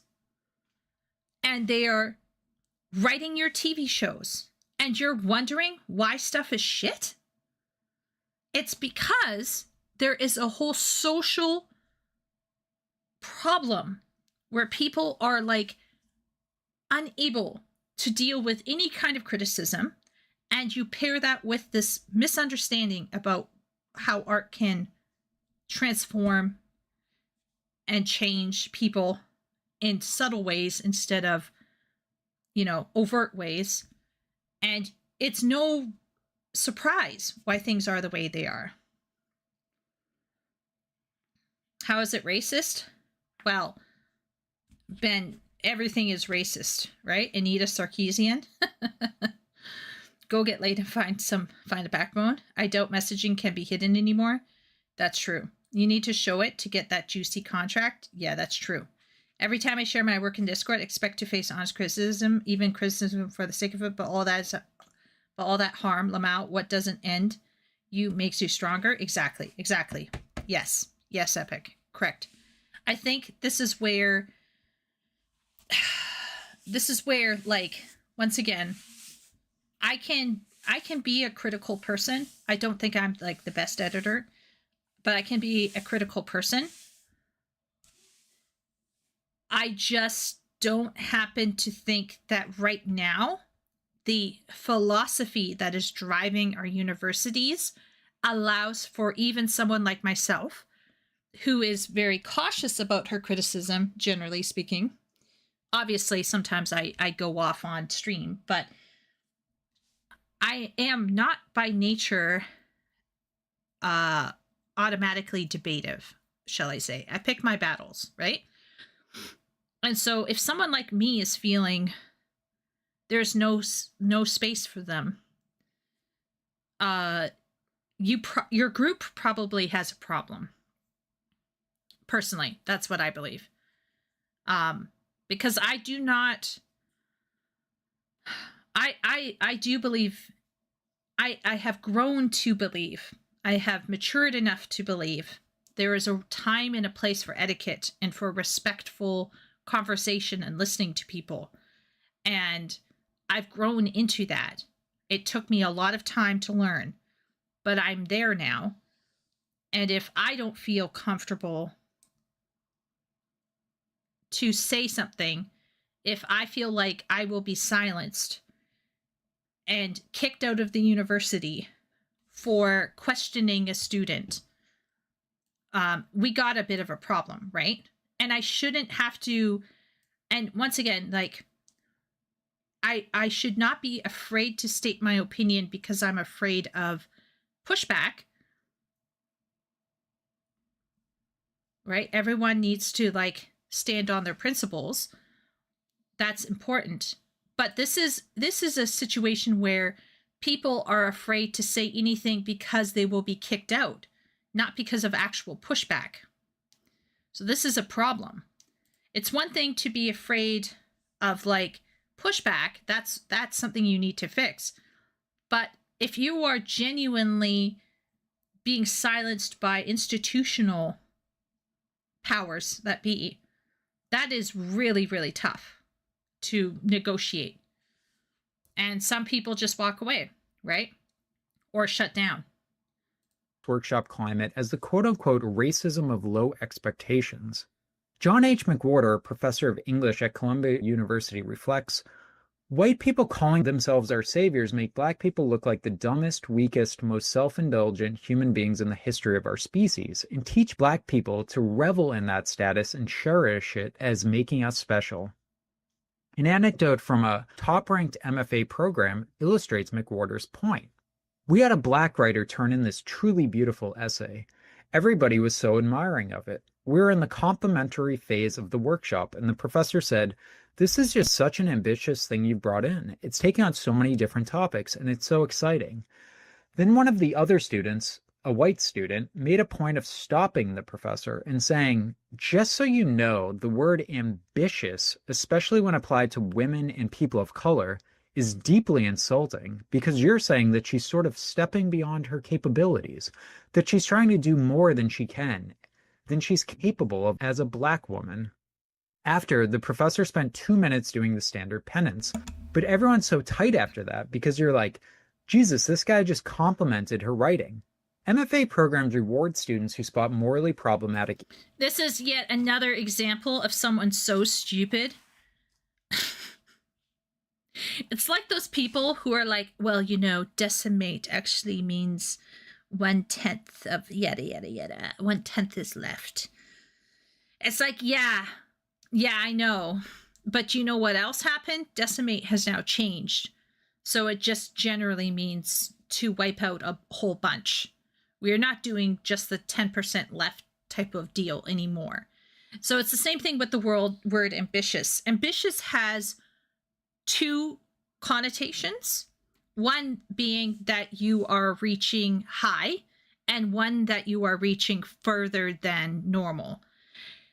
By suggesting that the teacher meant the second is to attribute malice where there is none. You're literally grandstanding on some weird. Once again, it's someone who thinks that they're smart by pointing out the secondary meaning of a word, which is a connotation and implies malice on the part of the speaker. And it's like absolute. This is what happens when people mistake knowledge and pedantry for intelligence.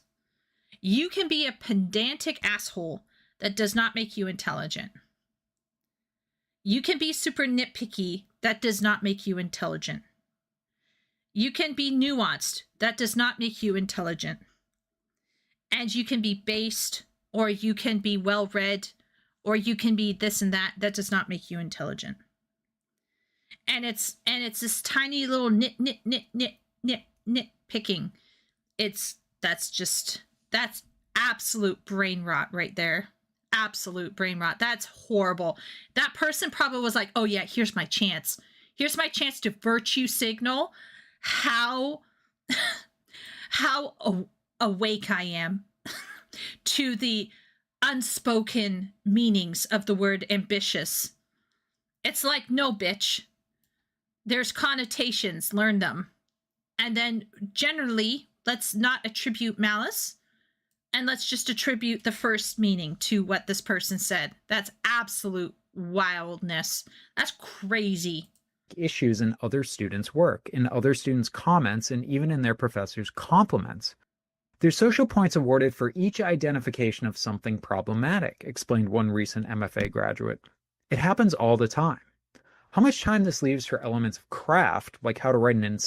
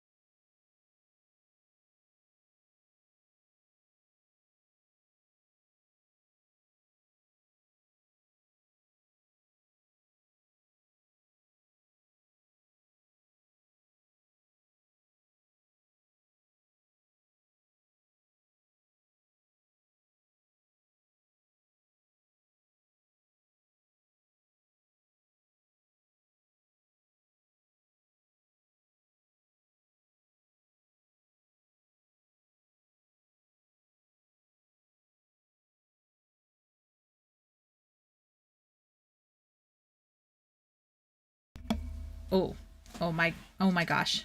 I did hit the mute button. My apologies, everyone. I went and dug out the Anita Sarkeesian quote. So Anita Sarkeesian said, when you start learning about systems, everything is sexist, everything is racist, everything is homophobic, and you have to point it all out to everyone all the time. So that was her quote, okay? And this links directly to what this guy just said, right? You're encouraged to find and look for it. You're encouraged to pointing it out.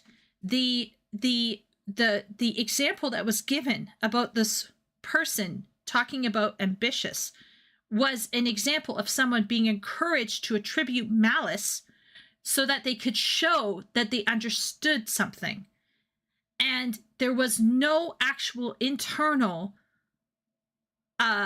critique of or critical thought process to say, what is this professor actually saying? They instantly went to the easy, malicious reading, and then they went for it. But here's something that Google points out, okay? Google points this out. The quote is often shortened, but the full quote is, you have to point it all out to everyone all the time. So there's a good year of my life where I was the most obnoxious person to be around. And then you reach a point of balance. Now, I personally don't know if Anita Sarkeesian has actually reached that point of balance, because at this point in time, you actually have left-wingers who are crazy who think that they're actually reasonable when they're not being reasonable, okay? But here is a truth. Anybody who is new to Christianity, everyone who is new to atheism and abandoned Christianity, let's say, and they're new atheists, or let's say they are new Muslim people, or let's say they are fresh to a specific political group, right wing or left wing.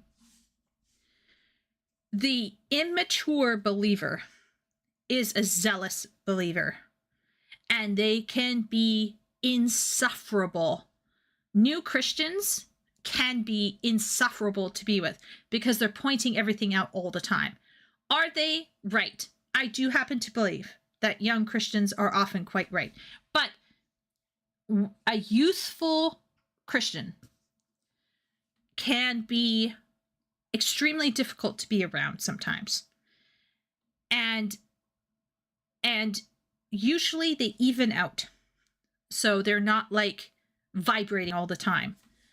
And the same thing can happen to left-wing people. The same thing can happen to a lot of people. I don't know if it happened to Anita. So far, I've not heard any formal apology for her idiot behavior, you know, in the years leading up to this whole shit. I think she said some really horrible stuff. I dislike and disagree with Anita on a variety. I dislike some of the things she said. She probably said some good things somewhere, but so far, a large portion of what she said, I disagree with.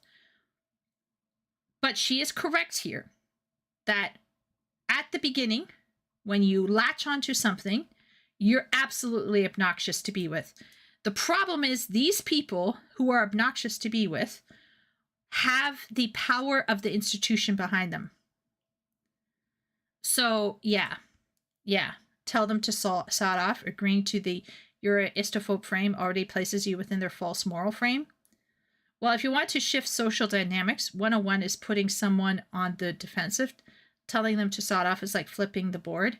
It admits defeat. That's why questioning works for conservatives. I think there is a way to push back and engage without giving them territory. But once again, not everyone is built to deal with it. Not everyone can deal with it. Not everyone has the gift to deal with this bullshit, this particular bullshit. And I'm going to be honest, like this whole situation, like I said, this kind of mindless zealotry can affect many different types of belief groups across the religious and political and social spectrum. It's just that right now, some of this stuff is now leaking into mainstream entertainment, and it's destroying mainstream entertainment. Nobody gives a crap what you want to believe in the privacy of your home, right? Most of us don't care. We probably should care a bit more, but we don't, right? It's when it starts affecting your wallet and when it starts affecting your public safety and when it starts affecting your entertainment. That's when people wake up and they're like, huh? What's happening? Why are we like this? Right? I do think most of us don't care if you're doing whatever it is that you want to do inside the privacy of your home. It's when you get to university and you start getting into other people's spaces and start trying to silence them with trigger warnings. I think that's when people are like, okay, all right. Exciting incident or climax is beside the point. As I interviewed writers, I was reminded of a scene in One Flew Over the Cuckoo's Nest by Ken Kesey, a novelist who had inimical experiences as a graduate student in Stanford's creative writing program. The flock gets sight of a spot of blood on some chicken, and they all go to pecking at it, see, till they rip the chicken to shreds, blood and bones and feathers. But usually a couple of the flock gets spotted in the fracas, then it's their turn, and a few more get spotted and gets pecked to death. And more, oh, a peckin' party can wipe out the whole flock. In MFA programs, the peckin' party spills over into the Office of Diversity and Inclusion, which investigates professors and students who have been anonymously reported by their peers. It also spills over into Twitter, Facebook, and other platforms where MFA students and their professors accuse. Anonymous reporting should never be a thing.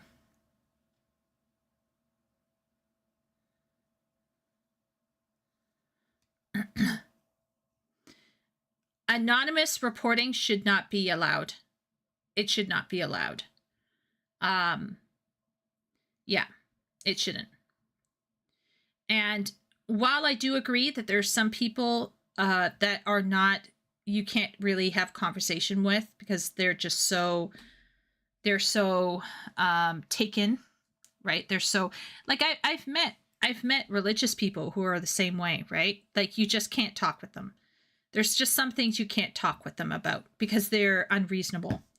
Like they are just so blinkered.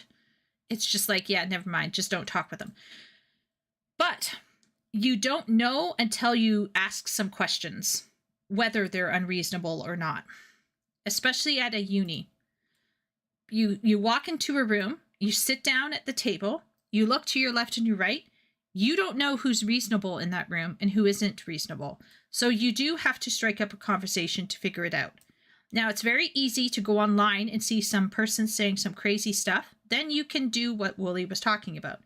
But in the real world, not the internet, when you're walking to a classroom, you kind of need to have a normal conversation like a normal human being.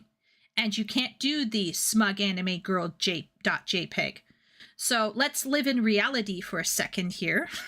Okay. Let's talk about, I don't know, IRL communications and not just the internet, since we're not talking about the internet. We're talking about modern institutions with classrooms.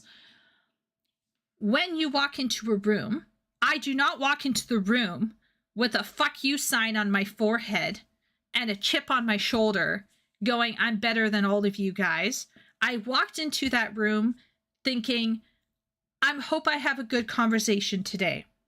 And because of that attitude, all of my professors were able to have great conversations with me, and I had some good conversations with my professors. Not all of them had lost the plot, and we could disagree on many, many things, but we could have great conversations nonetheless. There are sometimes ways that we can communicate in the real world as opposed to online that requires us to shut up and listen and just ask a question and figure out where that person's at. And so very quickly on the table, because I asked those questions and I listened in good faith to them, I figured out, okay, those 5 girls have no clue what they're doing. They are harmless. And they are just going to get married and have kids, and I'm going to leave them the fuck alone. Then there was 5 other girls who were the parrots. And I figured that out pretty quickly. And I was like, okay, those are the 5 girls who are going to be absolutely boring to talk to because they're going to just give carbon cutout, copy and paste rhetoric from their respective favorite teacher. So I'm going to ignore them because right now they have nothing really interesting to say. I already know what they're going to say.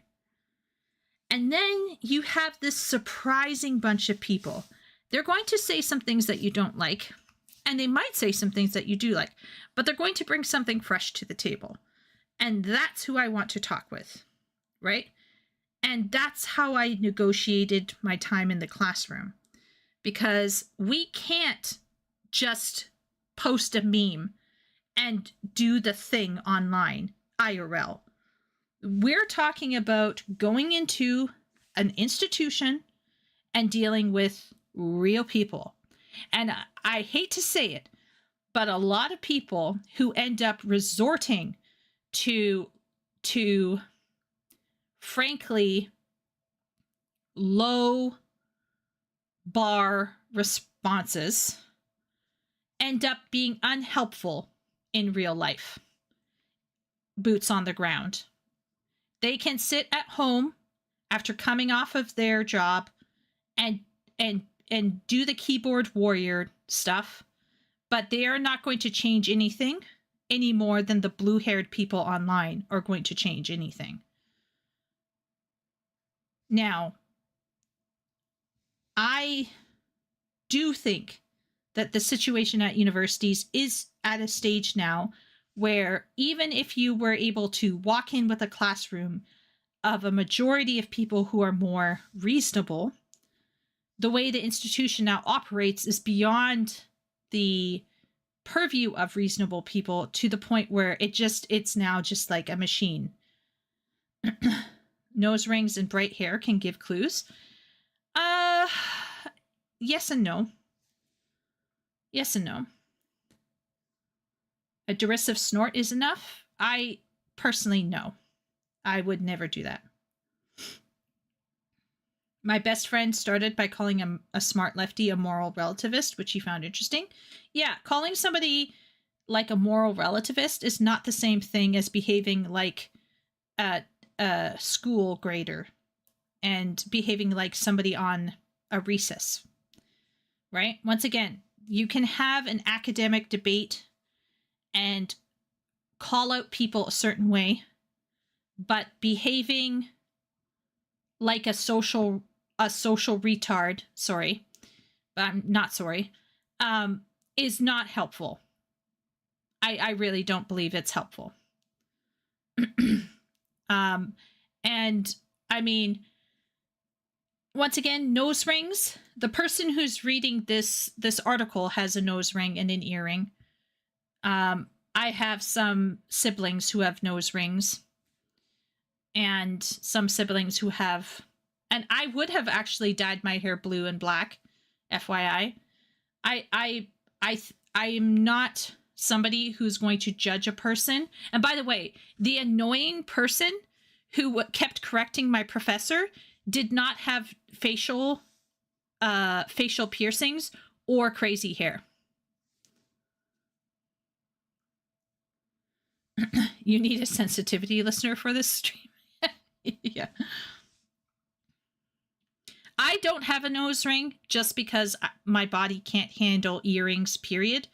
But I would definitely have multiple piercings if I could on my face. But as a teacher, I can't. And I'm very allergic. So it's a tough thing for me. But I would absolutely try to get stuff pierced if I could. I would never do a tongue piercing though. That's wild to me. That's like a no. And I have daydreamed of like dyeing my hair silver and blue. But yeah. I do want to pierce my earrings, like my ears again, but I need to get like super, super expensive earrings. And yeah, I just haven't gotten around to it again. Anyway, let's keep going. News writers of harm. In this scene, the MFA is worn like a sheriff's badge. It is both an exclusive status symbol, at the top programs rejection rates sit at just under 100%, and an indication that one knows how to enforce the laws of what people call literary citizenship. Megan Daum, who is a faculty member in the MFA writing program at Columbia University, describes the scene. I've come to see the MFA in writing as the educational equivalent of a draft dodge. If the Annual Association of Writers in Writing Programs AWP conference is any indication, getting an MFA in writing has little to do with actual writing, nearly everything to do with finding a place in a social clique. This clique, which convenes mostly online, seems less interested in the values or dynamics of any particular program than in something called literary citizenship, a term I didn't hear until probably 2017.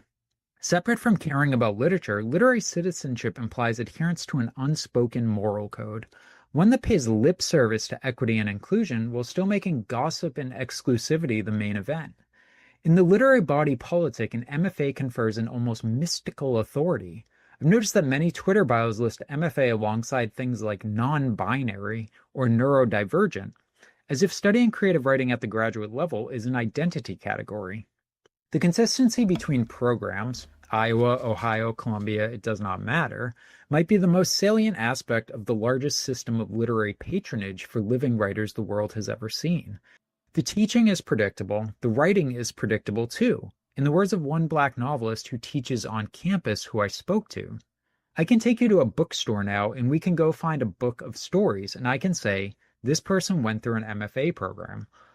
All the stories look the same, they all sound the same, they all have the same shape. And why wouldn't they? They're trying to write for 11 other people sitting in a room, and it's art by committee. There's never going to be an edge to it. Workshops, the MFA programs, have done American letters no favors. To your question about what goes on in the workshops, it's the same thing that goes on when someone comes in my office and they start talking about their problems. And I always say, is it on the paper? Is it written down right here? Because if we're not talking about a story you're trying to sell me, make me believe, then I don't care. There's counselors on campus. You go talk to them. But I am not a psychotherapist. I cannot help you. Vladimir Nabokov, whose work has been banned as... I overheard the problematic student trying to get out of handing in their midterm on time. And they were leveraging their mental health issues as a reason for why they couldn't turn their paper in on time. I also love how he talks about writing rooms and writing by committee. I am personally not a fan of writing by committee. I understand that writing TV episodes or for a video game that is massive, like an MMO, you need to have a group of writers working together. I understand that, but you should still be able to go away and do your thing. Like, leave the room and not have every single word being hyper-analyzed by everybody. And this idea of writing by consensus, to me, is gross and a waste of time. And this is one of the reasons why I said, like, you know, back in the day when I was initially talking about writing for this channel, if you want to make money, you write for your audience, but you're going to compromise on what interests you. If you're writing for yourself, don't expect to get lots of money. And sometimes there's an overlap, and that's a beautiful time when that happens. But most often than not, you're going to have to sacrifice one or the other. You're going to either sacrifice your authenticity for the audience, or you're going to sacrifice your audience for your authenticity. There is a third voice, though, that has entered this dichotomous equation, and that is this would-be writing community. So now you're neither writing for your audience, nor are you writing for yourself. Now you are writing for this third invisible anonymous group, and they are not going to pay you what the audience could pay you. And they're certainly not going to give you the peace of mind that writing for yourself would give you.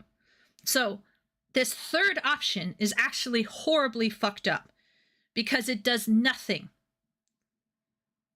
Really.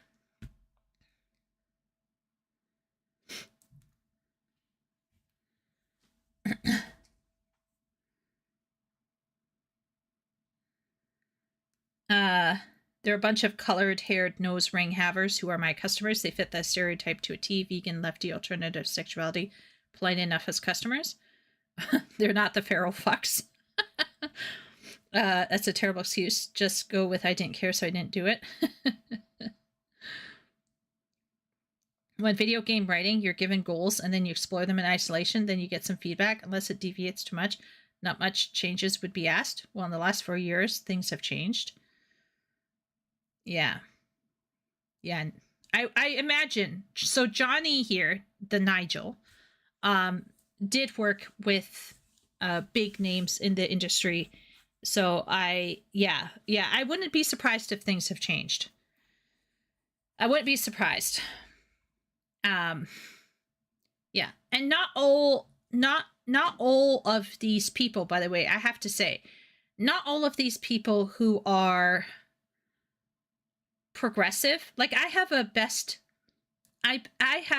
friend who is left leaning, but she's not interested in breathing down my neck. Like she knows exactly what I believe in, and she's not like trying to take away my right to have a voice, right? So this is where I think there are groups of people in the center left, classical left, even like more progressive left, who just want to be left alone and just do their thing. But they're now caught up out of fear in this big machine, and this big machine's going to eat them alive. And since they're not standing up for it, right? It's just going to keep happening. It's just going to keep happening. And it's going to destroy writing, obviously. Now, that doesn't mean like all writing is going to be gone. People are going to write for themselves. They're going to write as indies. They're going to write as a hobby. You know, people will find a way. I don't think this means that all of writing has just, you know, it's lost forever. Writing will endure. It's just that institutional voices will unfortunately stymie the evolution of writing. And it sounds like from this person's paper that the writing situation for MFAs is essentially a way for people to get a degree without actually doing any work. And this is why I got angry about literature and culture studies, because literature and culture studies began to feel like some kumbaya session, and it wasn't academically rigorous. It felt like babysitting club for stupid people. And they weren't stupid. Like, they were simply unengaged and uneducated. These people could have been pushed harder at a younger age, and they could have come in there better equipped, and they could have been challenged and gotten even better over time. But none of that was going to happen. So it was just really bad. As obscene in more than one country once said, "I do not write for groups nor approve of group therapy." It is hard to imagine a perspective less amenable to the MFA program. To quote Dan Franklin, the director of Jonathan Cape, which has published Salman Rushdie and other giants, "I wouldn't publish Nabokov's Lolita. What's different today is Me Too and social media. You can organize outrage at the drop of a hat. If Lolita was offered to me today, I'd never be able to get it past the acquisition team. A committee of 30-year-olds who'd say, if you publish this book, we will all resign. A novel ranked by Time as one of the 100 best English language novels published since 1923 will not make it past the slush pile today. The new gatekeepers, many of whom graduated from MFA programs, will not allow it. In the United States, colleges and universities also publish the most prestigious literary journals. These are the journals where writers cut their teeth. They're also the journals where agents find new writers to represent. As one agent told me, it's pretty darn hard to sell something, fiction or nonfiction, for someone who hasn't been publishing somewhere that has some prestige. When one reads submission guidelines for places that do have prestige, one would think the point of literature is agitprop. One would also think every editor has a clinically diagnosed case of PTSD. A couple of examples. This first one from Redivider at Emerson College. We will not consider submissions that include prejudice, racism, xenophobia, classism, sexism, ableism, fat shaming, homophobia, gratuitous violence, and so on. We reserve the right to reject such submissions outright and no longer read submissions from that author. We also reserve the right to remove content from our journal if an author is known to be harassing or abusive. This one from Denver Quarterly at the University of Denver. We welcome the work of writers and artists from marginalized communities, identities, and traditions. We do not tolerate submissions that contain hate speech, bigotry, discrimination, or racist, sexist, homophobic, transphobic, or ableist language or violence of any kind.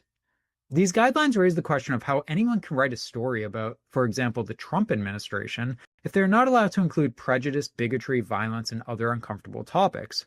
Rita Vider's guidelines also look like they were copied and pasted from a morality clause, as they allow the journal to censor writers accused of vaguely defined offenses. On and off campus, trigger warnings are getting stranger. They began with race, gender, and sexuality. Now they encompass identities that most people have never even heard of. In the February 2023 issue of Library Journal, a publication that helps librarians decide what books to purchase for their libraries, a reviewer recommended Mushrooming, an illustrated guide to the fantastic, delicious, deadly, and strange world of fungi by Diane Borsato and Kelsey Osed. But that recommendation came with a warning. Quote, readers who experience trypophobia, a fear of holes, should note that images throughout the book detail the spots, frills, and holes in mushrooms. No.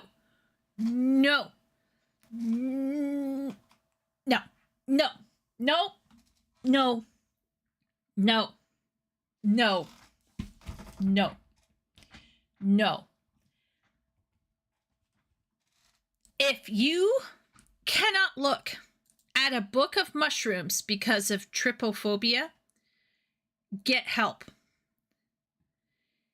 Get help.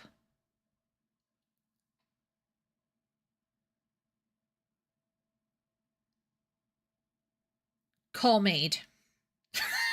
No, I'm kidding. Don't call Maid. This is horrible. How could they?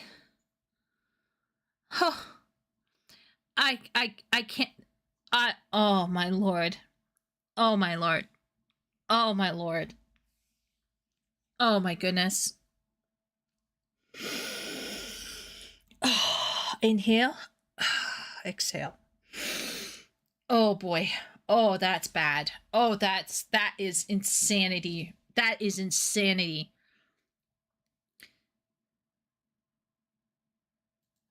In their article, Helping or Harming, the Effect of Trigger Warnings on Individuals with Trauma Histories, psychologists Peyton J. Jones, Benjamin W. Bellett, and Richard J. McNally describe how they had trauma survivors read passages from literature. Some survivors received trigger warnings, other survivors did not.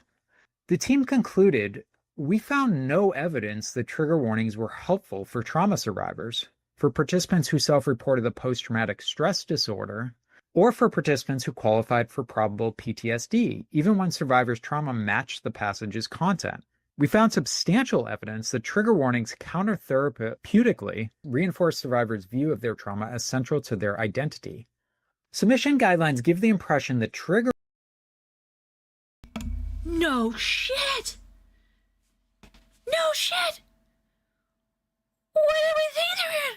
We found substantial evidence that trigger warnings counter-therapeutically reinforce survivors' view of their traumas as central to their identity. Yeah, the whole point of therapy and moving past your trauma is to one day have the memory soften. It might not go away entirely, but it will soften enough that it doesn't grip you anymore, so that you can get up back on your feet and go back out there. What are we talking about? Like,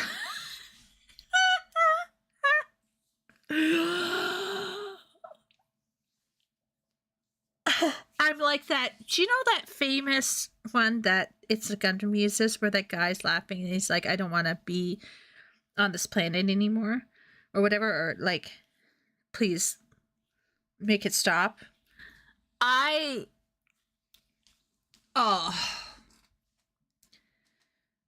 This is obviously, like, how can I say this? This is obviously counterintuitive. The whole point of therapy is so that the next time you're faced with something traumatizing, you get past it. You get exposed. It's called exposure therapy. What are we anyway? To their identity. Submission guidelines give the impression that trigger warnings are exactly what these readers need, despite the reality that, as Luke and often hate point out, avoiding triggers is a symptom of PTSD, not a treatment for it. They also give the impression that publishing poems, plays, and short stories is like working at the Consumer Product Safety Commission. Whereas this government agency is charged with protecting the public from unreasonable risks, these journals charge themselves with protecting readers from the risk of harm. The risk of harm includes anything that can be hurtful to any specific segment of the population. To be quote-unquote safe, today's writers should stick to stories about playing with kittens, watering organic vegetable gardens, and hosting fair trade potlucks in the park. Notwithstanding all the blather about resistance and rebellion and revolution, if I were to pick one word to describe the literature published in the sensitivity era, it would be anodyne. Excerpted and lightly adapted from That Book is Dangerous, How Moral Panic, Social Media. Ooh, this is a book that I might want to check out. So this is an excerpt from an actual book. This is from Quillette. Now, Quillette is left-leaning, if I recall correctly. So obviously they're going to think that certain things like Trump, for example, the Trump administration, they're probably going to think that the Trump administration is, you know, highly problematic. But they are extremely, Quillette is much better, shall I say, at contextualizing their ideas. So I have to give this a massive thumbs up. Thank you to MB for recommending this. This guy is hitting the nail on the head over and over again, everybody. And this is really, really, really good. I really like this. I think the reason why I really like this is because it is, well, first off, he had actual proof. He had data. Clearly, he had done his homework. He clearly had research. He had a very solid position, and he argued it very, very well. I personally believe he is making a better argument for what Craftian was talking about earlier this evening. What lies behind the misplaced quippiness is the same problem that is linked to sensitivity, readership, and censorship. The inability to deal with the difficult. And the inability to deal with the difficult is actually what's causing all of the other inappropriate uses of other techniques like multiverses and the Joss Whedon-esque quippy humor, all of that type of stuff. All of that stuff is being misused because of what is being discussed here. And what is being discussed here is specifically how specific ideologies that were designed to give people voices ended up cannibalizing their own people and their own audience and their own work. And so they're silencing the people who actually began the whole lefty stuff. They are silencing the audience who is coming out saying we don't want this for our entertainment. And then they are essentially making their own work devoid of personality and difficulty and introspection. I really, really liked this video. I think this video was really good. It touches on some deep-seated ideological issues that have arisen institutionally and have affected the literary field. So I really, really, really like that. I hope everybody else enjoyed this video as much as I did. I think this was really solid. It shows how Black people, women, gay people are being silenced for speaking out and going, hey, this isn't right. What's going on? Like, it doesn't matter who you are, where you came from. You're going to get silenced if you even so much as think about questioning anything, right? So this is a serious issue, and it is affecting writing. So yeah, that is really good. I really liked it.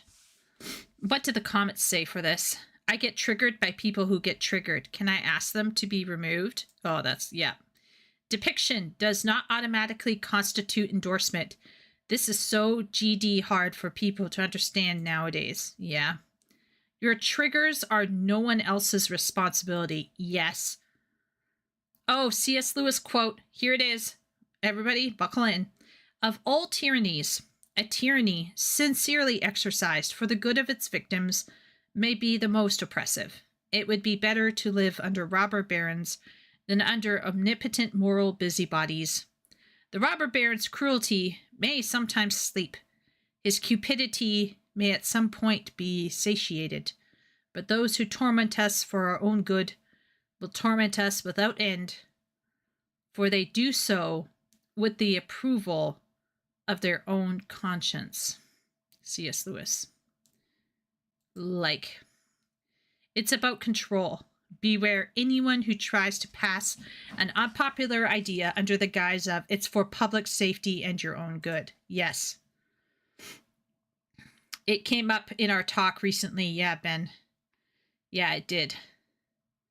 I never even bothered querying my first novel. I knew the game was stacked against me. Going independent made the most sense. I can say after publishing 6 novels, 2 nonfiction works, and a free novella for my email subscribers, I've never looked back. Okay, let's look up Cody here. He's a writer, apparently. Book Talk. All right. More. Subscribe page. His name is Cody C. Engdahl. Let's check out this bro. Let's see, where did he publish? Oh. Okay. So he does historical fiction. This one's called Mexico, My Love. Here.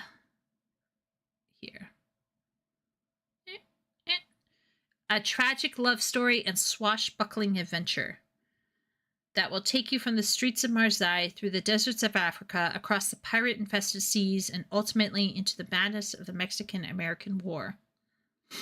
It's a romantic historical novel that brings to life the real history of the Franco-Moroccan War, the conquest of California, and the Mexican-American War.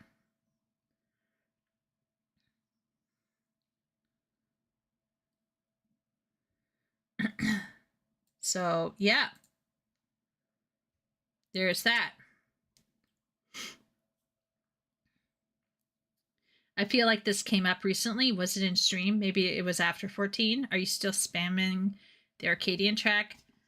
The long live the king. Come heat his skull and rise to the fight.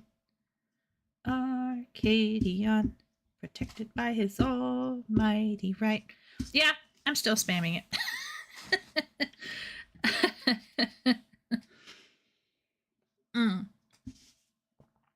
But anyway, so we got Cody here.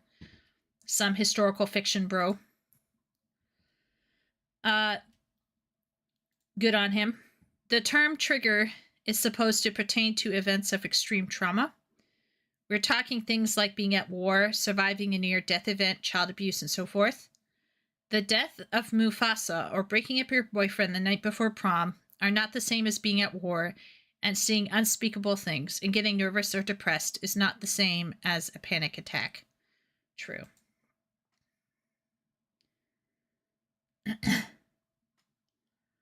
It sounded like a Saturday morning cartoon intro with that delivery. Safe spaces for me, none for you.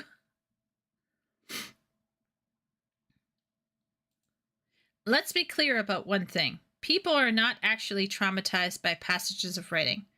Or perhaps they're choosing to be, but that still isn't what this phenomenon is about. It also isn't about anyone's vision of shaping the literary landscape one way or another. The reason it's happening is because each individual person who pushes this is exerting power and attracting attention with no regard to how this act affects anything else at all. It's been years of this kind of behavior existing on an institutional level, and there have been hundreds of tiny gleeful smiles skittering across the faces of people describing the harm they've experienced or the harm they claim to be preventing. It's no wonder, since just uttering the words, "This text hurt me because it invoked my past trauma," immediately centers you in the conversation and entitles you to attention, sympathy, status, power over others, and perceived virtuousness. Who could resist? This has just been a silly game played by immature people, and we've been insane and pathetic to take their words at face value and to allow these social strategies to be effective, if for no other reason that they would be just as happy to be told no and have even more grievances to air. Do I think that your average run-of-the-mill student who gets into this knows what's going on? No. I agree that most of your average students embracing this philosophy do so out of narcissism. But I think there are a core group of people who know exactly what they are doing.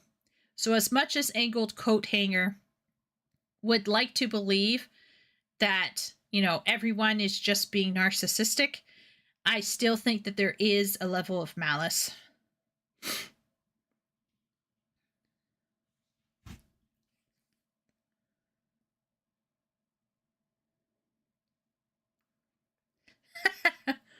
They'll just eat each other anyways.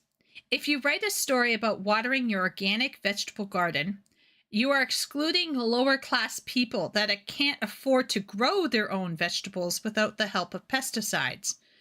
When everything's a game of social stigma, they can always figure out a way to create a predator to identify a victim. Your garden book just got canceled due to privilege. Yeah.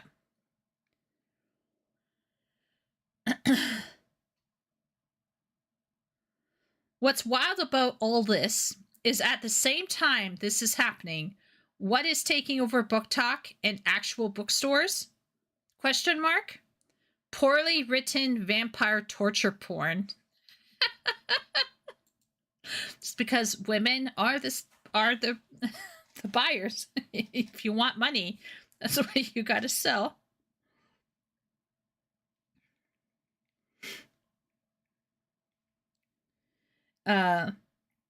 It's interesting that it seems like we have an entire generation using trigger warnings to avoid triggers, training themselves into behaving as if they have PTSD. Yeah, epic. Is there a crime happening with this harm? Call the cops. Well, in whatever backwards country at some point, the voters should get fed up and push to change the laws. I mean, here's the problem right now. People are in this situation. Sim, I don't know if you came in super late, but in this situation, regardless of what the laws are happening, what is happening on an institutional level in North America specifically, and Canada, personally, I can attest to, is it's gotten bad. It's gotten anti-intellectual. It's gotten anti-intelligent. It has gotten very bad. This guy right here, who is probably left-leaning himself, is himself asking a question here. And it's this question here. Can literature be read without triggering? Or in fact, is part of the role of literature to trigger? That is to wake and engage our complex set of emotions and experiences. This is fundamentally unacademic. I don't care what the laws of the land are. This is wrong. And the government, I'm not requiring the government to step in. I think people should be stepping in. Now, how should they be stepping in? That's a whole other question. I don't think there's an easy answer to it. But I definitely think that voting with your wallet and not giving your money to these institutions is crucial. Unfortunately, our whole society revolves around getting a piece of paper to get a job, so that's a bit of a problem. But the reality is that literature, as it is right now, and the writing world as it is right now is fucked. And you can sit, a person who doesn't care about this can sit and be like, well, it doesn't matter. It's not like literature matters anyway. It matters to me, right? It matters to other people.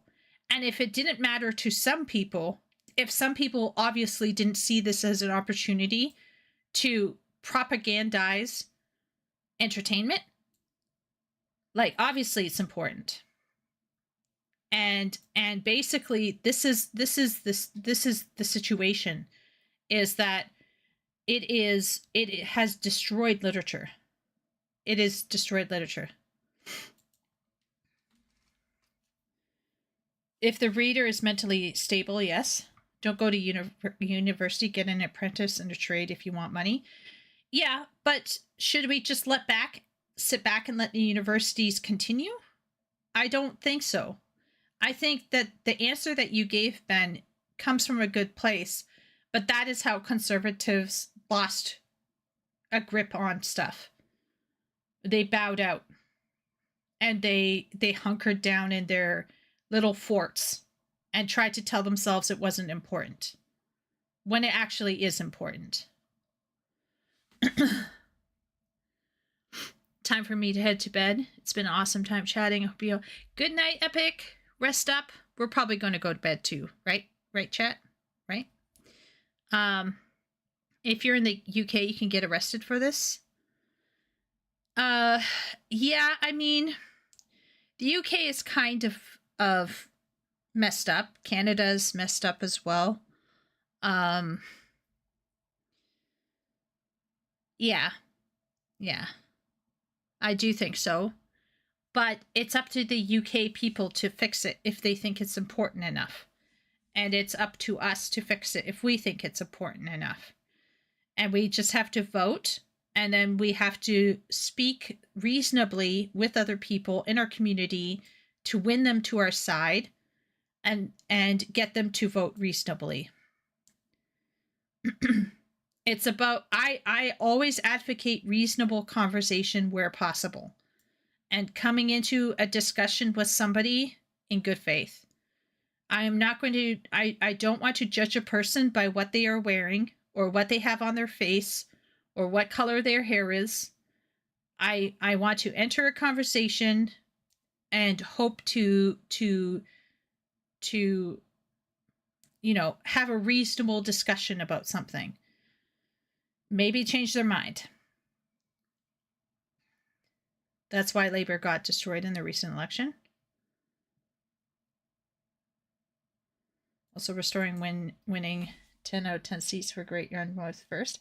Yeah, I'm not sure what's going on there, Ben, but I can say that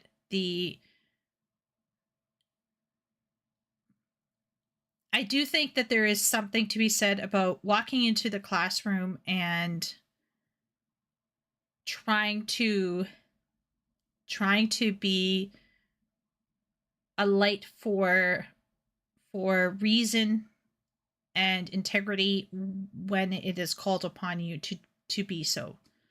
Even if you're not going to necessarily be shooting the breeze with those people, I think it's still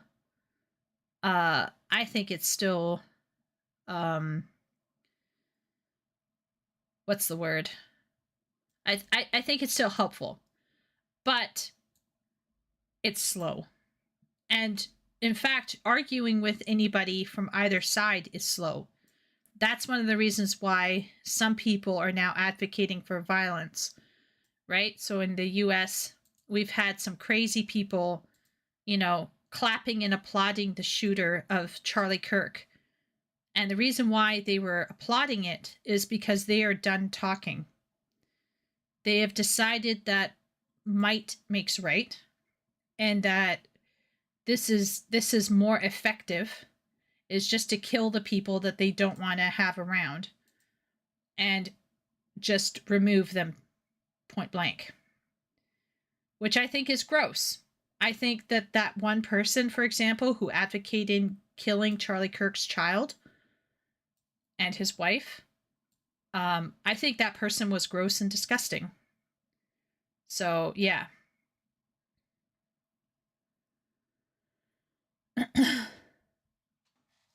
Welfare recipients. Welfare people are the backbone of the NDP in Canada, especially like in the Hamilton region.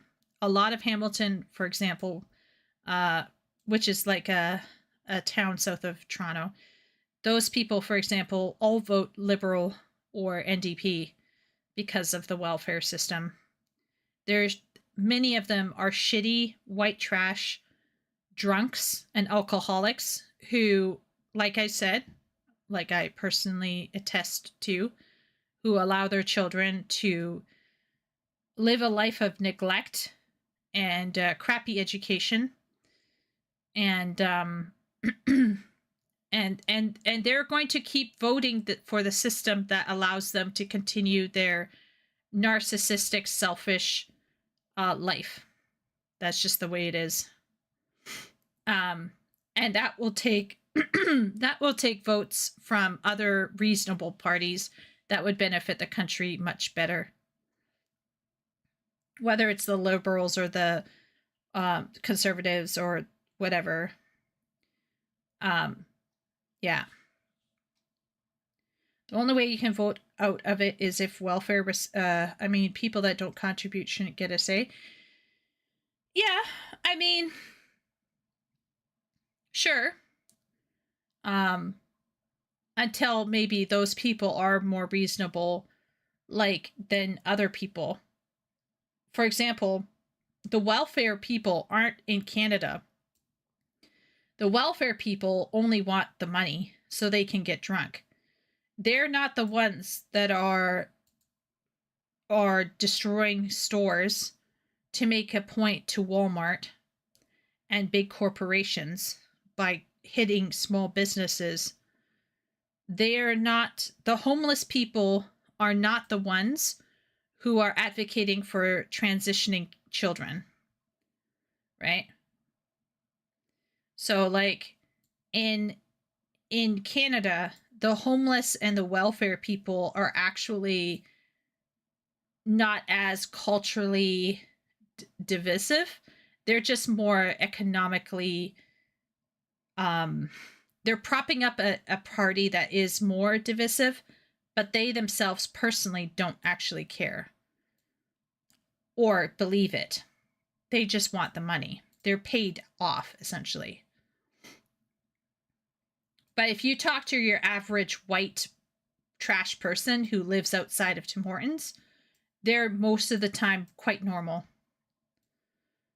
They're not the people who are advocating for weird shit. You know what I mean? They're quite normal. They're just bought and paid for is all, unfortunately. There's enough of them to disrupt change. I don't know about in Canada. Because right now Canada's kind of had an influx. I'm not sure where our demographics are. We just got a census. So we filled out the census today. So I'm not sure where Canada is going to be at. We'll have to see the numbers roll in.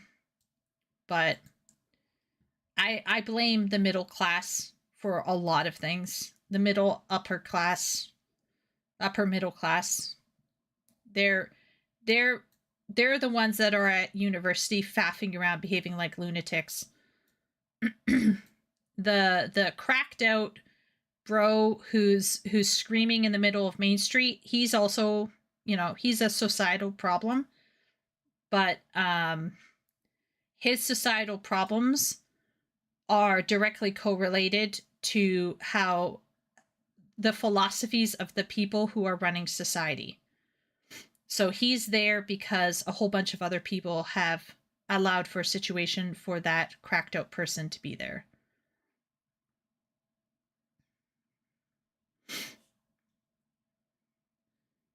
So, I don't know. I'm not sure. But I'm pretty sure that if we're going to point fingers at anybody, we need to point sideways and upward, not down. Yeah.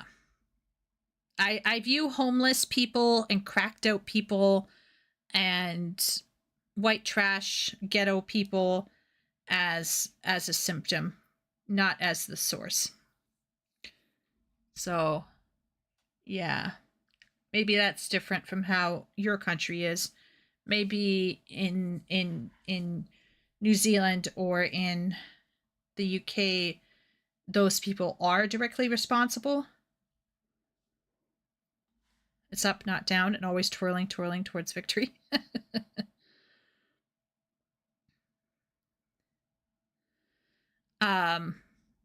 Yeah, I think we need to hold other people responsible, but that's just my opinion.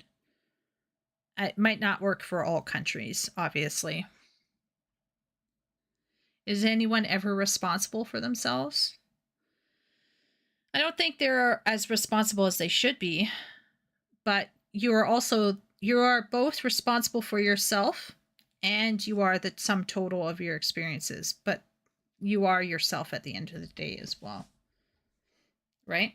The people who refuse to take the people who refuse to take responsibility for themselves end up requiring trigger warnings. So, yeah. You're also your brother's keeper. We should be responsible to each other, but within reason, Johnny. Not to the point where we are doing trigger warnings to soften the blow of having holes in, what was it again? Holes. Yeah, readers who experience trypophobia, a fear of holes, should note that images throughout the book detail the spots, frills, and holes in mushrooms. I'm responsible to take care of my siblings and to, keep an eye on my parents. There are some of you in Discord who might feel that we have a friendship where I might worry and care for you to a degree. I should not be trying to protect you from, trypophobia. My fellow Americans, as a young boy, I dreamed of being at baseball, but tonight I say we must move forward, not backward, upward, not forward, and always twirling toward freedom. I never watched The Simpsons, so I'm not sure about the context for that one, Sim. But, yeah. I just think that if you are at a stage where you have to put in a disclaimer about trypophobia in a book about mushrooms, I think we may have lost the plot. You know what I mean? Like, I think perhaps something has gone wrong. The size comparison is alarming.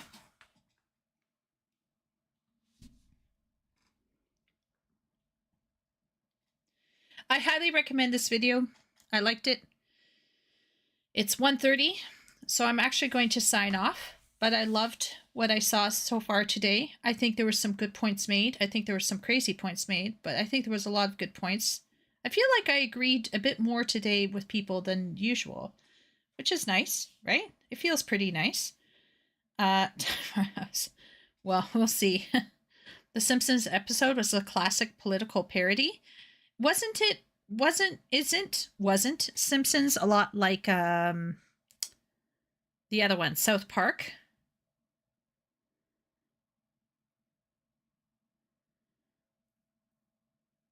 Yeah, a rigged election. We're both okay. Go ahead, throw your vote away. Yeah. I think a lot of those comedies had a chance to be really provocative and get people thinking, Sim. And that's what I want to protect. I want to protect things that are going to make conservatives feel uncomfortable and liberals feel uncomfortable. All of us should at some point feel a little bit awkward or be like, ooh, I don't like that. Simpsons was more family friendly. Yeah, I think South Park was kind of crazier for sure. Yeah. For sure. South Park was kind of nuts from the get-go. Yeah, I wouldn't know. I couldn't get into both of them, and I think we weren't allowed to watch The Simpsons when it first came out either. So yeah, I never got into it, but I recognize I have seen some bits of them, and I recognize that they were making some interesting ideas. Obviously, the creators have their own take on stuff, but yeah. Anyway, we're going to end here. It was great chatting. I will see everybody next week if I'm not feeling overrun with school. Classes start tomorrow. So we will see how I feel with the classes and everything on top of my work. So yeah, I don't know how I don't know how I feel, but we're going to go for it. Johnny knows how I feel probably because he's also shifting gears and also studying now too. So it's business school time. Yeah, business school time. Time to switch my career at the age of 44 or 43, something like that. 44. Yeah. So it's going to be crazy, and I will let everyone know how I'm feeling. So that we'll see if I need to. You have to finish your accounting projects. Go get it done, Johnny. Don't fail. Keep trying. Good night. Take care, everybody.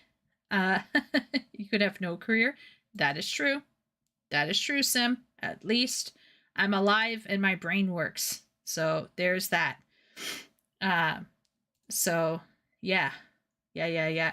So let's end it here. Thanks, everybody. And I'll see everybody maybe next week. We'll see. Okay? Take care.